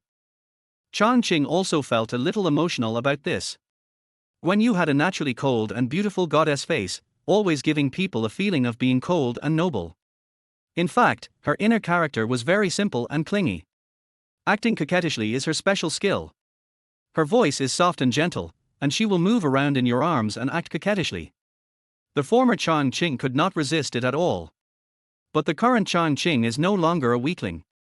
Holding Guan Yu in his arms, he patted the little girl on the back and whispered in her ear in a deep voice. "Good girl, be obedient. If you catch a cold, I will feel bad. When the military training is over, I will take you shopping, watch a movie, and hold you to sleep, okay?" Listening to her boyfriend's soft voice, the hot breath he exhaled hit her ears, making them itchy. That feeling made her very obsessed. She felt that her boyfriend was getting better and better at flirting. It was not in vain that she had cultivated him for so many years. She said obediently, "Well, take me back." The two of them walked hand in hand towards the girls' dormitory. There were few pedestrians on the road, after all, it was past 10 o'clock. But it was different when we got close to the girls' dormitory. Couples could be seen everywhere under the shade of the surrounding trees. Either pulling and tugging, or being reluctant to leave, all of them demonstrate the throbbing of youth. When they arrived at the dormitory door, Guan Yu raised her head and looked at him expectantly. Chang Qing sighed inwardly, knowing that this little girl, who was deeply addicted to idol dramas, had many fantasies about this kind of scene. Helplessly, he lowered his head and touched her forehead, and said softly, "Go up there, baby, I'm going to miss you." Guan Yu then waved her hands in satisfaction. "Then remember to send me a message when you get back." "Good." Chang Qing looked at her going upstairs with a doting look on his face. In fact, with Guan Yu's personality, she would not be too intimate with Chang Qing in front of so many people. The reason why we do this today is actually similar to the mentality of boys, which is to declare sovereignty.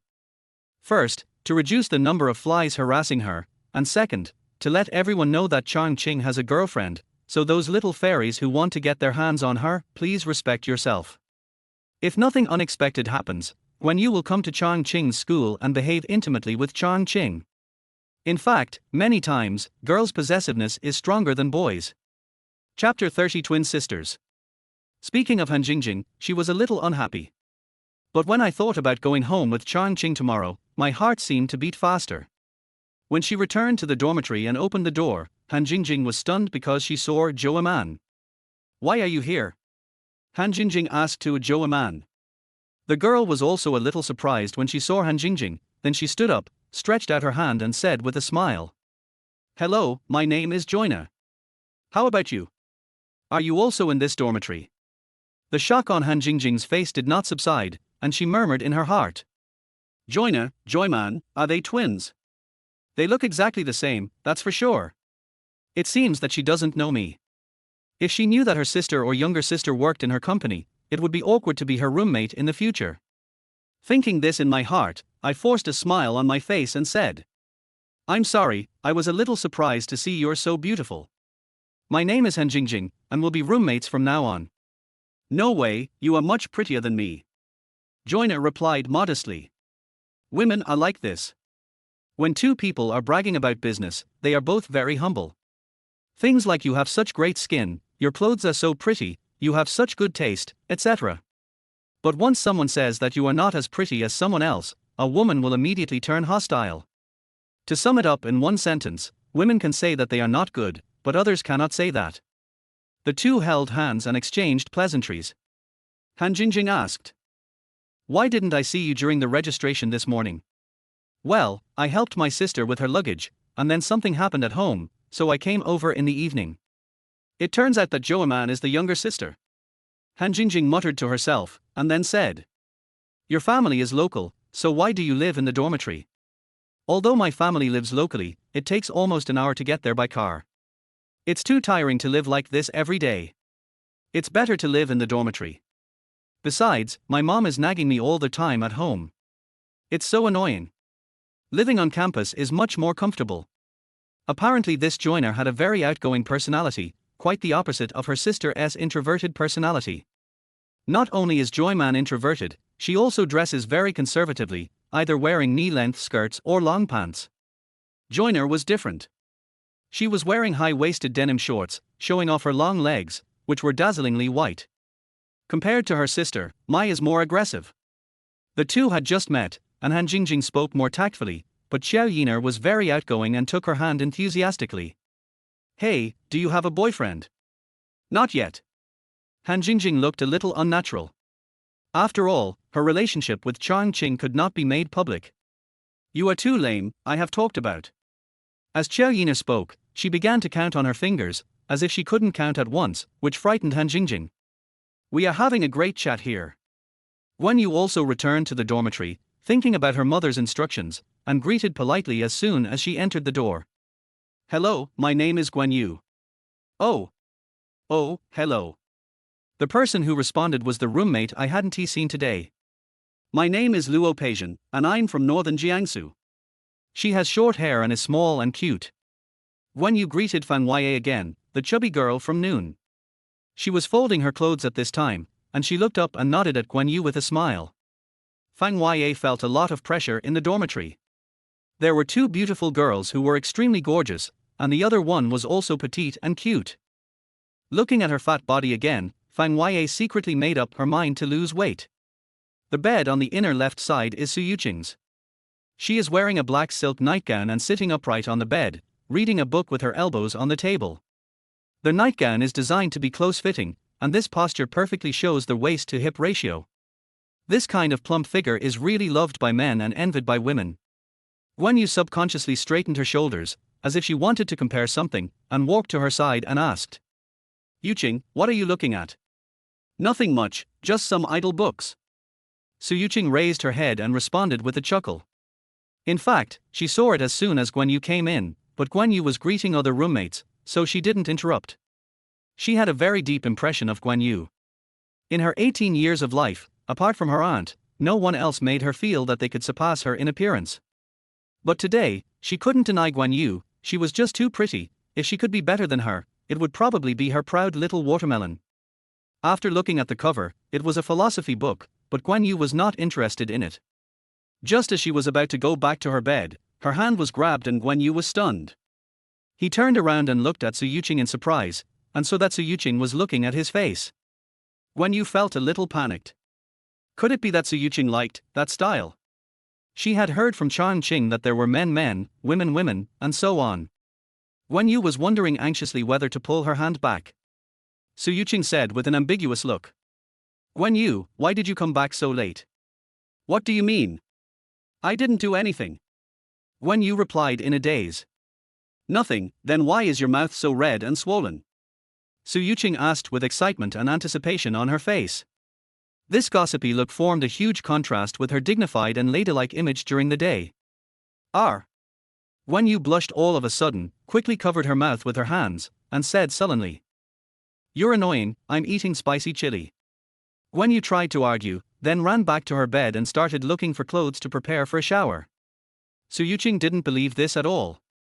Just looking at Guan Yu's blushing face said it all.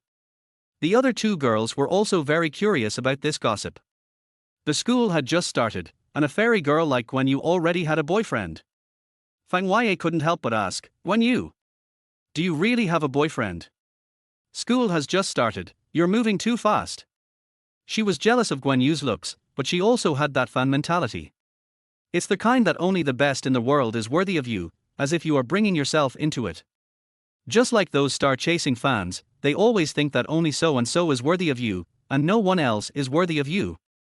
She felt that it was too hasty for Guan Yu to have a boyfriend when school had just started. "Yes, Guan Yu, you are so beautiful, don't be fooled."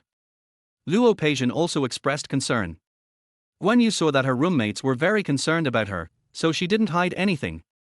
She and Chang Qing are from the same place, and they have been dating since high school. "I briefly told my roommate about it." "Wow, no way. That's so sweet. I want a sweet love too."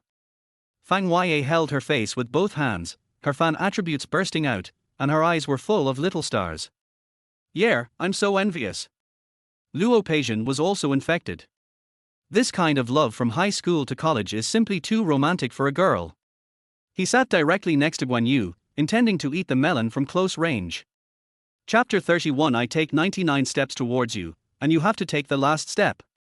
Love is an eternal topic for girls. Even the usually dignified Su Yuqing was no exception. Although he was still pretending to read, his ears had already pricked up. At this time Fang Huaiye asked again.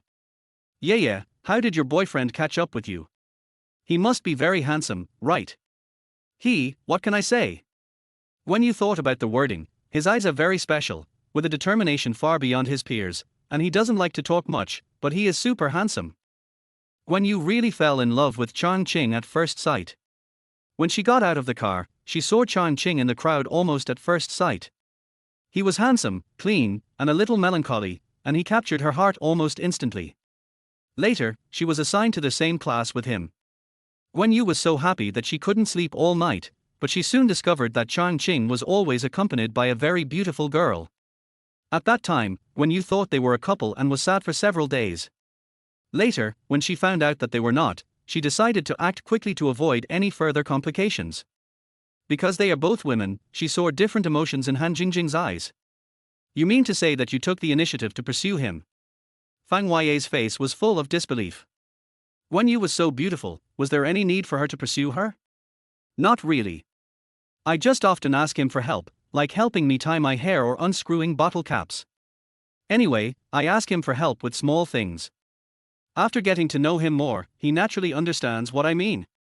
Wouldn't that be too unreserved? You don't understand this.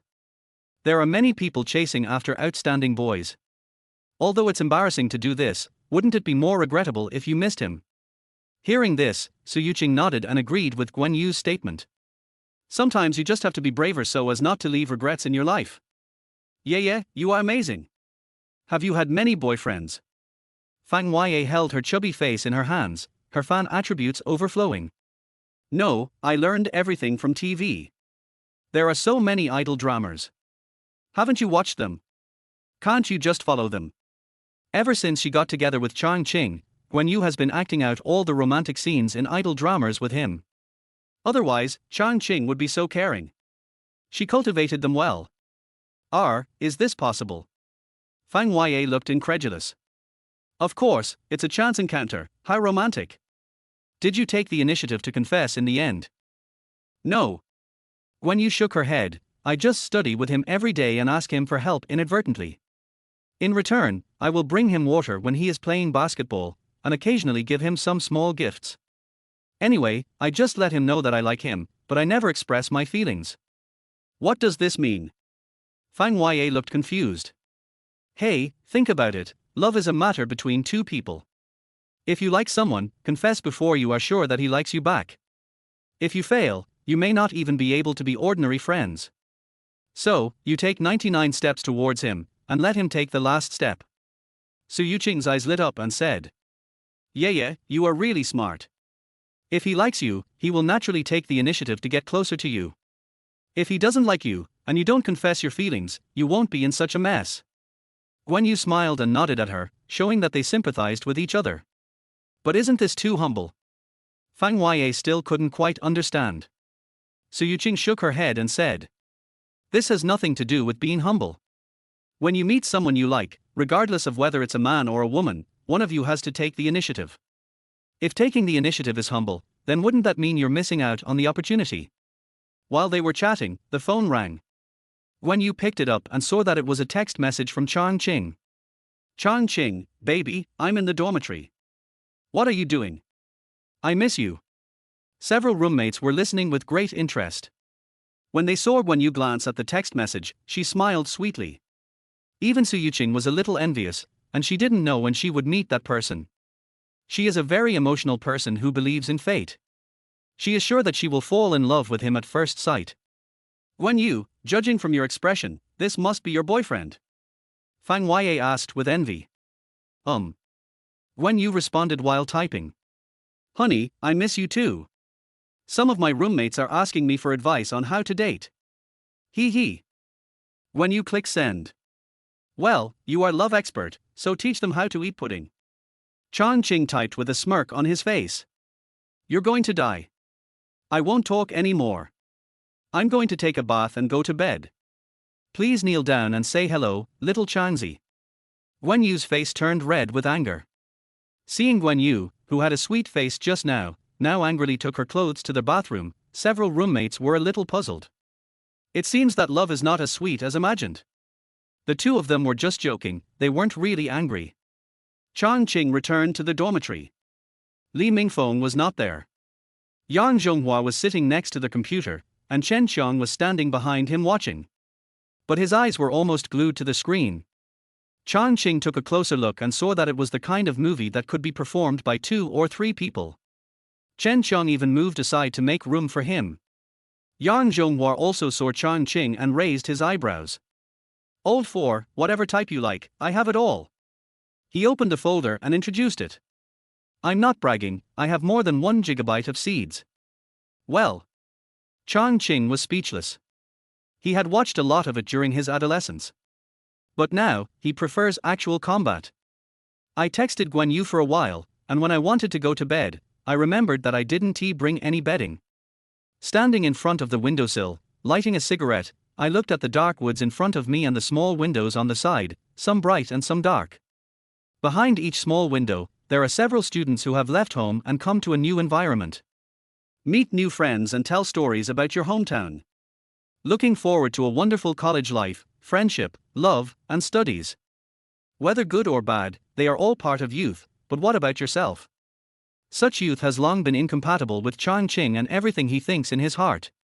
It seems that except for women, everything has nothing to do with youth. What kind of person does he want to be in this life? Chang Qing asked himself, curled up on the mattress, and slowly fell asleep. Chapter 32 Han Jingjing's Dream. The next morning, Chang Qing got up early. After all, it was autumn and it was still a little chilly at night. I didn't sleep well last night and wanted to go out to buy bedding, but it's still early and probably won't be open yet. After thinking about it, I decided to go to the company first. In the company, 2 girls from the finance department were on duty because the client base was mostly night owls. There were also people on duty in the technical department, but they all wore headphones and seemed to be studying the progress of mankind. Chang Qing did not disturb them. He opened the office door and prepared to help Han Jingjing deal with the company's daily documents. As soon as I entered the room, I was stunned. Han Jingjing was looking down at the desk, reading documents. When she heard someone pushing the door, she looked up and was also stunned. Why are you here? Why are you here? The two said this almost at the same time. Chang Qing closed the door, walked around the desk, and stood in front of Han Jingjing. I got up early and didn't have anything to do, so I came to the company to check on you. Why did you come so early? Han Jingjing smiled and turned sideways, put her arms around his waist, and rested her head on his stomach. I didn't come yesterday, so I thought I'd come early in the morning to see if there were any documents that needed my signature. Don't think too much. There's nothing important right now. Don't tire yourself out. Chang Qing said, patting her head lovingly. In fact, Han Jingjing worked so hard because she was worried that Chang Qing would distance himself from her after Guan Yu came. I want to help Chang Qing more, so that he won't be despised for being useless in the future. Also, the company's revenue is increasing day by day. If it continues like this, it will soon be able to meet Guan Yu's parents' requirements. Han Jingjing felt a little melancholy, even though she no longer had to worry about tuition fees. But the more money she made, the more worried she became, and she felt that Chang Qing was getting further and further away from her. In Chang Qing's eyes, Han Jingjing is now like a blank sheet of paper, with almost all her emotions written all over her face. The undisguised sadness in her eyes made his heart throb. With a sigh, he turned around and locked the door. Near noon, Chang Qing sat in the office chair, held her in his arms and whispered. At the current promotion speed of the company, it will take at most 3 or 4 months to complete the basic layout.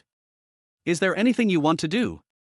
For example, do you have any dreams or careers you want to pursue? Dream. Han Jingjing thought for a moment.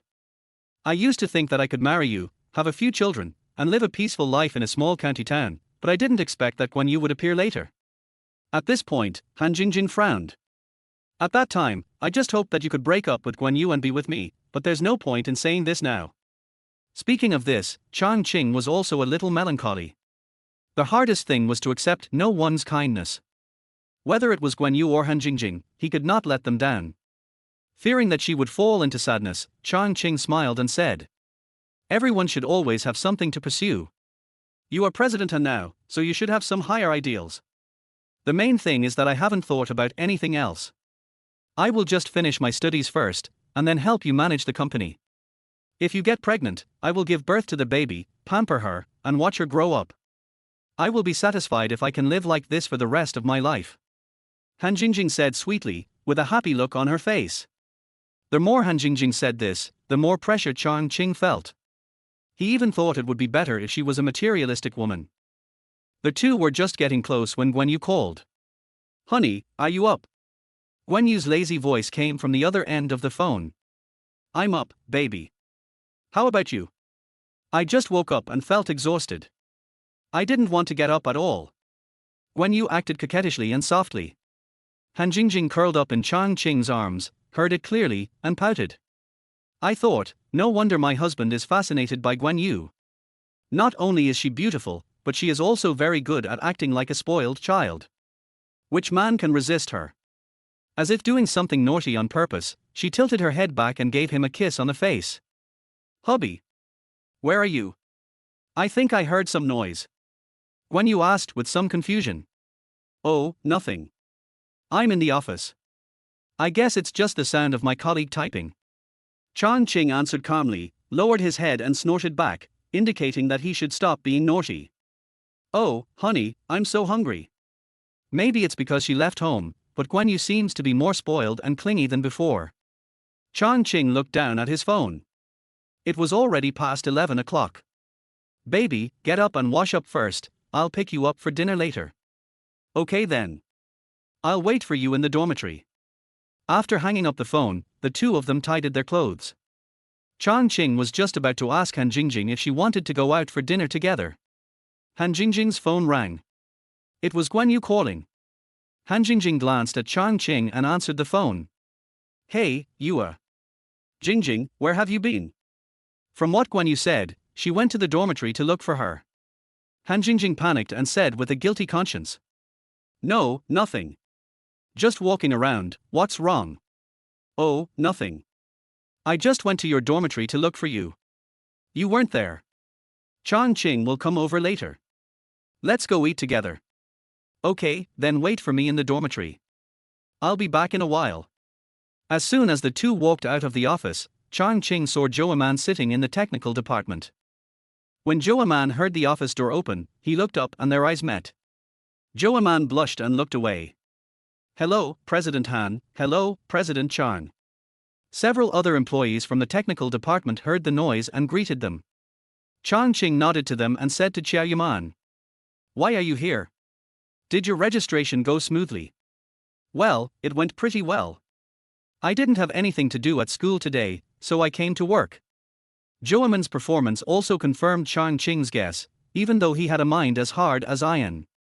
It was a bit embarrassing to be eavesdropped by a little girl. I felt that my vigilance had become much lower.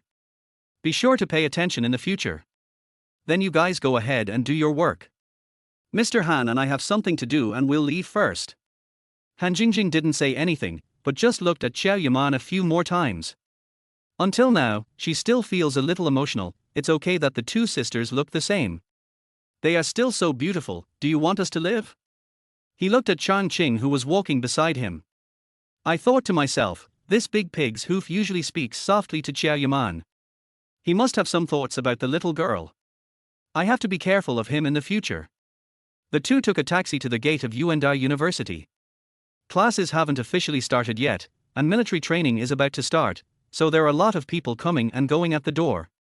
Most of them looked like freshmen, and they were either out buying things for military training or just out for a walk and getting familiar with the environment. Chapter 33: Han Jingjing and Su Yuqing's first confrontation. It is their hottest autumn season, and although the temperature is not high, the sun is very strong. After a while, Chang Qing felt his shirt was soaked with sweat.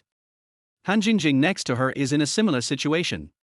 Military training in this kind of weather is like roasting sweet potatoes. Han Jingjing is better, she has suffered since childhood, but Guan Yu's words are really worrying. When they arrived at the girls' dormitory, it was almost 12 o'clock, and Han Jingjing went upstairs to change clothes. Chang Qing happened to come down with Guan Yu, so he didn't call and just stood in front of the dormitory building waiting. There are many girls entering and leaving the dormitory building, and their eyes light up when they see a handsome guy standing at the door. Many girls looked at him secretly and walked a little slower, but no one came up to talk to him. About 10 minutes later, a group of girls walked out of the dormitory gate. You're here. Guan Yu ran over quickly, her pink princess dress fluttering as she ran, looking very beautiful. Chang Qing hugged her lovingly, resting his forehead against hers. Yeah, come feed our baby. Then I'll eat more. Guan Yu rubbed his forehead coquettishly. Okay, raise my baby to be plump and white. No, you should dislike me just because I'm fat. The two were just being affectionate when a chubby girl came over and said with a smile. Yeah. Why don't you introduce yourself? Guan Yu then realized that there was a large group of people, and quickly broke away from his embrace and introduced. This is my roommate, Fang Ya, this is Su Yuqing, and this is Luo Peijian. Guan Yu introduced them one by one, and Chang Qing nodded with a smile as a greeting. When he looked at Su Yuqing, his gaze lingered for a moment longer, not that Chang Qing had any thoughts. The main thing is that this kind of woman has her own lantern, and everyone will take a second look at her. After Guan Yu finished the introduction, Han Jingjing ran over and stood with Chang Qing. She had just played poker with Chang Qing in the office this morning and was in a good mood. He raised his left arm, placed it on Chang Qing's shoulder, pointed at Chang Qing with his right hand and said with a smile. This is my best friend, Chang Qing. Just now, Guan Yu felt a little embarrassed to hug Chang Qing in front of so many people, and she even forgot to introduce Chang Qing when she introduced them. Han Jingjing quickly came over to smooth things over, then pointed at Guan Yu and said to her roommate. This is my high school classmate and best friend. But there was no mention of them being boyfriend and girlfriend. This is now explained very clearly. He pointed at his roommates and said. This is Qiao Yina, this is Liu Chunyang, and this is Pang Jiaojiao. When introducing Joina, he winked at Chang Qing. When Chang Qing heard the name, he came to his senses and marveled at the wonder of the creator. It would be fine if only one of them was so pretty, but both of them looked the same. Joiner had long straight black hair draped over her shoulders and wore a blue vest that revealed her 2-finger-wide belly. Her abs could be vaguely seen. She wore white high-waisted shorts and her long, white legs were wearing a pair of white shoes. She is tall and slender, with a bold and fashionable style, a completely different style from Joyman. Joiner is in a very uneasy mood today. When she was in high school, she was the undisputed school belle. If there was anyone who could compete with her, it would be his sister. I thought it would be similar when I got to college, but I didn't expect to meet a roommate who was just as good as me on the first day. That would be fine, thinking that at worst we could tie for first place, but today. Not only did Su Yuqing appear who could compete with her, but there was also Guan Yu who even amazed her. Joiner's self-confidence was somewhat hit. Guan Yu, your boyfriend is so handsome. Fang Yue covered her chubby face with her hands and turned on fan mode. Guan Yu turned around and hugged Chang Qing's arm, with a slightly smug expression on her face. Girls are like this. They feel happier when others praise their boyfriends than when they praise themselves. Su Yuqing saw that Han Jingjing and Chang Qing were so close, and Guan Yu was not angry, which she felt was a little abnormal. Didn't you notice? Pretending to be casual, he asked. Yeah, your place is so amazing, you are beautiful, your boyfriend is so handsome, and even your best friend is so beautiful. As he said this, he pointed at Han Jingjing. Guan Yu usually looks very cold, but that is determined by her appearance. She is kind-hearted and easy to get along with. Seeing Su Yuqing pointing at Han Jingjing, she understood what she meant and didn't know what to do for a moment. When she first met Chang Qing, the two of them were always arm in arm with each other, and she thought they were a couple. After knowing each other for a while, they found out their true relationship, and Guan Yu then guided Chang Qing to pursue her. Later, she became best friends with Han Jingjing, and the three of them played together and were used to it. But now that Su Yuqing had pointed it out to her in person, she had to explain. But who is Han Jingjing? She is a dramatic actress, she understood this little trick immediately. She can act cute and coquettish to Chang Qing, but she won't indulge others and directly said. When you didn't say anything, who do you think you are? You're talking in a teasing way. If Chang Qing hadn't been beside her, she would have cursed. The look he gave Su Yuqing was somewhat unfriendly, and his expression turned cold. In fact, Su Yuqing regretted it as soon as she finished speaking. She was not the kind of person who would stir up trouble. I don't know what happened today. Seeing Han Jingjing and Chang Qing so close, my heart. I felt a little uncomfortable, so I said some inappropriate words on impulse. Su Yuqing quickly explained, don't get me wrong, I don't mean anything else. Chang Qing also spoke up to smooth things over. What nonsense are you talking about? We are all classmates, just chatting casually. Seeing Chang Qing speak, Han Jingjing pouted and said nothing more. The atmosphere eased slightly, and Guan Yu spoke at the right time. Jingjing is my best friend. My boyfriend and I grew up together. If they could have been together, I would have been out of the picture long ago. This statement clearly stated that it was impossible for the two of them to be together, and actually blocked all possibilities. Su Yuqing also felt that she had spoken out of turn, and said with a smile. We're going to be together for 4 years, so we should help each other. How about I treat everyone to a big meal at noon today? Su Yuqing is obviously a lady from a wealthy family, so she is naturally confident when speaking. Okay, I want to eat hot pot. What's the point of hot pot? Let's eat local specialties. Several girls started to make a noise. How can that be possible? Guan Yu looked at Su Yuqing. Let my boyfriend treat us. He's just a boy, how can I let you treat me? Yes. Chang Qing also nodded and agreed, you can choose any restaurant. As they were talking, a grey sedan stopped a few meters away from them. Chang Qing didn't recognize this car, but it looked like a model worth about 200,000 yuan. Chapter 34 Li Mingfeng's performance. When everyone saw a car approaching, they naturally moved to the side of the road. The car door opened, and a boy in branded casual wear came down holding a bouquet of roses. Chang Qing was stunned. Isn't he this Li Mingfeng? Li Mingfeng also saw Chang Qing at a glance. After all, he was surrounded by a group of girls and was very conspicuous. Li Mingfeng is also a talented person. He just arrived yesterday and he hooked up with a senior student. The two of them were so attracted to each other that they went straight to get a room. When Chang Qing went back to the dormitory yesterday, he was naturally not there. The roses in her hand were also given to her senior yesterday. When the two of them went to get a room, she placed the flowers in the car. When I left in the morning, the senior student was still asleep. Li Mingfeng originally wanted to find a place to throw the flowers away, but then he felt it was a pity. I simply came here to give it to Joyner, and along the way, I was still proud of my own wit. But as soon as he got off the car, he saw Chang Qing surrounded by a group of girls and was a little surprised. His eyes moved and he saw Joyner in the crowd, but he also saw Han Jingjing with her arm on Chang Qing's shoulder. My eyes lit up and I thought to myself, oh my god. This girl is so beautiful. She is simply a goddess. He calmed himself down, put on what he thought was a charming smile, walked up to Joiner, and said affectionately, "Nana. For you." Joiner's face has been cold ever since she saw Li Mingfeng appear. At this time, she was already showing anger.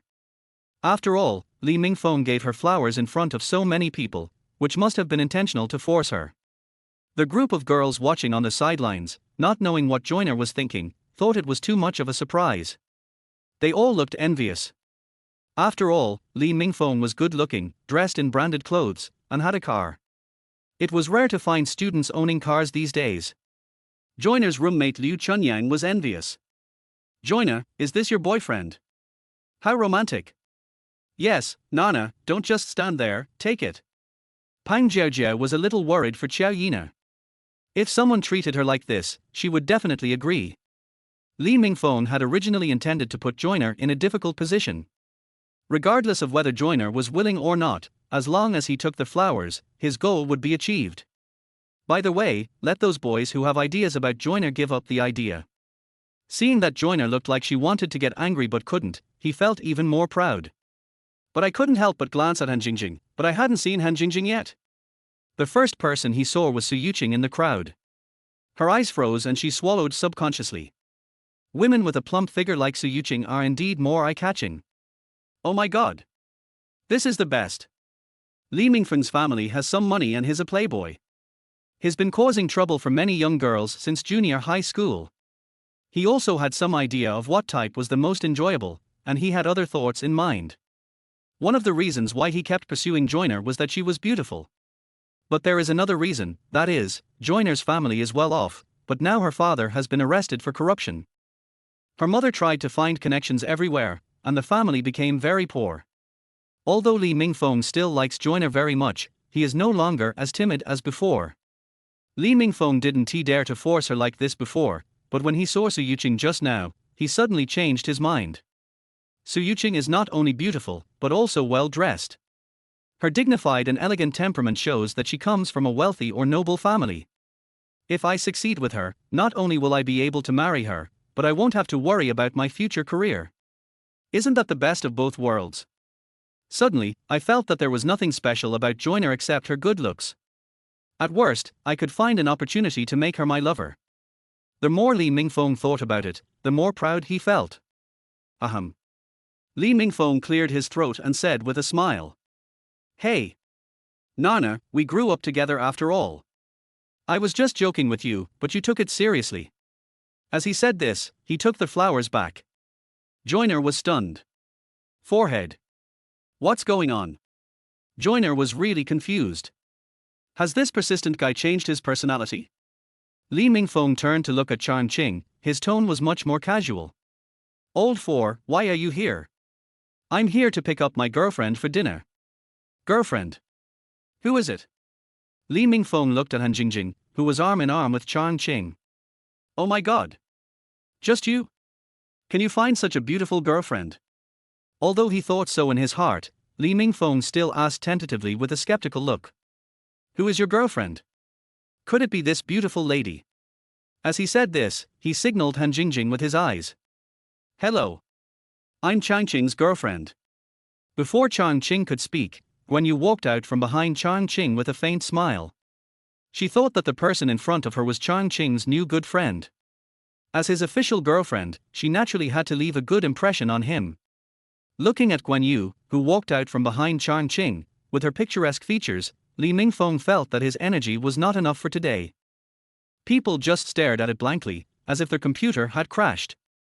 Guan Yu didn't smile often, but she forced a smile for the sake of her boyfriend. Guan Yu didn't expect that this person would just stare at her like that.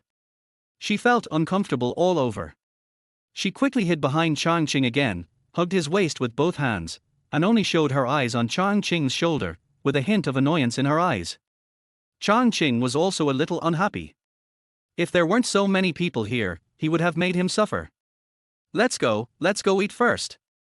Chang Qing held Guan Yu with one hand and held Han Jingjing's hand with the other, and walked directly out of the school without paying any attention to the other people present. Seeing that Chang Qing looked unhappy, the group of girls didn't dare to get close to him. Su Yuqing originally planned to treat them all to a meal to mend her relationship with Han Jingjing. After all, Han Jingjing has a very good relationship with Chang Qing and Guan Yu. Whatever the reason, she wanted to be friends with a few people. Now that Li Mingfeng had messed things up, he was naturally in a bad mood and went straight back to the dormitory. Joyner was in a good mood, and felt relieved when she saw Li Mingfeng embarrassed. "Come on, sisters, let's go to the cafeteria to eat." She called a few girls and went to the cafeteria to eat together, although she had a good living standard before. But now her family has been in trouble, and her pocket money is still given by her younger sister, so she is reluctant to spend it recklessly. The girls thought they were going out for a big dinner today, but their excitement was now gone. But they didn't say anything and walked to the cafeteria together, leaving Li Mingfeng alone. He looked at Chang Qing and the other two with a gloomy face, and saw their retreating figures, with resentment and jealousy in his eyes. Chapter 35. It's still unclear who is bad. Chang Qing hugged one girl in each hand and held another girl's hand in the other, walking around the campus as if no one was around, attracting the envious and jealous looks of many boys. If he could have a beauty of this level as a girlfriend, he would wake up laughing in his dreams. But this guy actually has two. Is he going to let people live? The girls thought it was a pity that such a handsome boy already had a girlfriend. But what is the relationship between these three? The girls' gossip fire was ignited again. Guan Yu didn't pay attention to these, and said angrily, "Hubby, you should avoid associating with that wretched man in the future, lest you be led astray by him." Han Jingjing curled her lips and thought, "It's not certain who is bad." Thinking back to that morning when I was lying on the table in the office, my face turned red. "Okay, got it." Chang Qing pinched her delicate face affectionately. He did not ignore Han Jingjing and stroked her waist with his fingers. Han Jingjing was thinking about what happened in the morning. Her body felt a little hot, so Chang Qing stroked her with his finger. I felt a tingling sensation in my waist, and my body went limp, almost falling. Fortunately, Chang Qing held her hand and avoided embarrassment. Guan Yu noticed that Han Jingjing was acting strangely and asked with concern, "Jingjing, what's wrong with you?" "Oh, nothing, just a bump on a stone." Han Jingjing blushed and turned her head away, afraid that Guan Yu would notice something unusual. Guan Yu thought she was angry with Su Yuqing, so she advised softly, "Jingjing, Su Yuqing is not a bad person, don't think too much about it." Seeing Guan Yu comforting herself, Han Jingjing felt a little guilty and let go of Chang Qing's hand. He walked over and put his arm around Guan Yu's shoulders, saying affectionately, "Oh, am I such a stingy person?" Then the two of them started chatting about girlish topics. In fact, at the beginning, Guan Yu was a little worried about Han Jingjing. But after she got together with Chang Qing became close to her and never avoided Han Jingjing. If Chang Qing really had any feelings for Han Jingjing, he would not have been so intimate with her in front of her. The three of them walked outside the school and found a restaurant that looked relatively clean. After eating, the two girls planned to go shopping and buy some things for military training. Chang Qing had no interest in shopping, so he asked the two of them to buy some cotton underwear so that they would be more comfortable to wear during military training. She also told the two of them to buy some thick sanitary napkins to put in their shoes so that their feet would not be rubbed during exercise.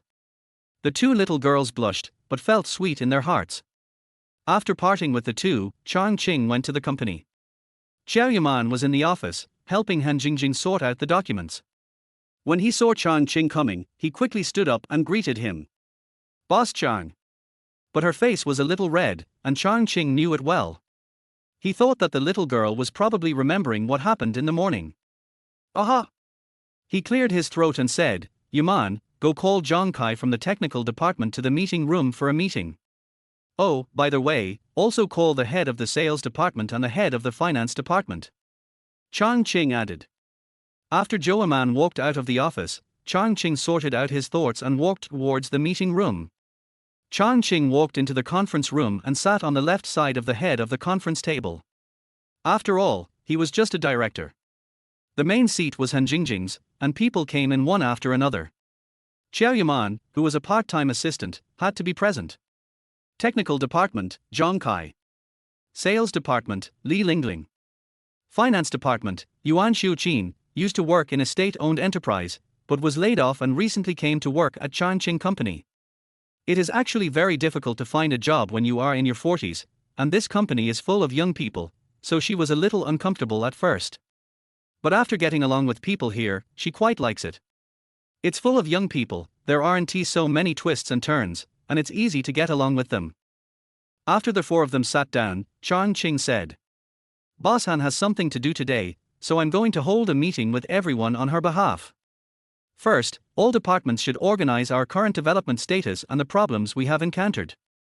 Secondly, at this stage, our project is already on the right track, so Mr. Han and I feel that we should start paving the way for the next project. Well, Team Leader Li, please tell us about the sales situation. Chang Qing gestured to Li Lingling from the sales department. Li Lingling had been in the company since the beginning and had the deepest understanding of sales. She took a deep breath and said, At present, there are basically agents in major cities across the country. They have registered agent accounts, and the number is increasing day by day. However, the speed of software installation is very slow. It takes at least several hours for agents to register for authorization, sell to customers, and install the software. That is to say, one person can install 3 or 4 customers a day at most. At present, the installations are basically in cities, counties, and towns. At present, there are basically no customers. It is not difficult to install in counties, but it will definitely be a problem in towns in the future. Li Lingling does have some talent and her analysis is also quite good. After Li Lingling finished speaking, Chang Qing said, Team Leader Li's analysis is good. Let me add a few words. First of all, densely populated cities are our main customers. As long as we eat the fat meat of cities and counties, the other scraps will be slowly digested later. As for the promotion issue, when their website was first established, our technical department set up a function that allows sub-agents to be opened. In this way, an agent can develop his own sub-agents. We can provide them with regional protection in the background. For example, a city stipulates a certain number of general agents, and then let them recruit sub-agents. This not only reduces the pressure on our sales and technical departments, but also speeds up promotion. For example, some computer mall owners who sell computers already have connections with many internet cafes. They become agents and have their employees or apprentices install computers. While they make money, they also speed up our promotion. In this regard, the data from your sales department must be different from that of the finance department. After Chang Qing finished speaking, he glanced at Yuan Shuqin from the finance department. Yes, our finance department has received the money back, more than 7 million. Judging from the current situation, it is in the early stage of the outbreak. After a period of time, when the city promotion is basically completed, it will slowly decrease. However, the amount does not include the commission for paying the agents. Yuan Shuqin said seriously. This is certain. Once all internet cafes are covered, the number will drop sharply in the later stage. However, the financial personnel are quite rigorous in their words. However, except for Chang Qing, when the others heard such a large amount of repayment, they couldn't help but feel happy. After all, the company's commission is very high. How can I not be happy when I think about the large commissions that will be coming in soon? Even Zhou Aman, who was taking notes at the meeting, raised his head and glanced secretly at Chang Qing. Pity. He and President Han were actually in the office.